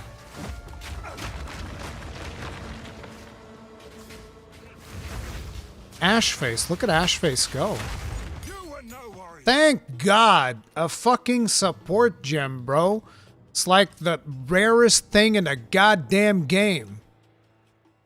I don't even remember what I wanted it for.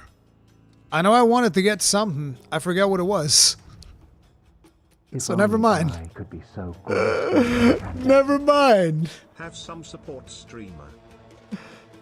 Pal and Rev, no, thank you very much. Mingos got this 16 months. Tip of the hat. Appreciate support. Thank you. Oh, it's a spirit gem, level 6. Okay.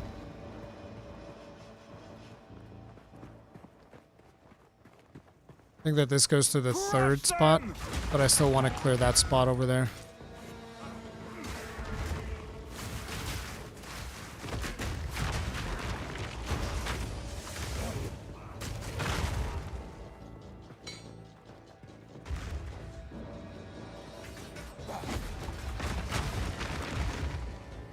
We're still going to want some more fire resist for the next big boss. Not this one, but going after him. I think we're safe for the next boss.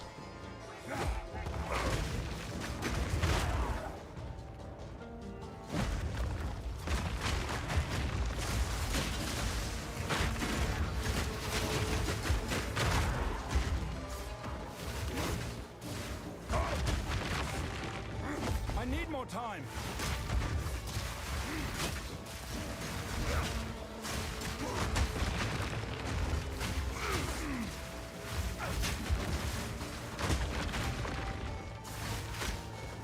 Wait, can I get rage on that? I don't think I can get rage on that move.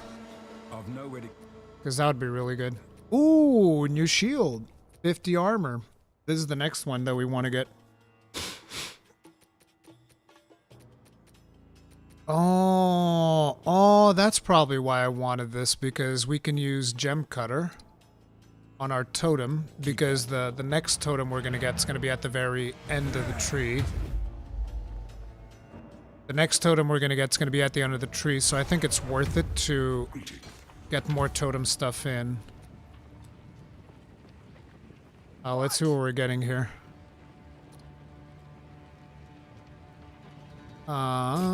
Disenchant that. Disenchant that.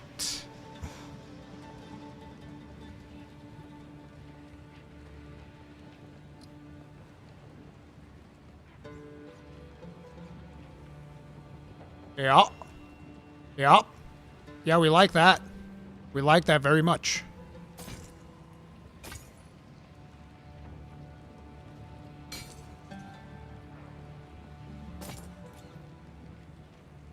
Grand Mana Flask. No, fuck that removal bullshit. I don't want any of that. 6 strength. Yeah, we're good.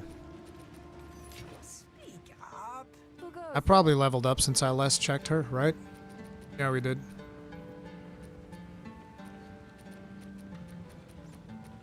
Bro, she still doesn't have any shields. How's that even possible?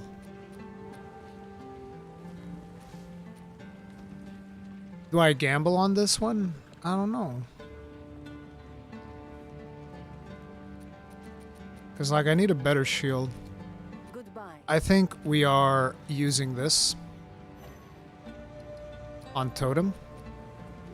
Right, because the next totem skill that we're getting, we just check, but I'm pretty sure.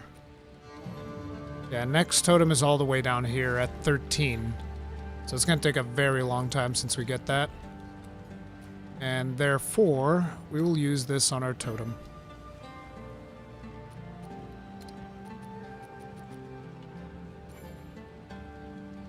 Wait, why didn't that work?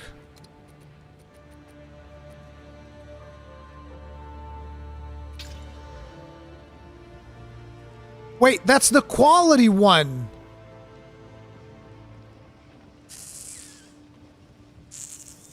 Fuck! I thought that was something else.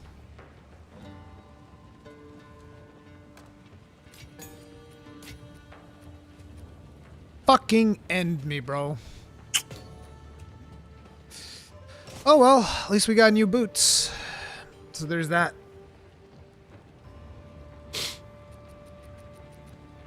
Can we put this on boots? Nice. What would I put on that? I'm guessing lightning resist. Right? Yeah, we're gonna need some lightning resist.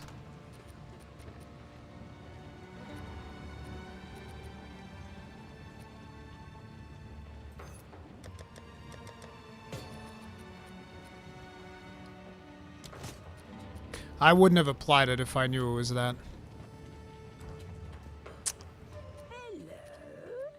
Hello.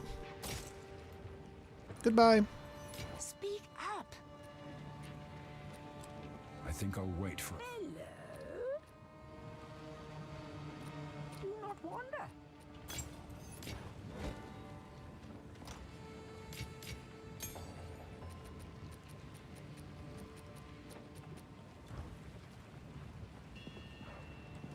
All right. Let's keep it pumping.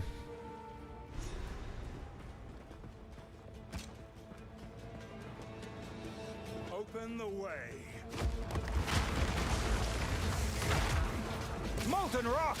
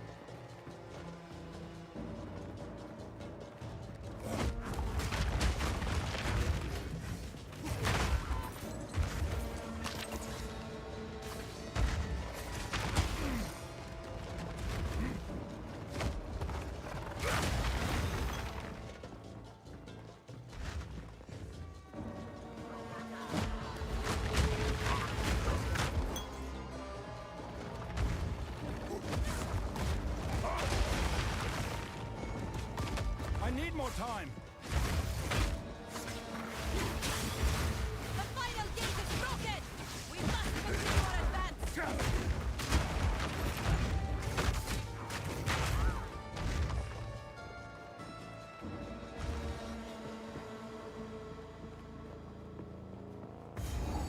Final boss. I think we're good. Maybe. We'll see. Crush them! How is this possible? Listen to the music right now, bro. Are you kidding me? For the king! I can't yet.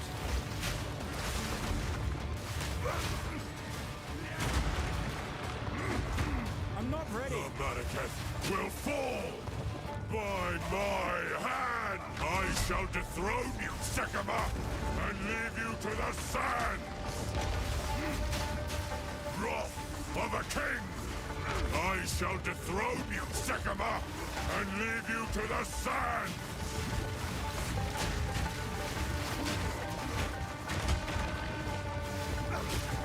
I need more time.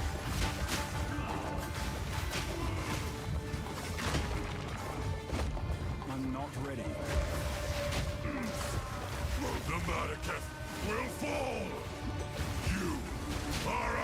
unworthy!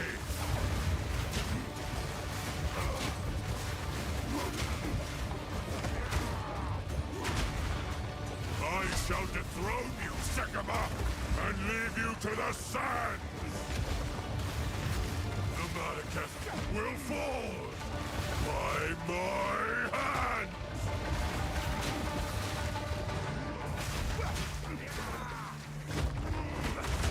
You are I shall dethrone you, Sekima, and leave you to the sands! The Madaketh will fall by my hand!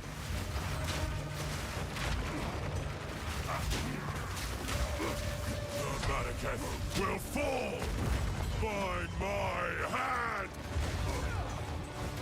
You are unworthy! The Madaketh will fall by my hand!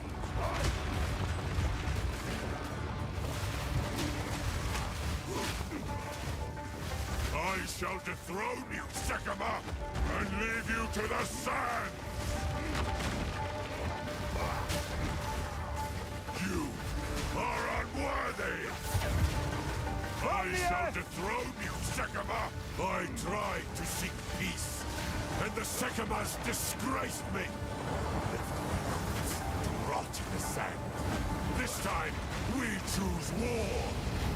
You receive the death you deserve! And I shall give you another! We shall finish this! But not today. You better run, pussy! I will mess you up! He has the beast. I must stop him. Quickly! He conjures the very sands against us!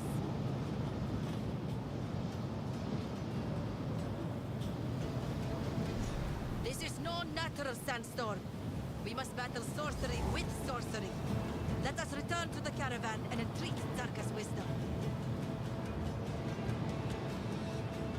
Would be cool if we could enter the caravan again. I don't think you actually can. Can you? Yeah, see, it ends here. And the caravan's on the other side. Be cool if they let us go back into the caravan.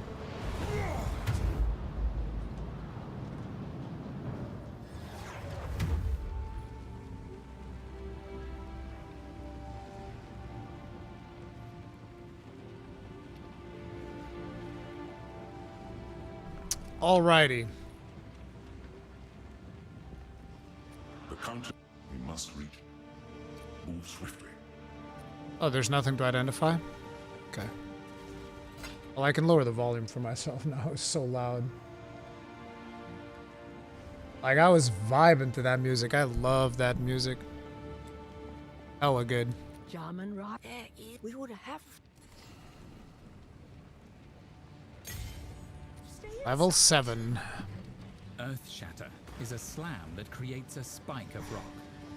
Using Warcry skills nearby will cause the rock to explode. Boo. Earthshatter is a slam that creates a spike of rock. Using Warcry skills nearby will cause the rock to explode. Try placing several rocks and destroying them all at once for huge damage. No. Earthshatter. I don't think I will. What's the cooldown on Leap Slam? Is there no cooldown? 180 attack damage? Yes. Yes. I think I want this. I think we want this. I think we take this. Yes. Oh, please let it have, like, the thing. Absolutely. Yes, we're taking Leap Slam. I would like to replace this thing. We'll have to see if that works.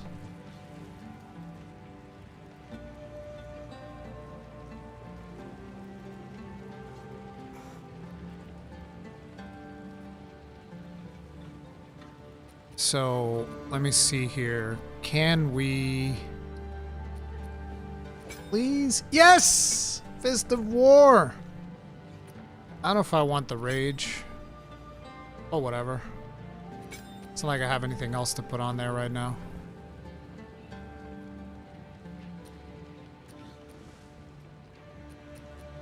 Where's my... Do I not have brutality anywhere? Because I'm pretty sure I made brutality. Oh, I probably made brutality on the other character. Yeah, that might have been what I did. Overpower and ruthless. I kind of want ruthless somewhere else. Like, let's put ruthless there. I want to put something else on the totem. I'm surprised I didn't make brutality.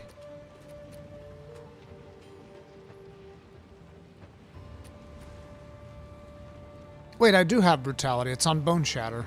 Brutality and impact shockwave. I actually don't think I need brutality on there. I think we need brutality on shockwave totem. And that would mean we could get something else on Bone Shatter. Shatter.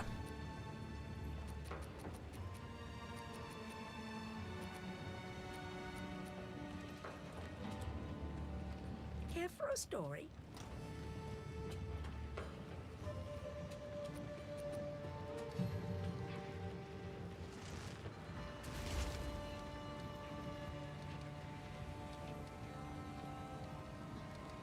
I still need to do a combo with Lacerate and Bone Lust.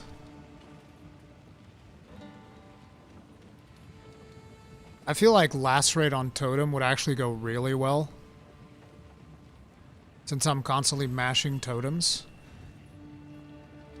And then I could use Bloodlust on something else like... But I definitely feel like Lacerate would do really well on Totem.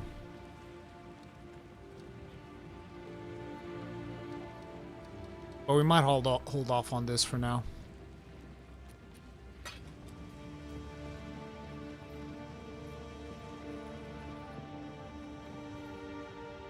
Ah, yes. For glory.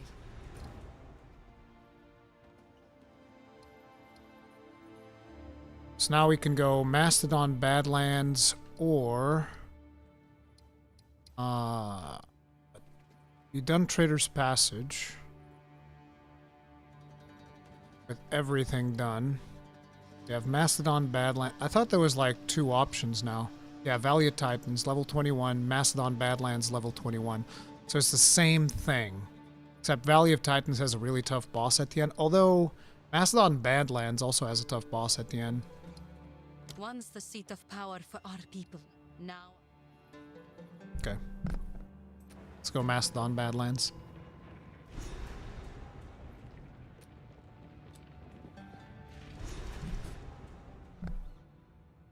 Just stun and break armor for big damage. The problem is that I don't have Devastate yet. And that's what I want. You keep undervaluing base mace attack DPS for single target. I don't undervalue it, I just don't think it's fun. I know it's one of the most powerful abilities in the warrior kit. I know that.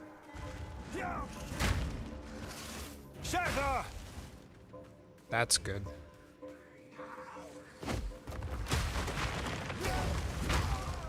Yes, that feels good.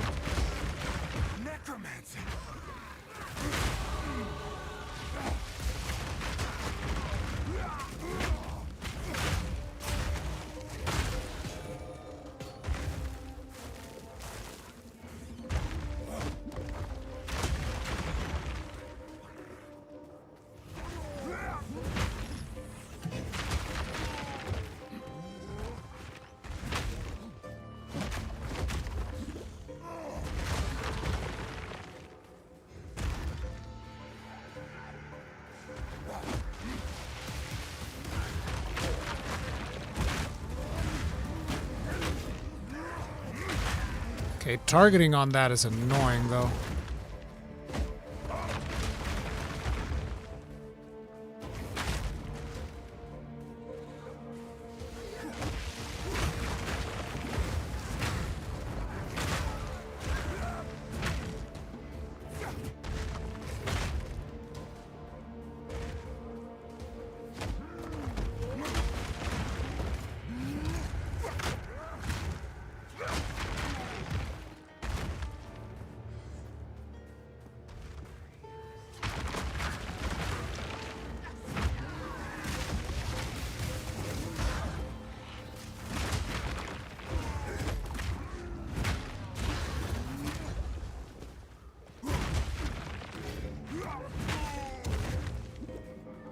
We are going through mana potions like an absolute maniac now, though.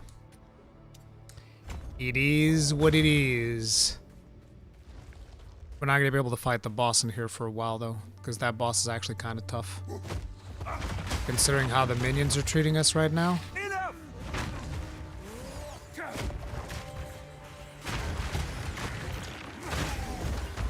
I can't yet.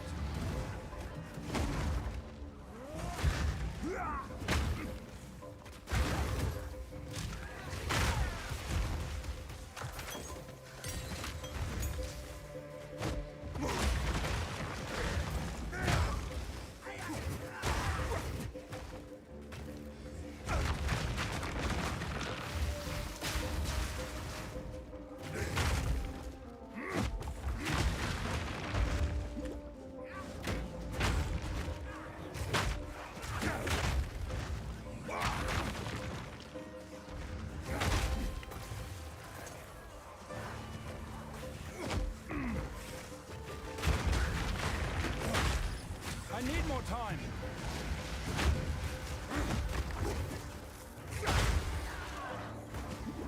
Charge!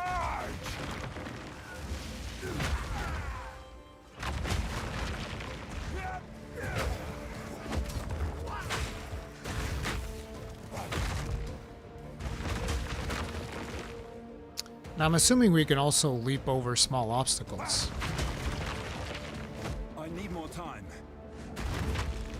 Mana's becoming a problem again, though. Rip.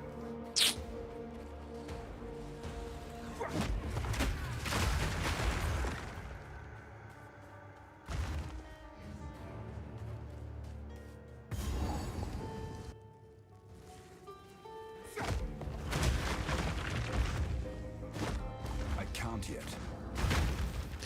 I think that there's a support gem level 2 in this map, if I remember correctly. I'm not ready.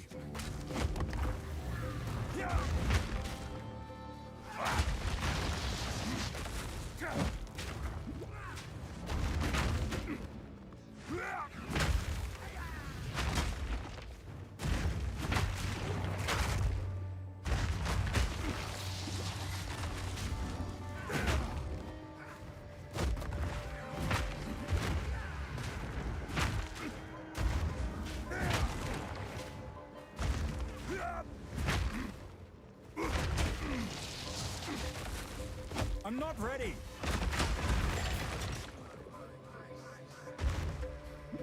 Kerblam!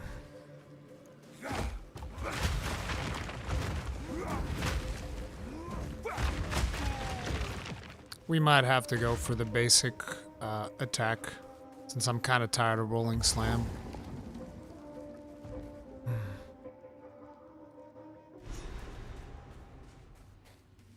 This land of the dead has no end. Rurikhan, did you play Warhammer Total War 3? Nope. I did not.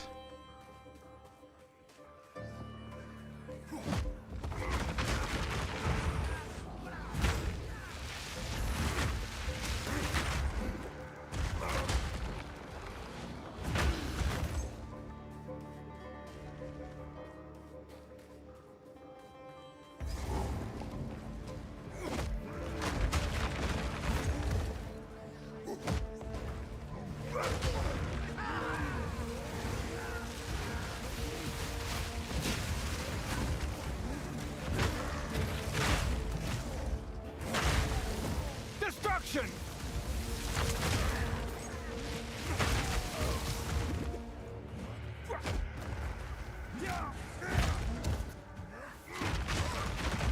You were no warrior.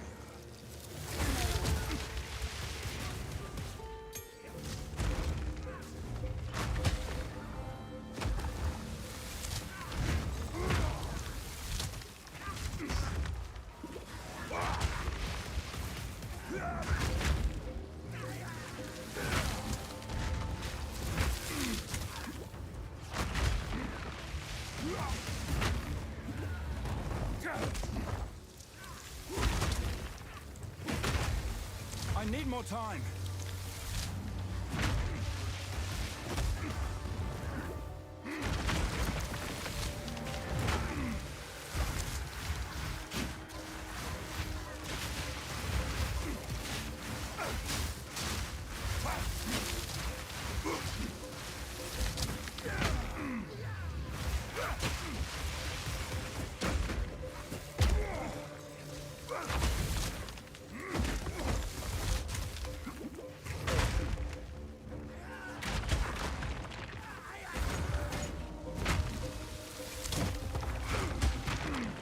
Was that 2 bosses? That's fucking crazy, bruh. That is crazy bones.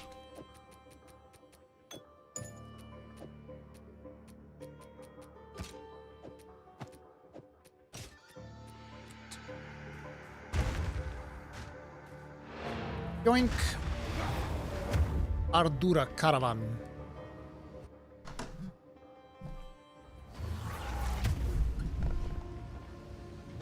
Any bosses? Yeah, sure.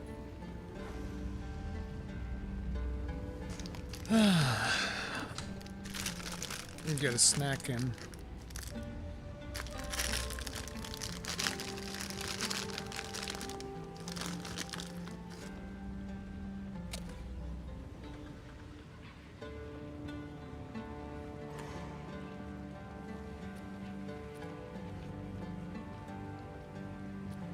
I have a different plan. Hello.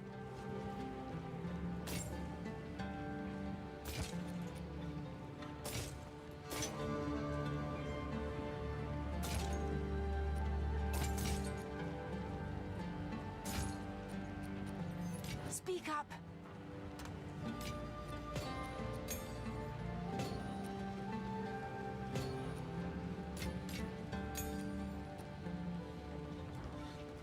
What?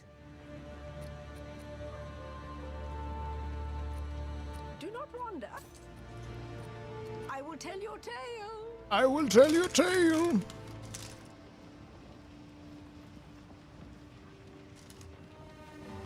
Those were rough. Hmm?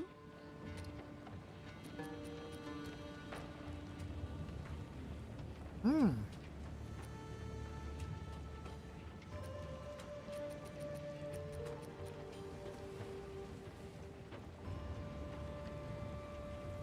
More armor means more damage.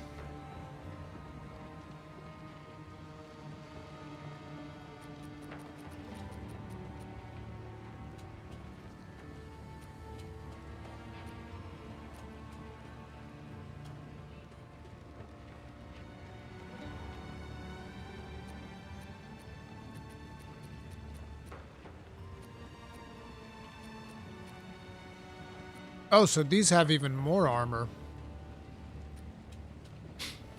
These are actually the ultimate.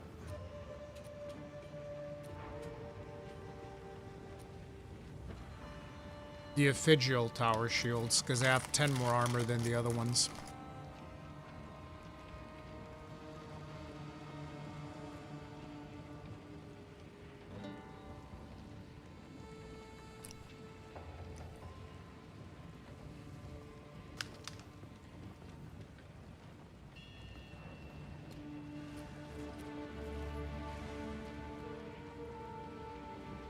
Yeah, we're not touching Greaves for a while, because these Greaves are hella good.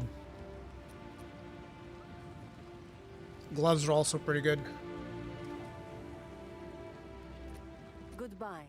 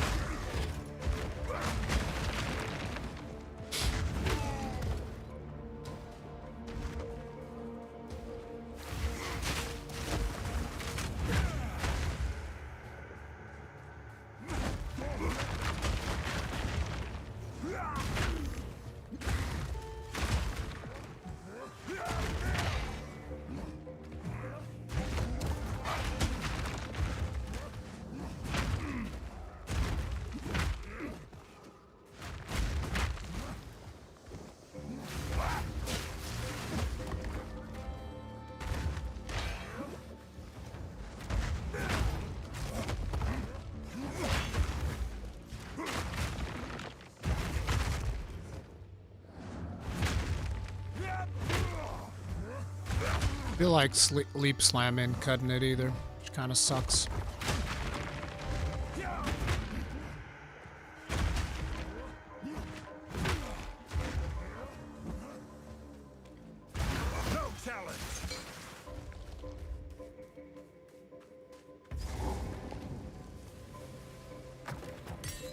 This is the tier 2 support gem, right? Oh, it's only tier 1? Crap, I thought it was going to be tier 2.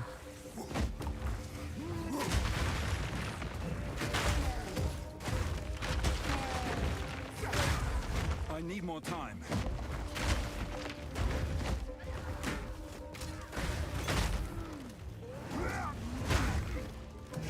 Shatter!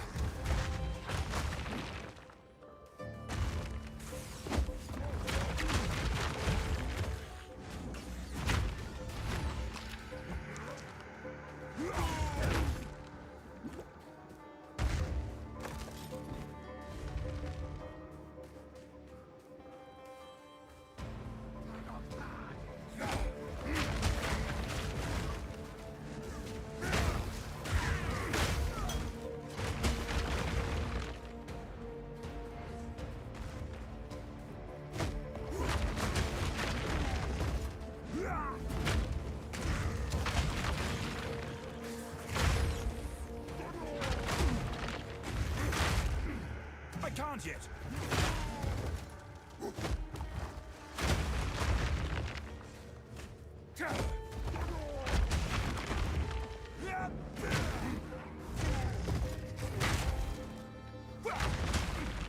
Out of mana. Yeah, that shit ain't working. We need a new support gem for our missile skill. Make that deal more damage. And figure out the rest.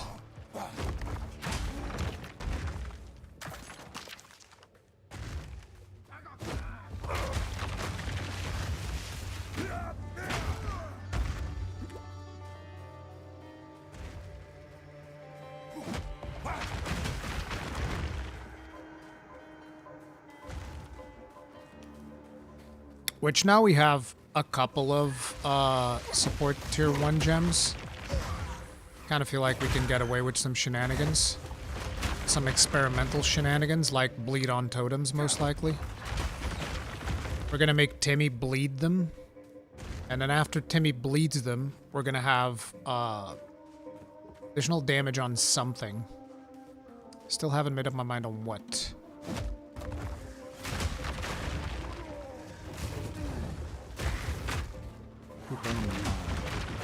Maybe we make the charge bleed, though. How about that? Loan the Hunter 75. Thank you very much for becoming Gross Link S for 20 months. Tip of the hat. Appreciate support. Thank you.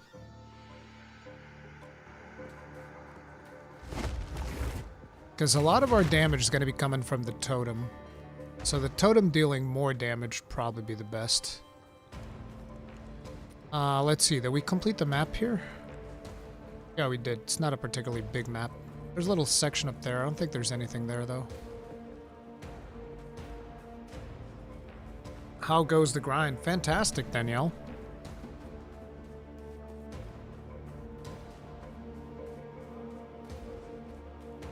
Make Timmy bleed and the charge to aggravate bleeds. Is there one to just straight up aggravate bleeds on tier 1? Because Timmy will AoE bleed, which is very important.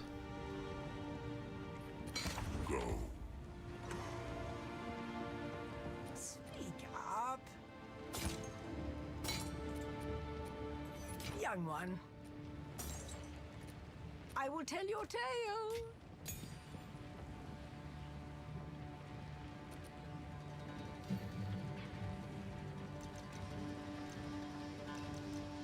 So... charge, aggravate bleeds. Doesn't seem like we can do that yet. I don't see anything in here that would let me do that.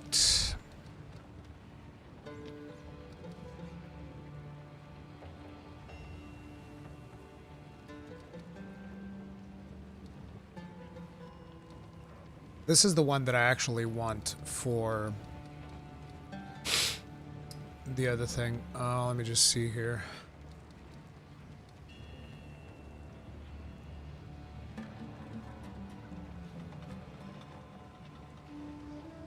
See, we could put Bloodlust on the fire skill. Kind of feel like that's what we need to be doing.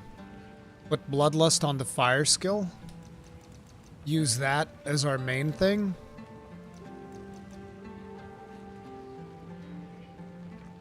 Oh shit, we can't? That fucking sucks.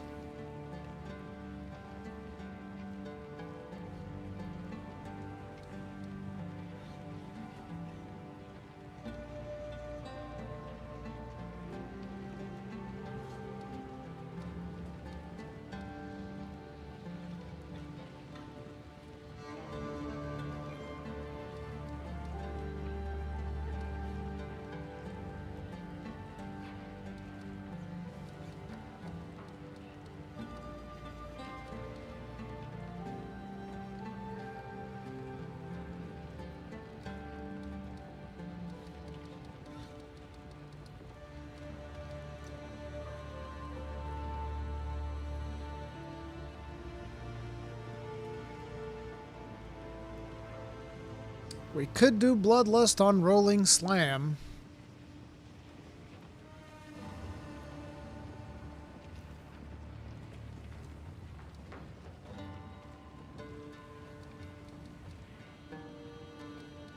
Coupled together with the Fist of War thing. And Bloodlust and Timmy. I think that's the play right now. I think that is indeed the play. So we would do... What am I removing from Timmy? Brutality? Where am I putting Brutality?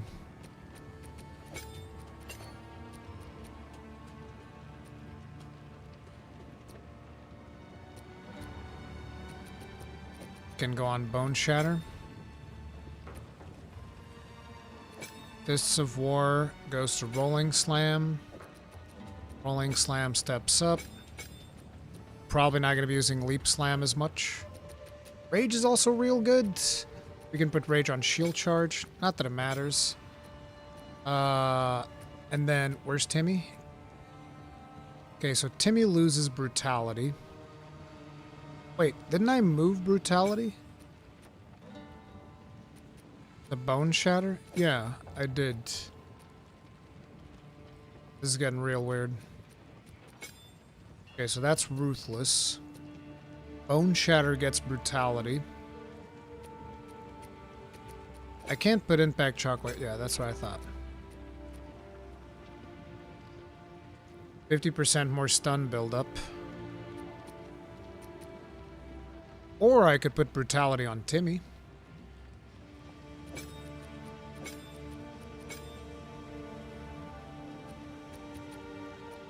But I like the stun build-up on Timmy, actually. So yeah, no, never mind. We'll put Brutality. I'm so confused. Overpower. No.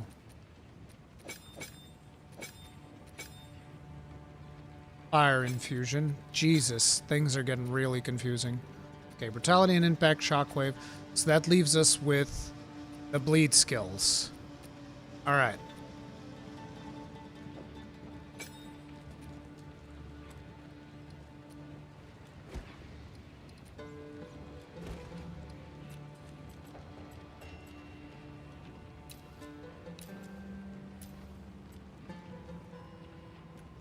Okay. Now...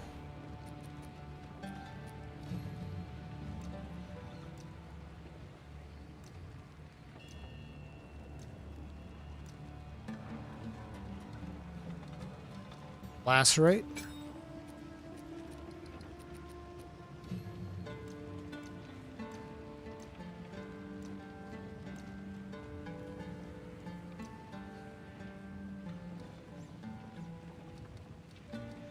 Bloodlust.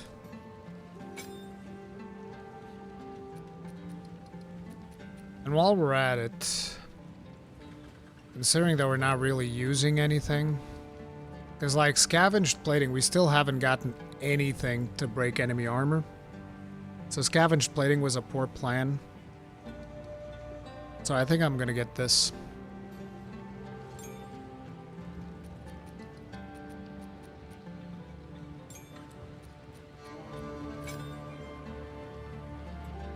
Tempered by flame. We can think about scavenge plating later. I think this will do work.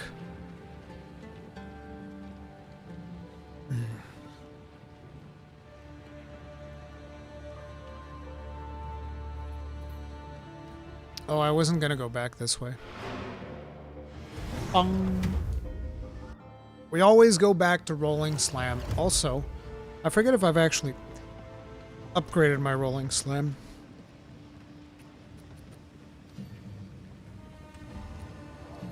Earthquake creates jagged ground that slows enemies. I haven't. Rolling slam strikes twice.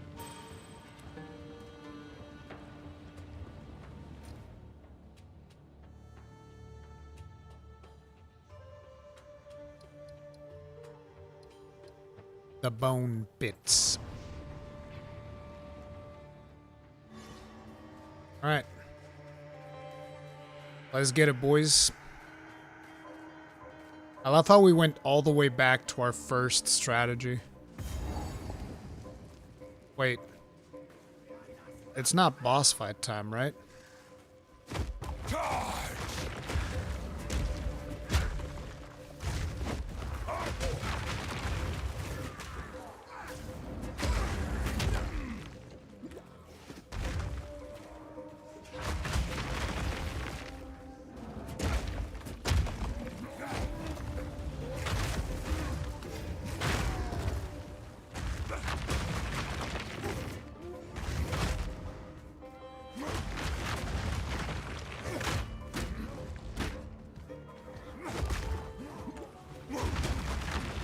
And we are struggling big time on mana.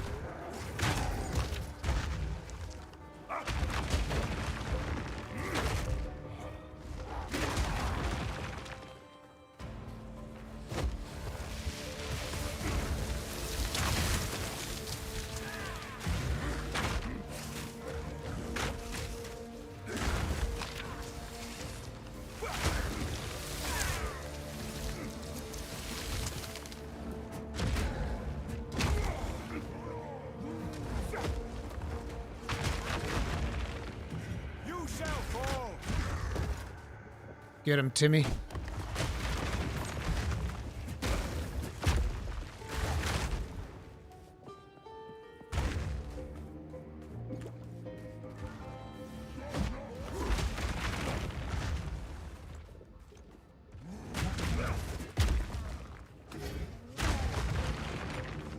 I'm not ready.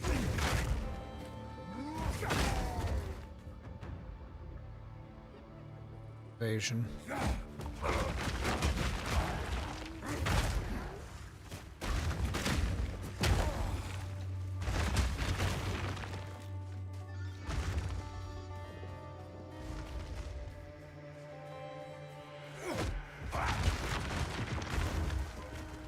I need more time.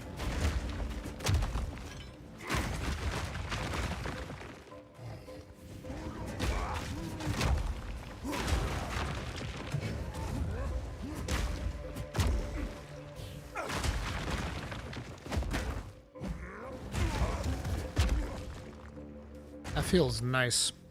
Timmy providing debuffs. It's good shit. Shatter!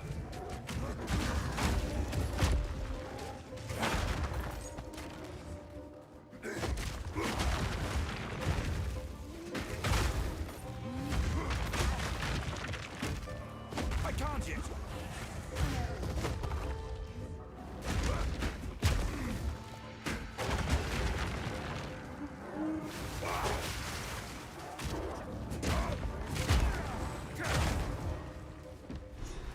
Sun Clan Relic.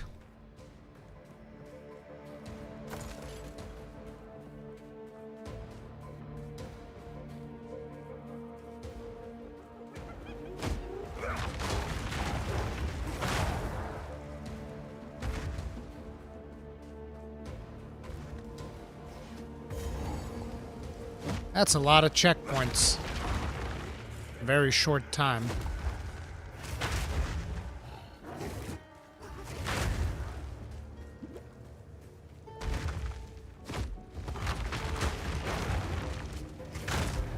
With how cowardly the hyenas are. Very much like real life hyenas. I need more time.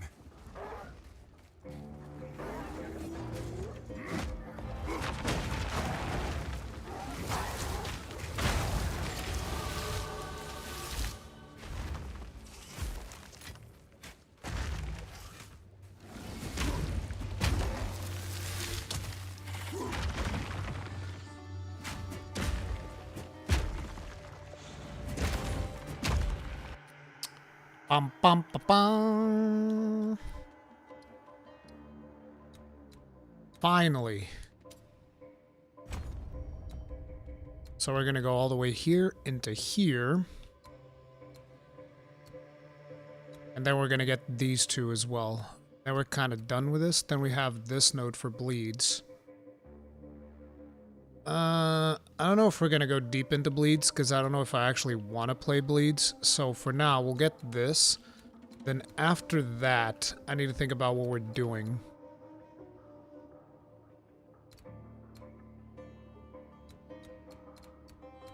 There was another block node. Is it this one?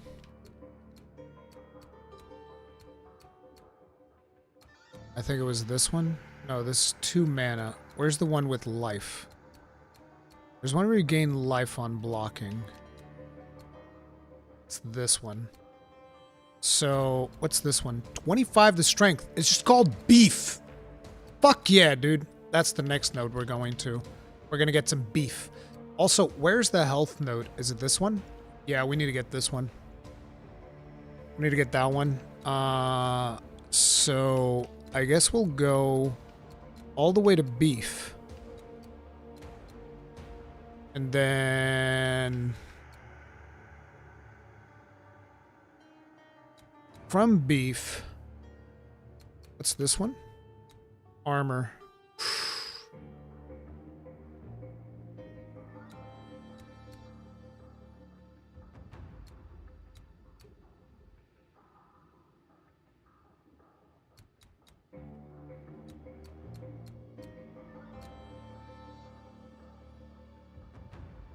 50% increased attack damage. Yeah, that sounds nice and beefy. Yeah. Yeah, I want that. I want 50% increased attack damage. Yep.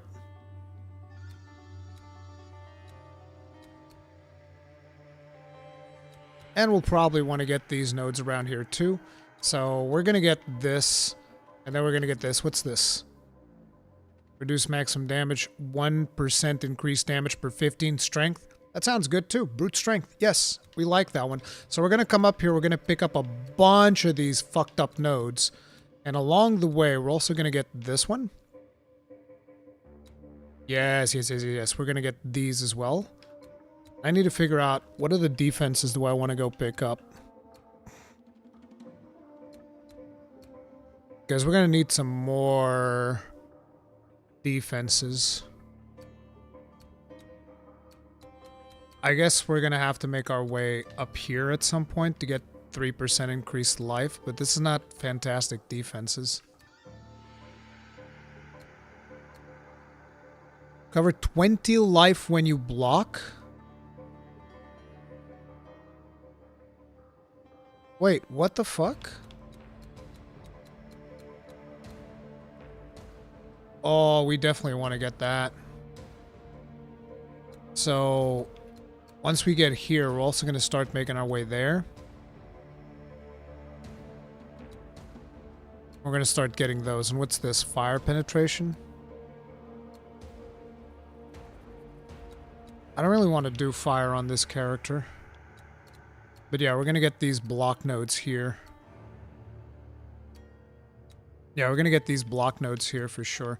We're going to need a very good shield, though. Yeah. Yep, we're going to get a bunch of more armor. Yep. Okay, so there's a bunch of defensive nodes along there as well that we'll get. So yeah, sounds good. And also, we need to get to these totem nodes. There's another big totem. Yep, here. Fuck, that's a little bit far away. This is a bit far away. Ooh, and I need this. I need this bad.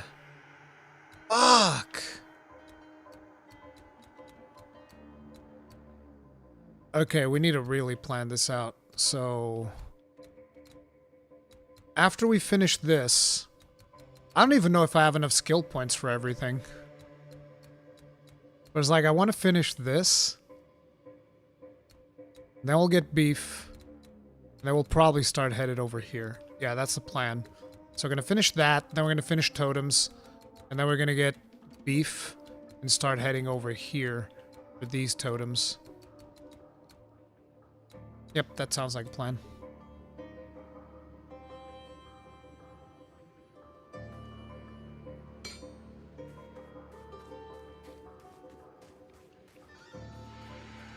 Destruction!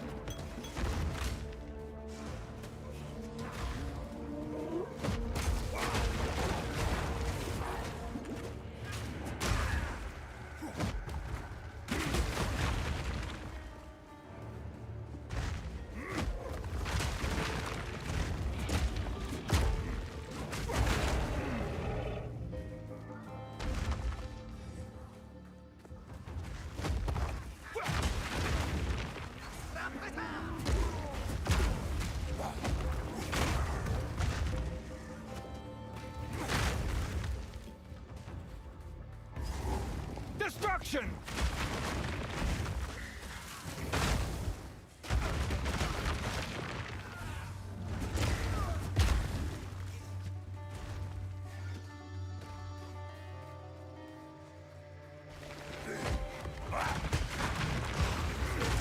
I can't yet.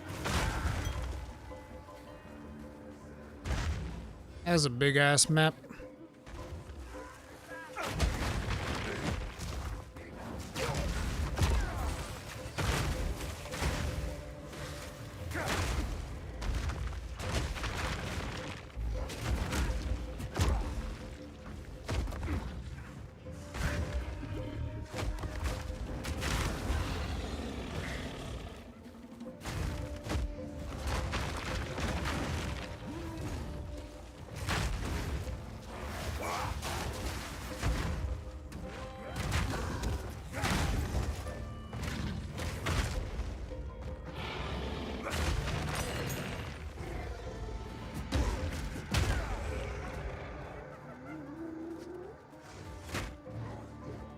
This make me want to fire up my Block Warrior, bruh.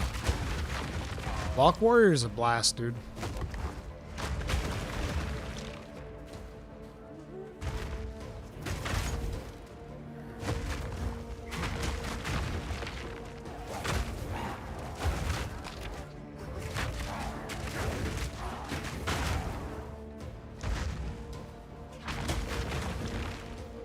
And I want to get the ancestral totems that we get from Totem Boy.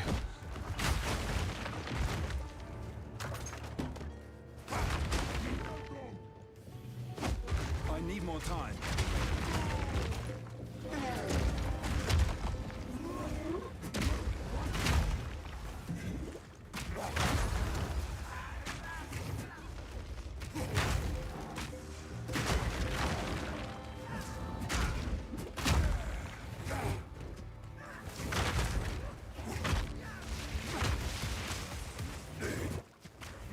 Bro! That guy did not want it to go. Bonk. I'm pretty sure... Is this the boss arena? Oh, there's nothing here. The boss arena is probably down here, though, right? Yeah, this looks like boss... Oh, actually, no, it's not.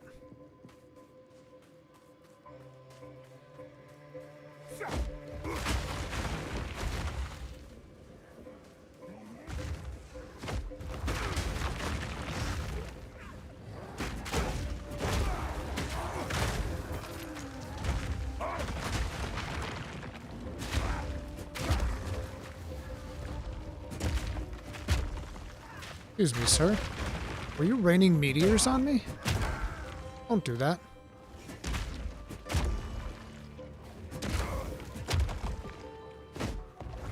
No mana.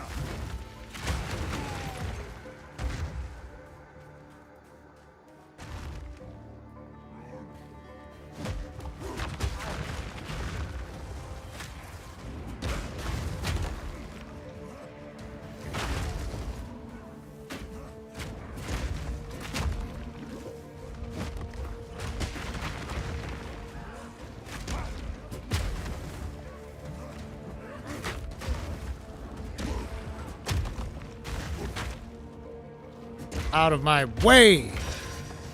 Fortune favors me.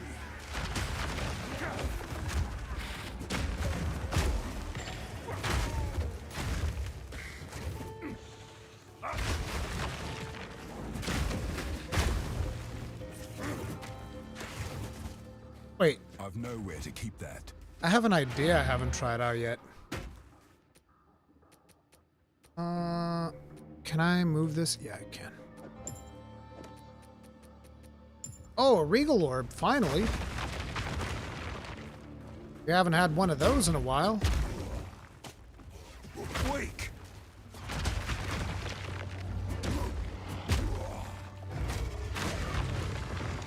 I actually want to try something really fucking stupid. It'll be hilarious if it works, though.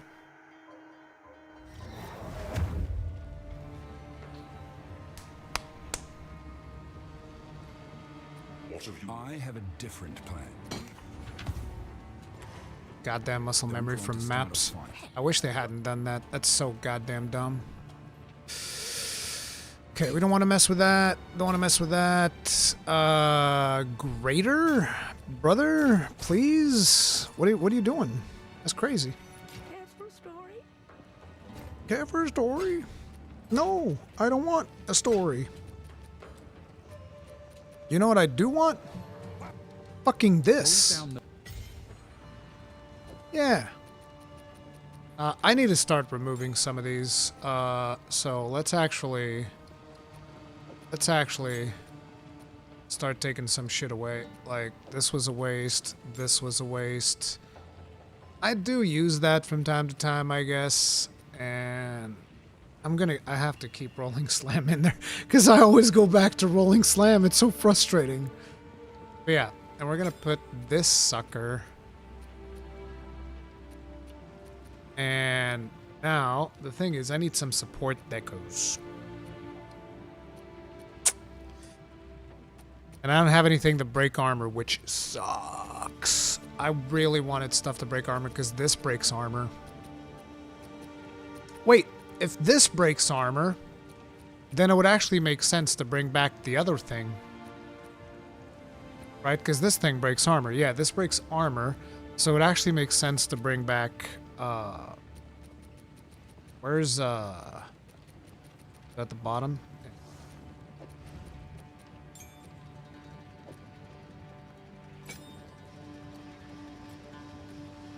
Turn that on.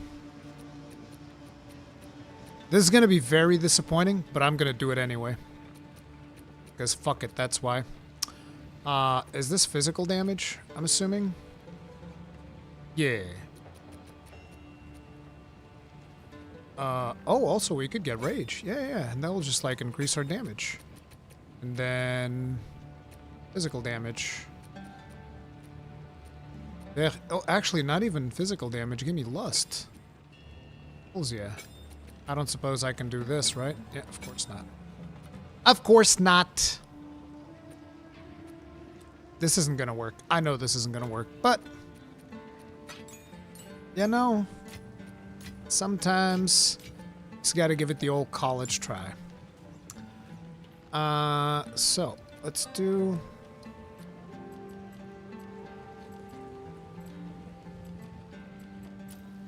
resonating shield. There you go.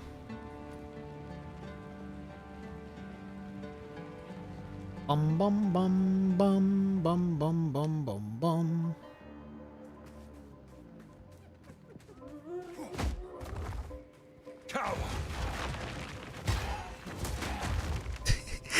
You know what? But it's fucking fun. Fuck you.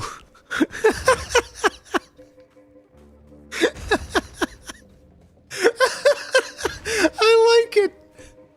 It's not gonna work on bosses, but fuck it. Fuck them bosses.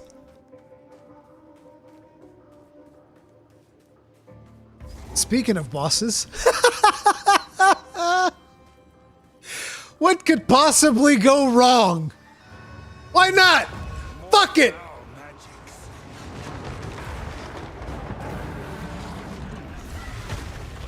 Pussy!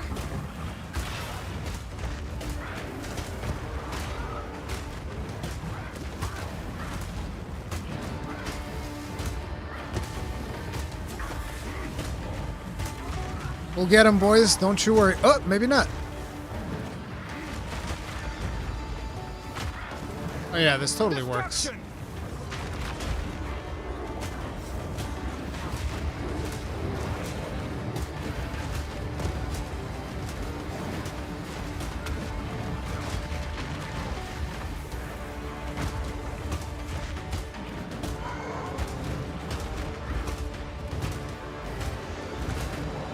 Me and Timmy as one.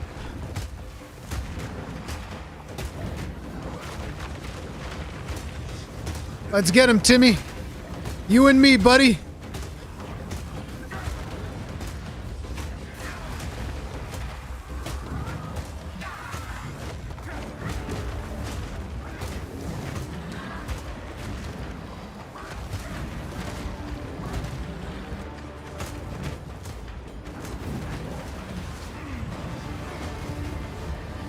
Stop running away from me! Nope. Nope.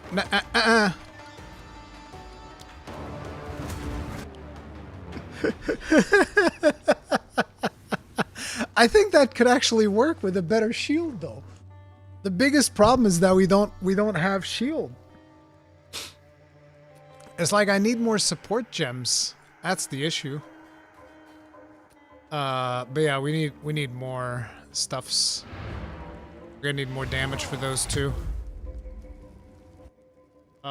So for now, I do want to keep that though. I do want to keep that because I think that thing is fun as fuck. We got to find a way to make that work. But I think that for now we'll go Molten Blast. I think Molten Blast is just pretty set up. The Totem Cheerleader build? Yeah, dude. Fuck yeah.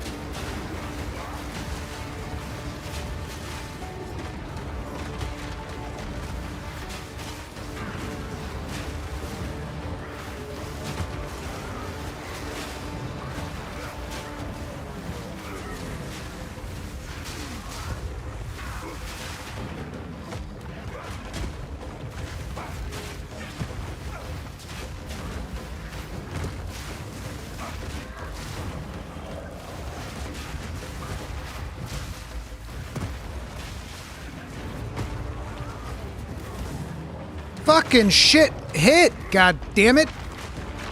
Bro, I swear to god, I miss Shatter so much. It's actually crazy.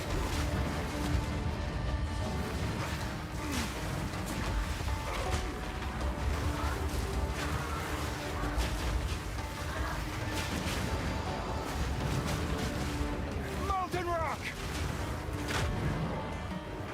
Where is that bastard?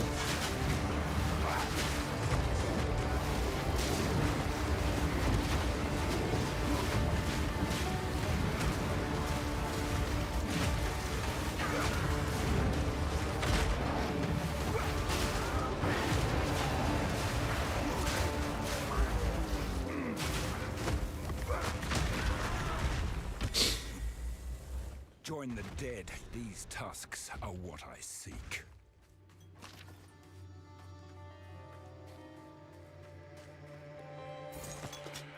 I was like, where's my loot?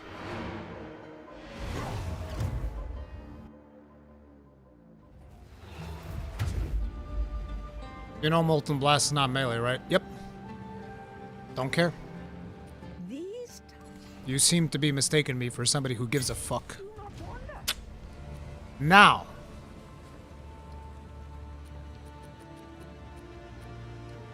What do we have in here? Rage and Lust. Lust stays.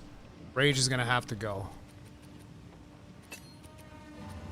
We can put Rage on shield charge. Not that it matters.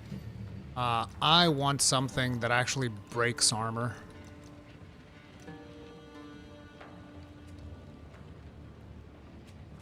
Break endurance when you fully break armor. No.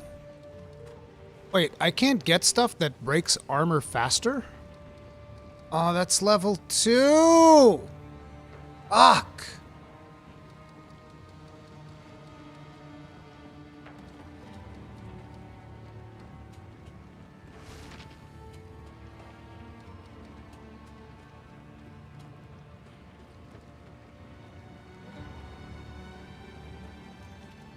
Like I can't do anything. Incredibly limiting. I can lust myself while doing that.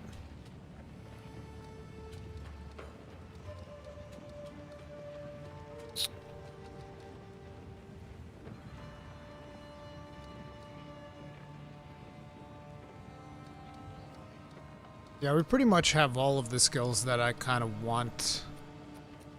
Since there's nothing to break armor there. So I might as well go Rage, to be honest. So we're going Rage and Lust, together with Timmy, doing Overpower and Lacerate. What do I have? Brutality?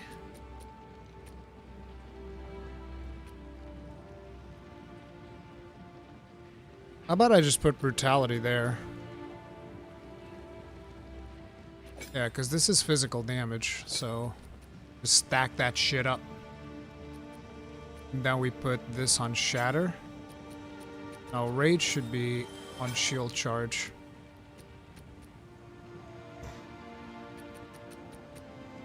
Okay, this'll do.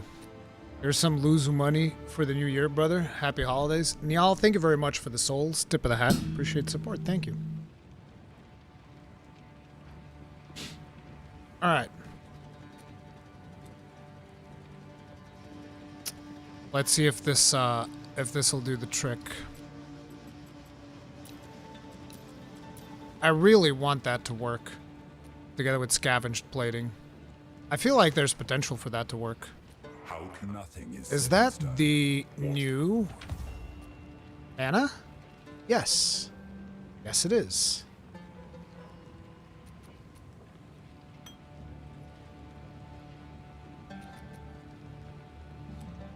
Okay.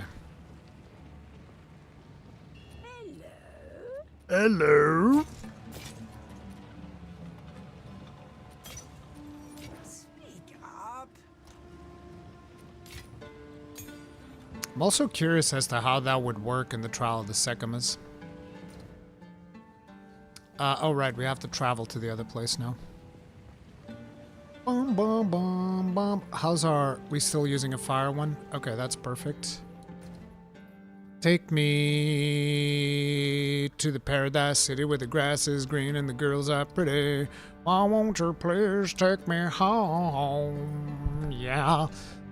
I want to sit under that boss and just fuck him up with my shield. That'd be hilarious. This valley was not carved by the hands of men. Cower!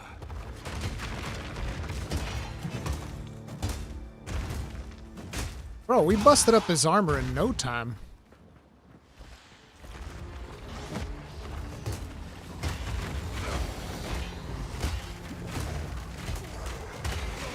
Whoa!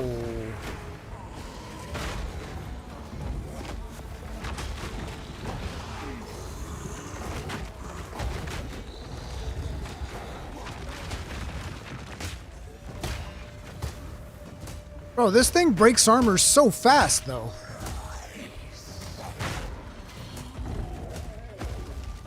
This thing breaks armor so fast.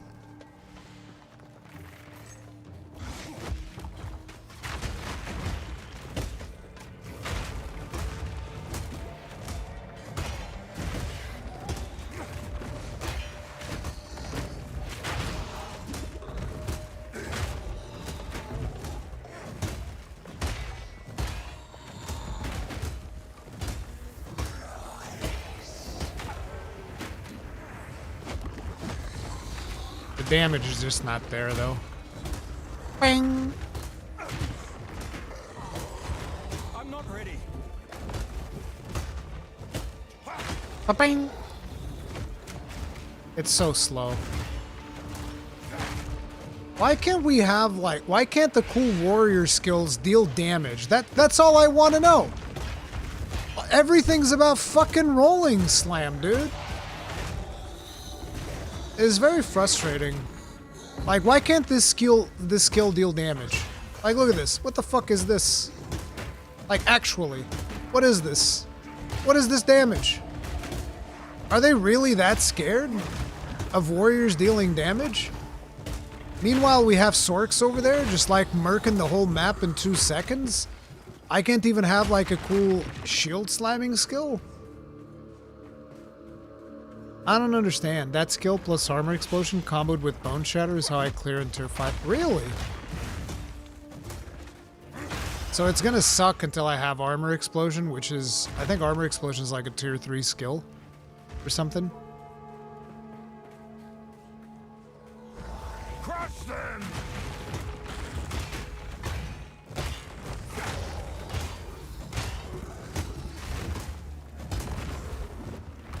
What the fuck? See the damage that guy just did to me?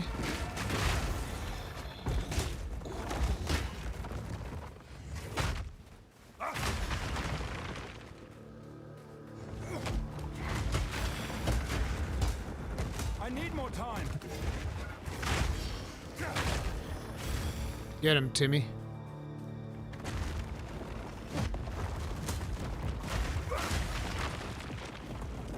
I need more time.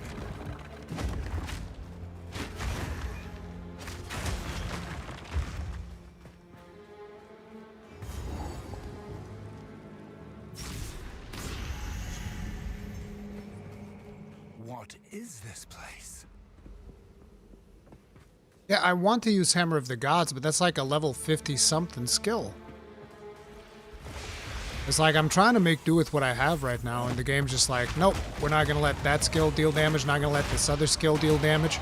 It's just like, why don't you just use Rolling Slam, huh? How about, or how about an auto attack? Would you like to use an auto attack? It's like, no. Auto attack doesn't sound fun.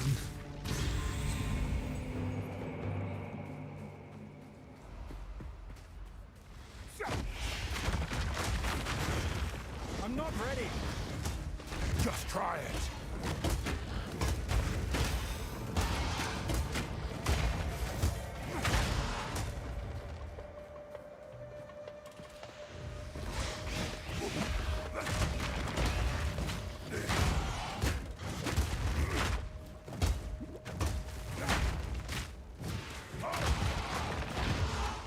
I don't know, I just feel like, as per usual, when it comes to shield characters, the shield is mostly an afterthought.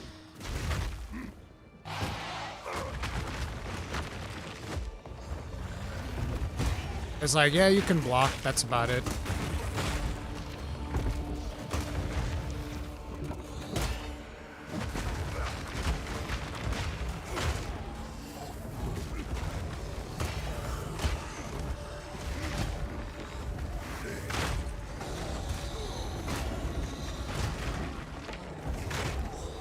Crush them!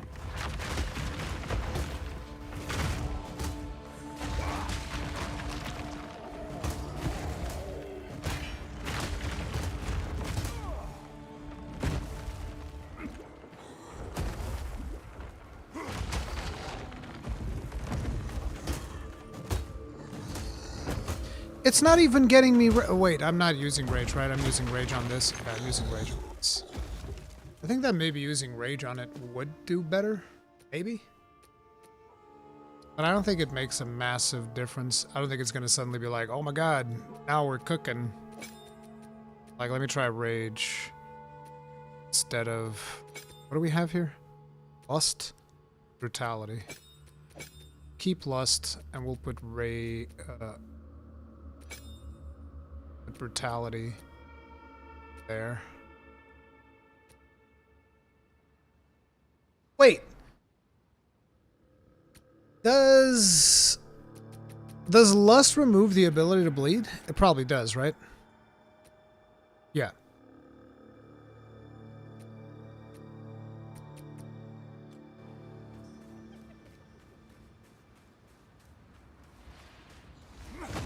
Fear will best you. Yeah, we're stacking rage like crazy here. Okay, this is also getting fucking crazy. Because that dude's bleeding my asshole.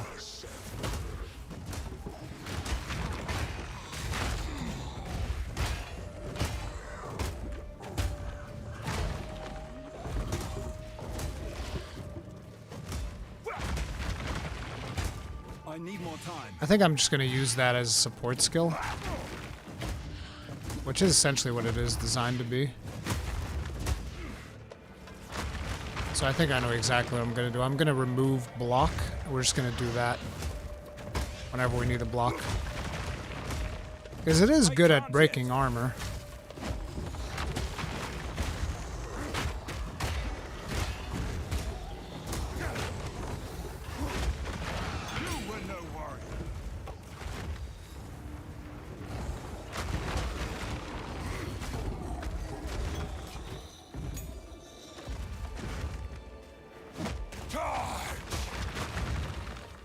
So let's actually do that.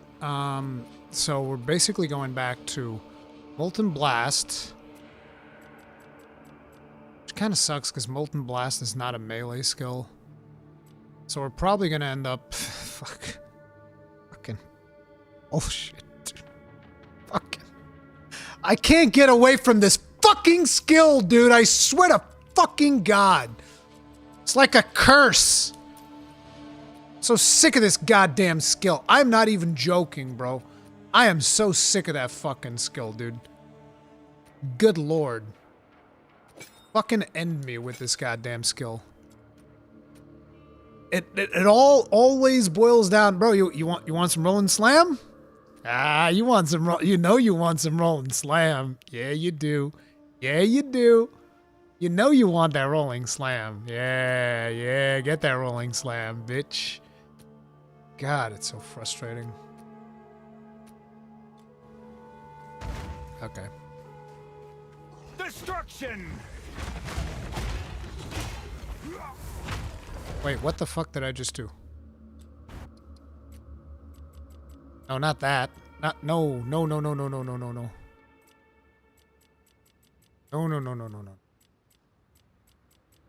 This. Yeah.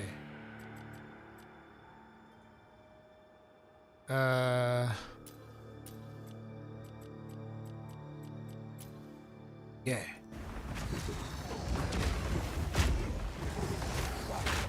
Bro, what in the fuck is going on here? I don't like whatever the fuck's going on here. I can't identify these goddamn necromancers.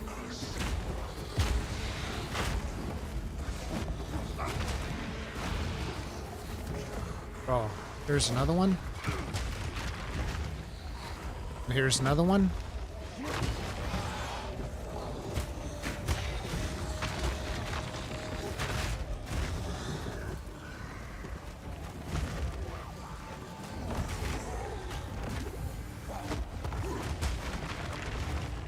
Dude!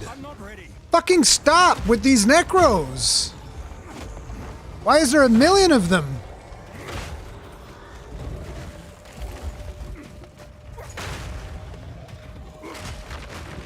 Jesus. You see the amount of necros there was in this pack? That's crazy.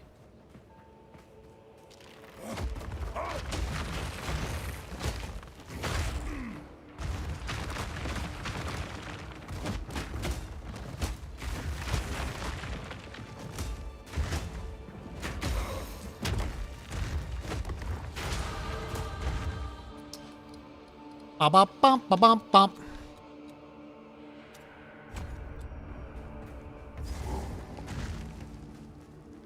Ba-da-bump-da-bow.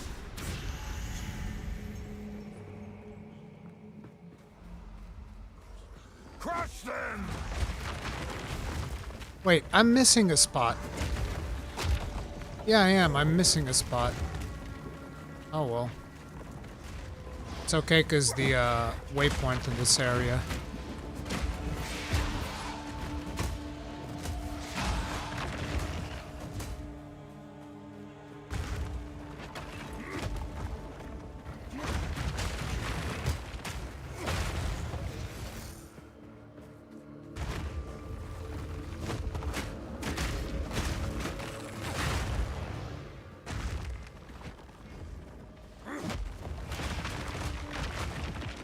I don't know what that was. That was some crazy targeting. That was some shenanigans.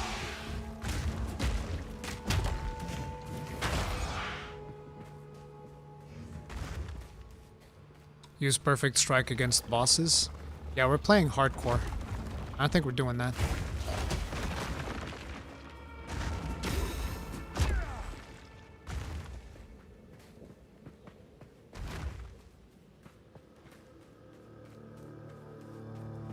Waypointo. Perfect. So we should have opened up everything though, right? So now I just gotta find that because there's a checkpoint there, checkpoint there, checkpoint there, so I used up all three. Oh, and here it is, the clasp thing. Perfect. How very convenient.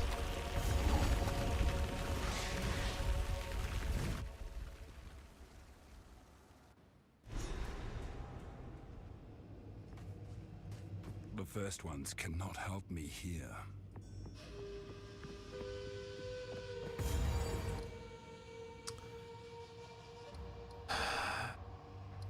Yeah, I should have gone somewhere else before I come here, and I forget where that somewhere else is. It's Keth. Yeah, I gotta go do Keth.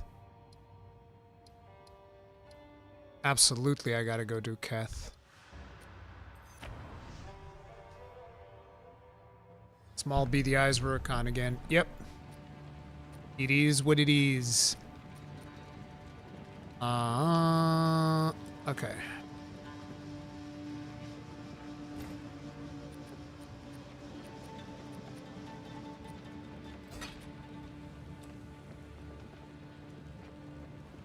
How can I advise you?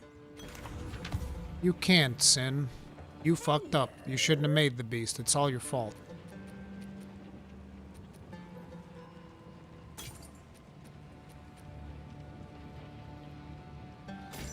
Speak up. Speak up.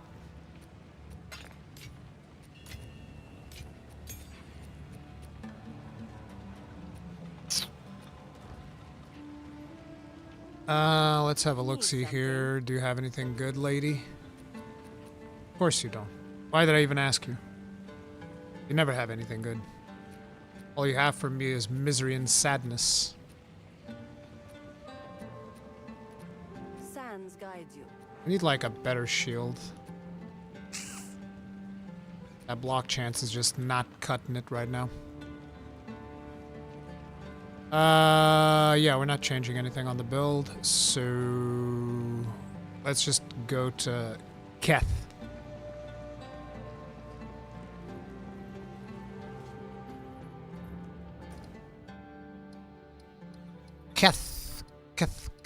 Cathar. It's because it's all the way like fucking where is it? Oh, it's here.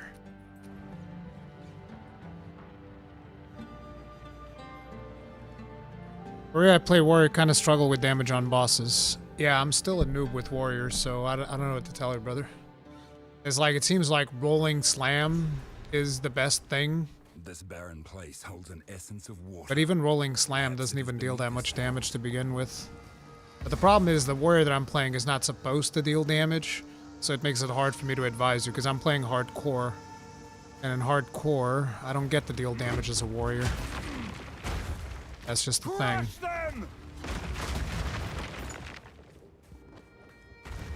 I really want some cooldown reduction for that skill, dude. dude.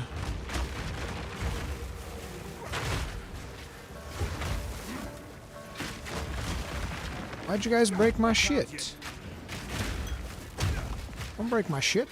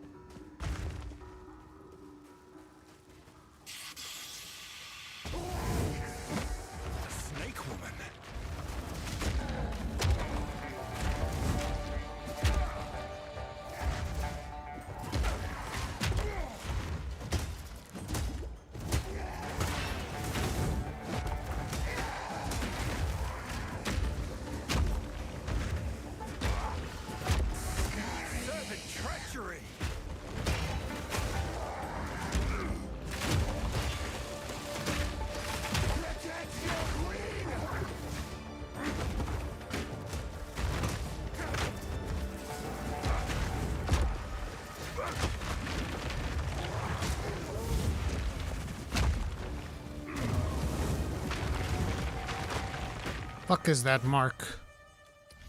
Fuck is this? Lowered armor. I can't yet.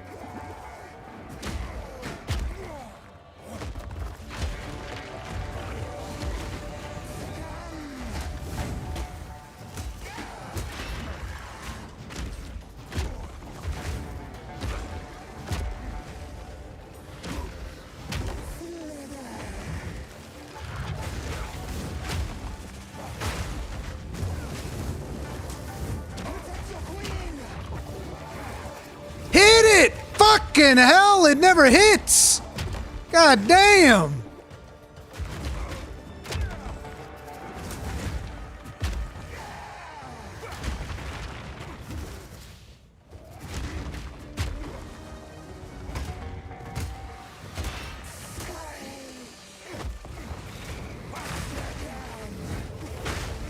I'm not ready.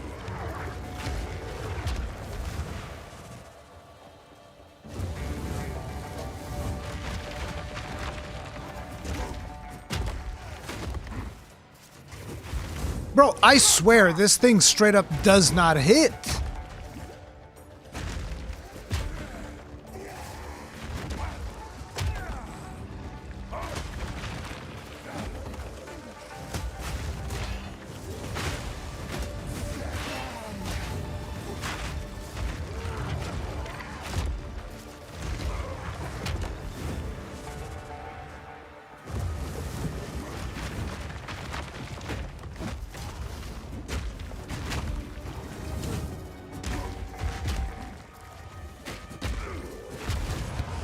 Get fucked!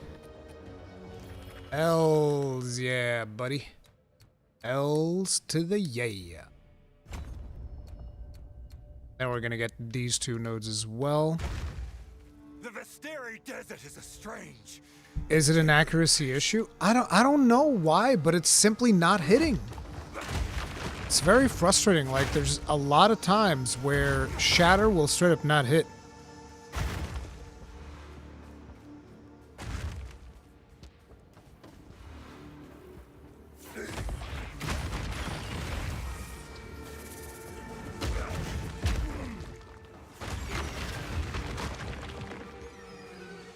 How's it going? Stay alive with the warrior from earlier? Yeah, buddy. Why does everybody assume that I'm gonna die? Like, what the fuck? Yeah, there's also supposed to be some type of event here, I would imagine, that is not done yet. It's accuracy, get resolute technique, never miss again. Yeah, I thought about that. We might have to with how often we end up missing, but I kind of don't want to rely too much on... Well, actually, Shatter I do need. Shatter I definitely need. My whole build is around getting Shatter, so we're going to need accuracy on Shatter at least. Nice. Oh, hello. Don't put cold damage on me.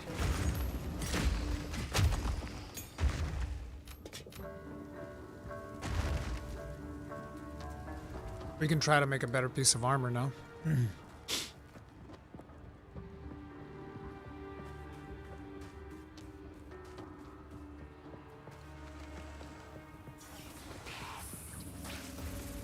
Crush them!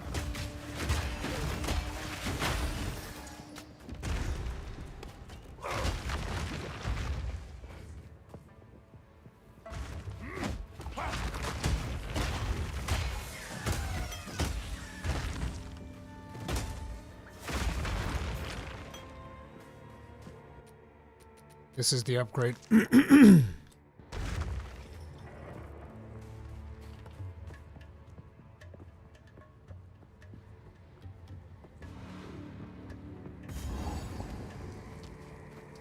Lost City. I don't know if there's anything else up there. How could the Marrakech abandon something like... Let's take a look. Is there anything else up there?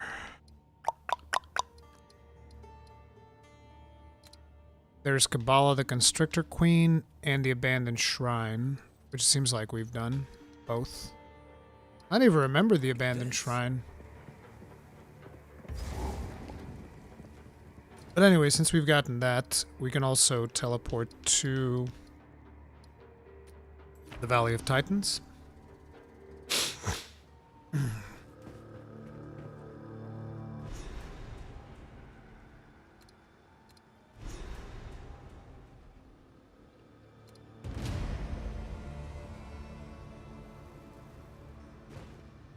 Actually,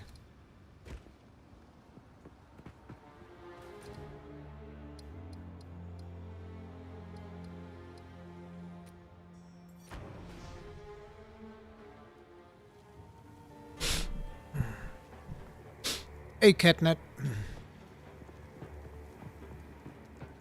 I know you can see, but maybe get fake glasses now. It's like when you get used to seeing somebody with glasses, you see them without it. It completely throws you off. Interestingly enough, the opposite effect is not as jarring for some reason.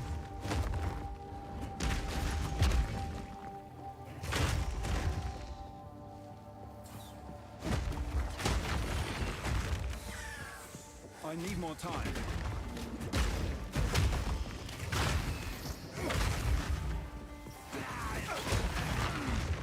Bro, that's crazy. Don't do that. That is wild, my guy.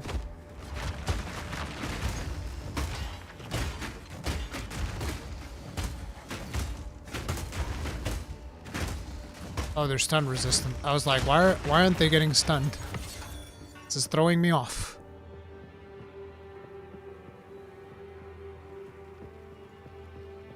They nerfed the beetle farm, right? You can't do it anymore?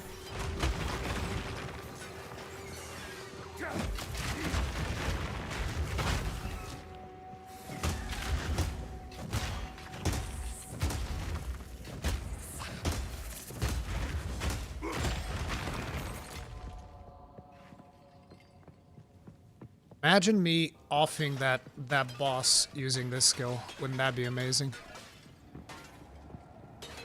I've nowhere to keep that. I've nowhere to keep that. Do I want to make another one of those? Could risk it.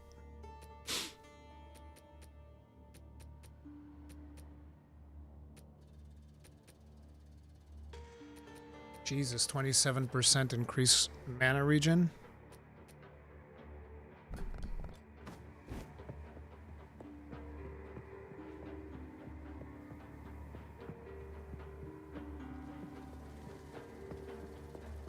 Using contact lenses, giving my eyes a rest from the glasses. I don't actually need glasses anymore because the monitor I'm using now is closer to my face. So I don't really need glasses anymore. I might just get glasses for the astigmatism rather than just a prescription. So, yeah.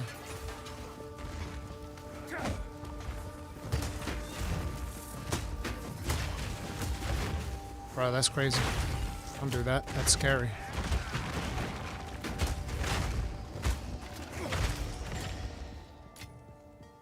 My satchel is full. Bung.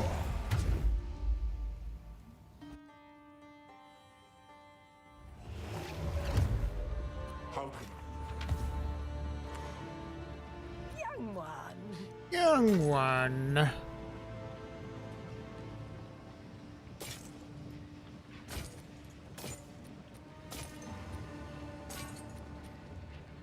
I should also start using that thing instead, which kind of sucks. Even though it is better, it will not have the charge thing. Young one. Which friggin' sucks. What do we get here? +1 level of all spell skills. Too bad I'm not a friggin' melee fighter. I will tell you a tale. Oh, I think that's better than this one. Let's try enchanting both of these. See how that works out for us.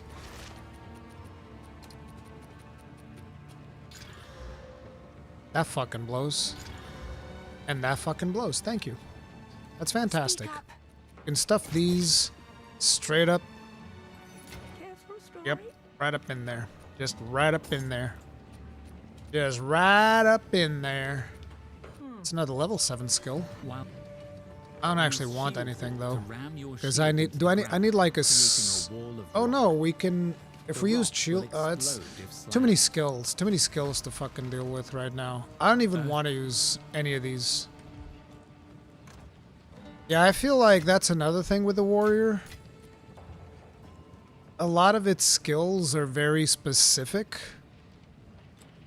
And for the build that I'm doing, I just feel like a lot of the skills are not good, which kind of sucks. I feel like it's missing cool skills for me to play around with. Gruesome creature.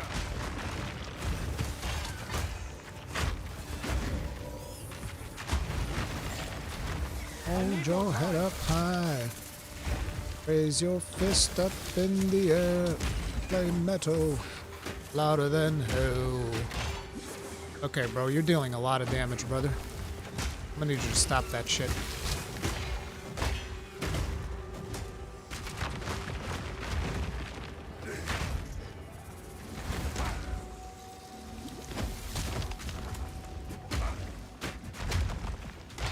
Our cold damage is miserable. Oh, this guy also breaks armor. That's what's going on. I'm gonna need you to stop that shit. Okay, just stop breaking armor. Okay? There you go. That's what you get for your armor breaking ass.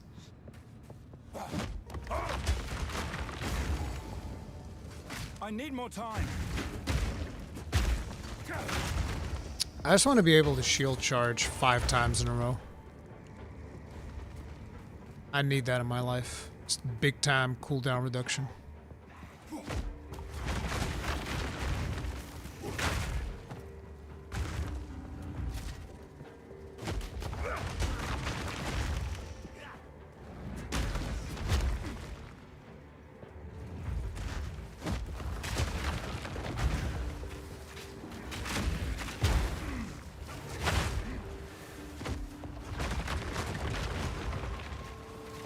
Face me!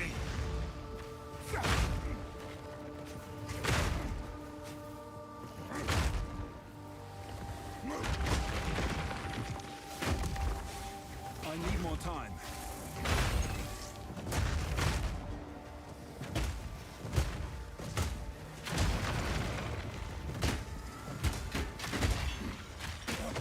Whoa! Whoa! I want off this ride!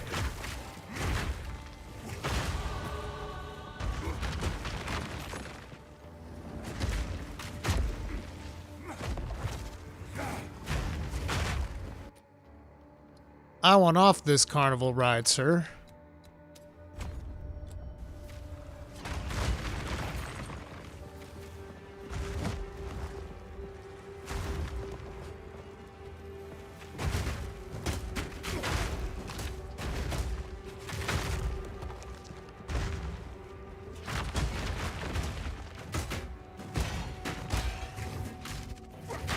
Yeah, we're missing a lot. We need like a big accuracy node. Like, I need to find a fucking accuracy node, dude. It's really getting that bad. It's getting so bad, we need an accuracy node. Like a big chungus accuracy node. Do I not know how to type accuracy? That's how I type accuracy, right? Oh, there. Oh my god. Are you fucking kidding me? Wait. There's not a single accuracy. Oh, here we go. 30% increased accuracy rating at close range. Fuck me. Could that be any further away? And how about this one? 10% accuracy rating? Oh my god, these are so far away. I don't want any of this shit. Like, I'm gonna have to go all the way here to pick this up? Oh my god. Nah, fuck it, I'm getting the other one. Where's the other one? It's like here. Resolute technique. Yeah, I'm getting that. We're so far away from it, though.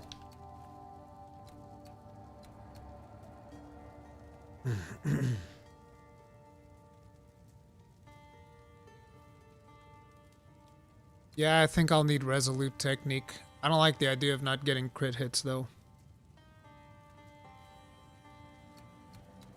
But we're getting dicked right now. It's either that or get this one. But the thing is, this is 30% increased accuracy rating. So you need to have accuracy. Right?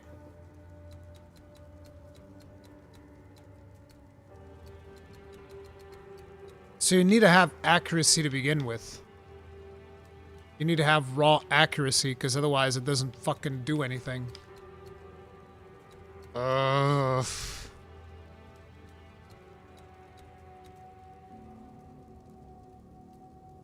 You won't need them? I won't need what? Crit? I need more time. I don't know, dude. This build's looking kind of jank right now. Destruction! Because, like, missing shatters is absolutely miserable. Like, look at that. Miss. And then you finally hit.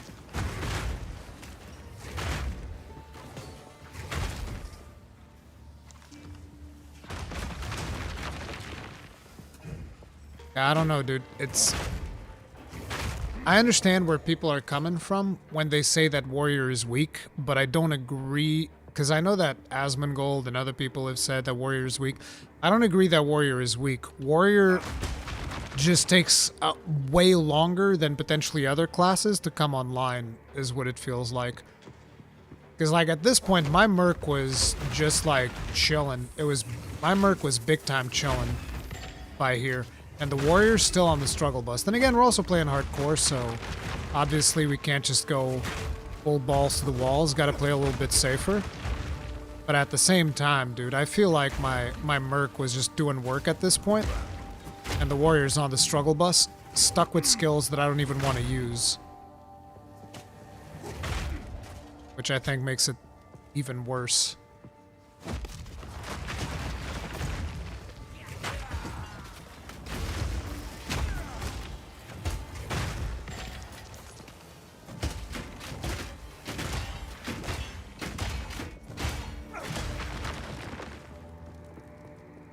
Those things were melting me, by the way.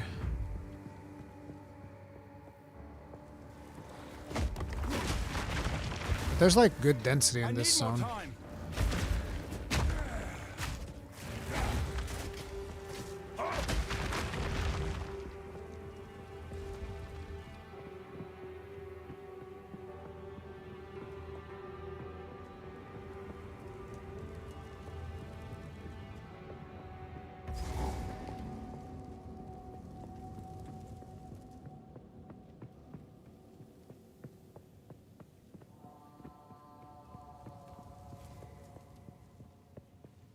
Crush them!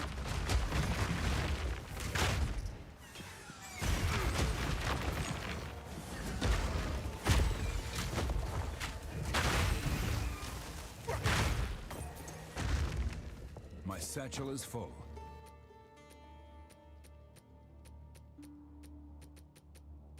Friggin' rip.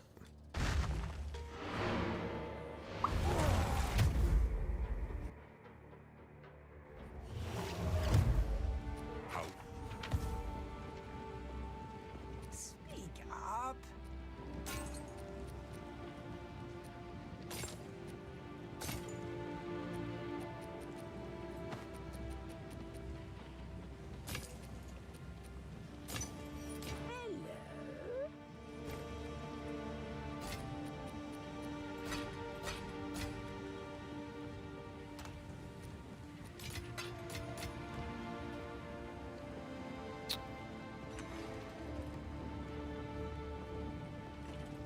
If only I could be so grossly incandescent.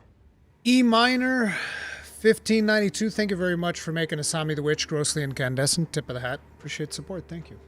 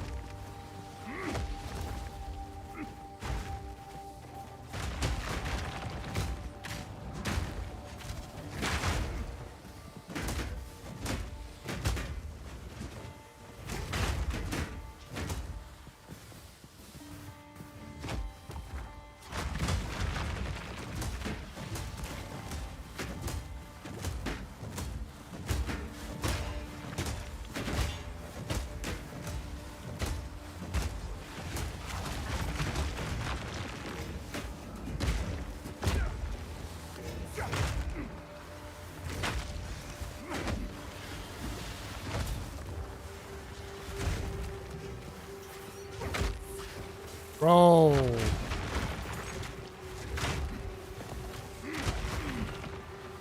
I'm not ready.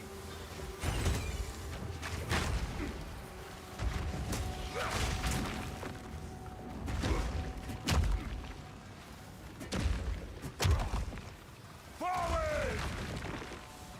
I need more time.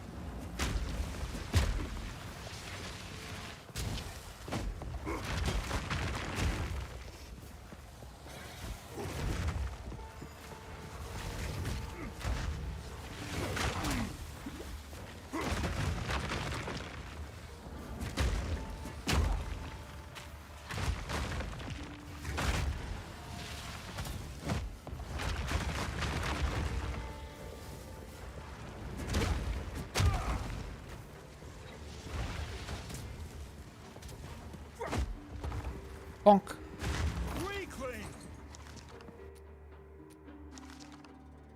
Ooh, big armor. Do I want that over life recovery from flasks? Maybe. I will try that.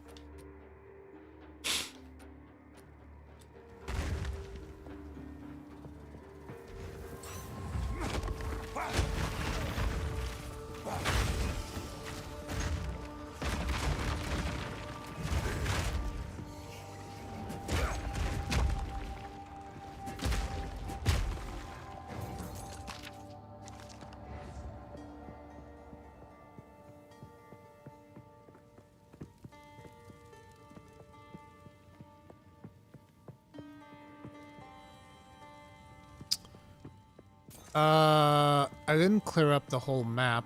I forget if there's actually anything in here. But I kind of want to clear up the whole map. I need a farm anyway.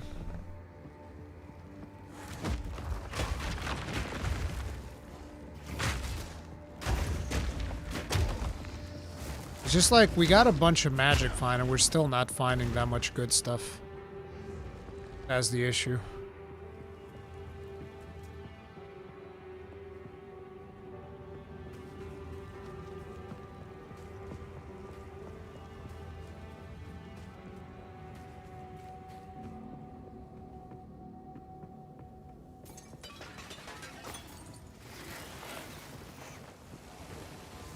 These are what did Zizran in.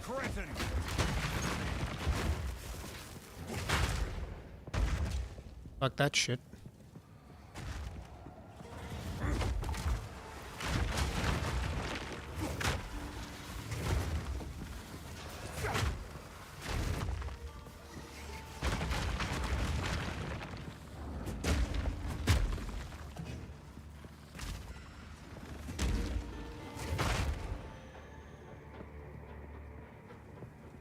Oh crap, did I not go down? I don't think I did. Oh, there it is. Been looking for you. I can't yet. Is that a beetle? Ah!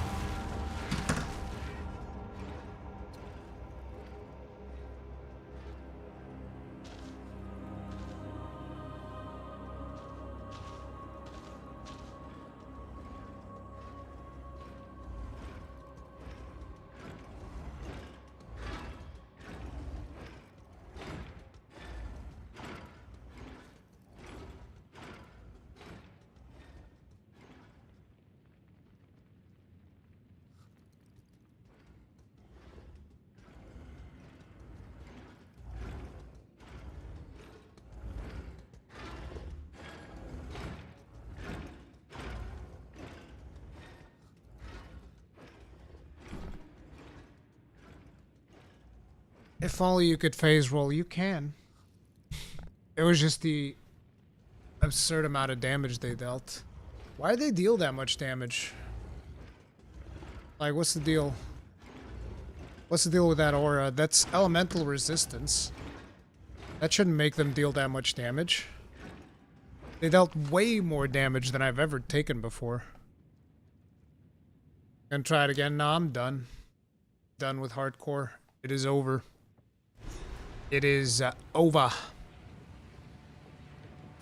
So now we lose a bunch of our shit though, which fucking sucks. So now basically I need to go farm. That's it. That's our life now. That's the end of hardcore holidays. Because now I want to level up this character proper.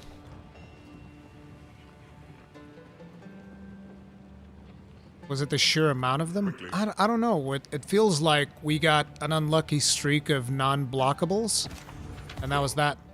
It was way too fast for the amount of defenses that we have. But, yeah. Ripperonis and pepperonis. They got Zizran, and they got meat too.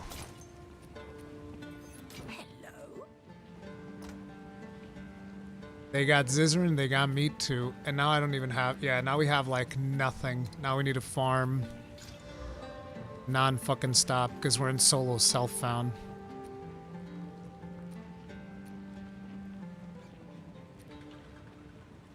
No, that one's actually better. Wait! I don't even have the salvage thing?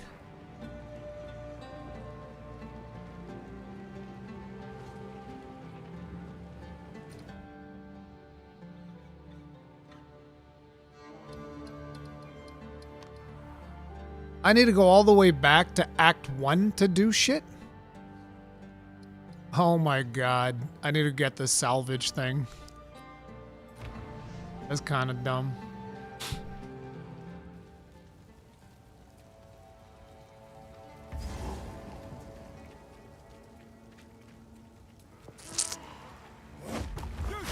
Oh well.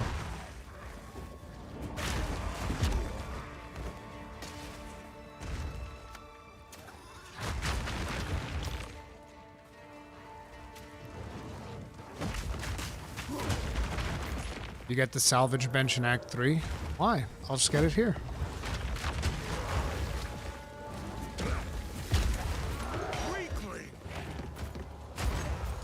I need to farm shit anyway. Because now we have no skill gems, we have nothing.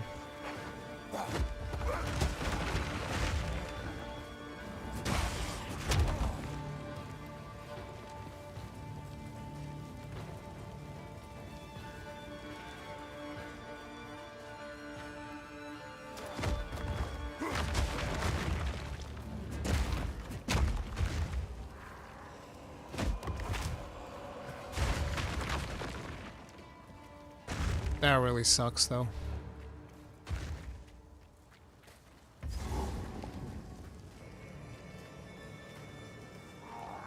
Yep, there it is.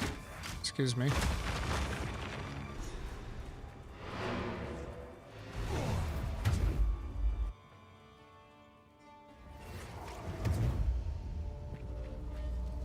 Our tool.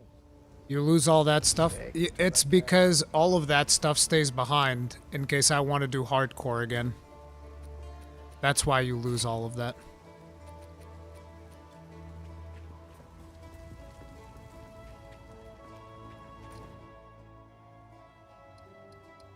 I think everything else we have, right? Yep, everything else is done.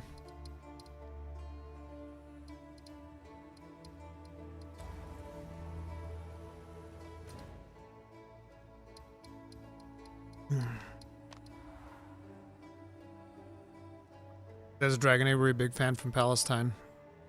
Stay alive. Survive.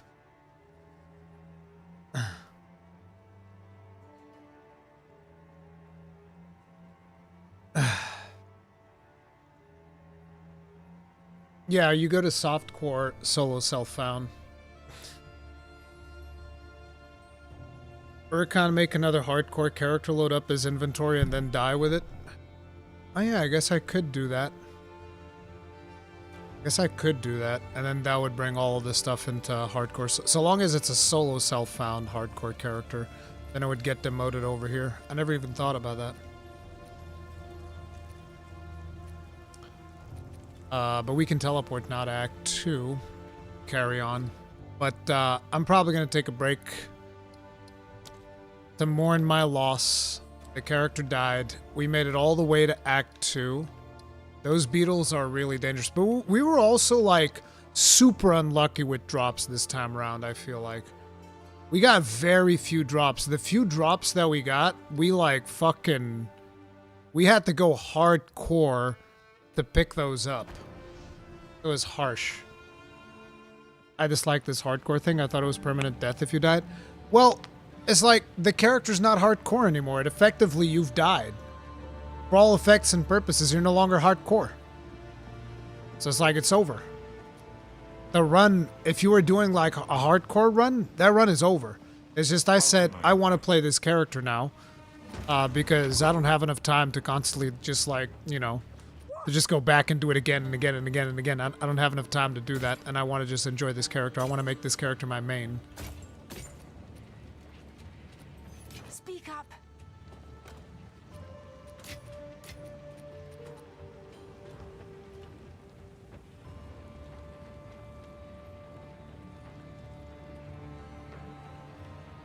Yeah, now I can experiment with impunity.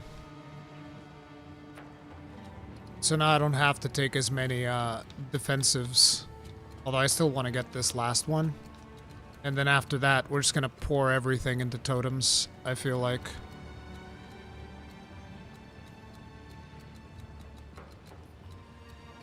We were going to go beef into totems, which is over here. Where's the other jewel socket? There's another jewel socket all the way over here next to Resolute Technique. So that'll probably be the other thing that we'll get afterwards. Oh, so now I can do 2 summoning totems. Aw, man.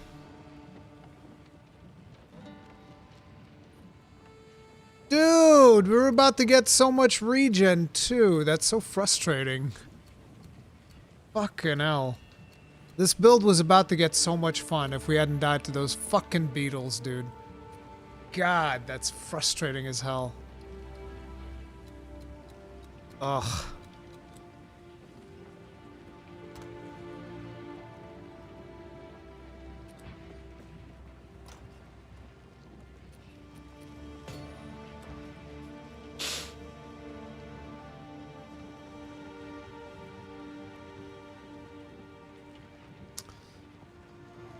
Let me see. Yeah, we're gonna take a break. Guys, I love you.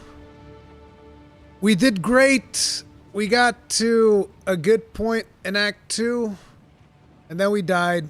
And I think I'm probably done with hardcore for now. I want to just play this warrior in solo self-found and have a blast. So yeah, for now, that's going to be it. I'll see you guys in the next one. If you guys enjoyed the stream, hit the like button, subscribe, bell, notification icon, all that jazz. And, you know, follow on Twitch and all of that. And I'll see you guys in the next one, all right? Stay strong. Stay safe. Peace out.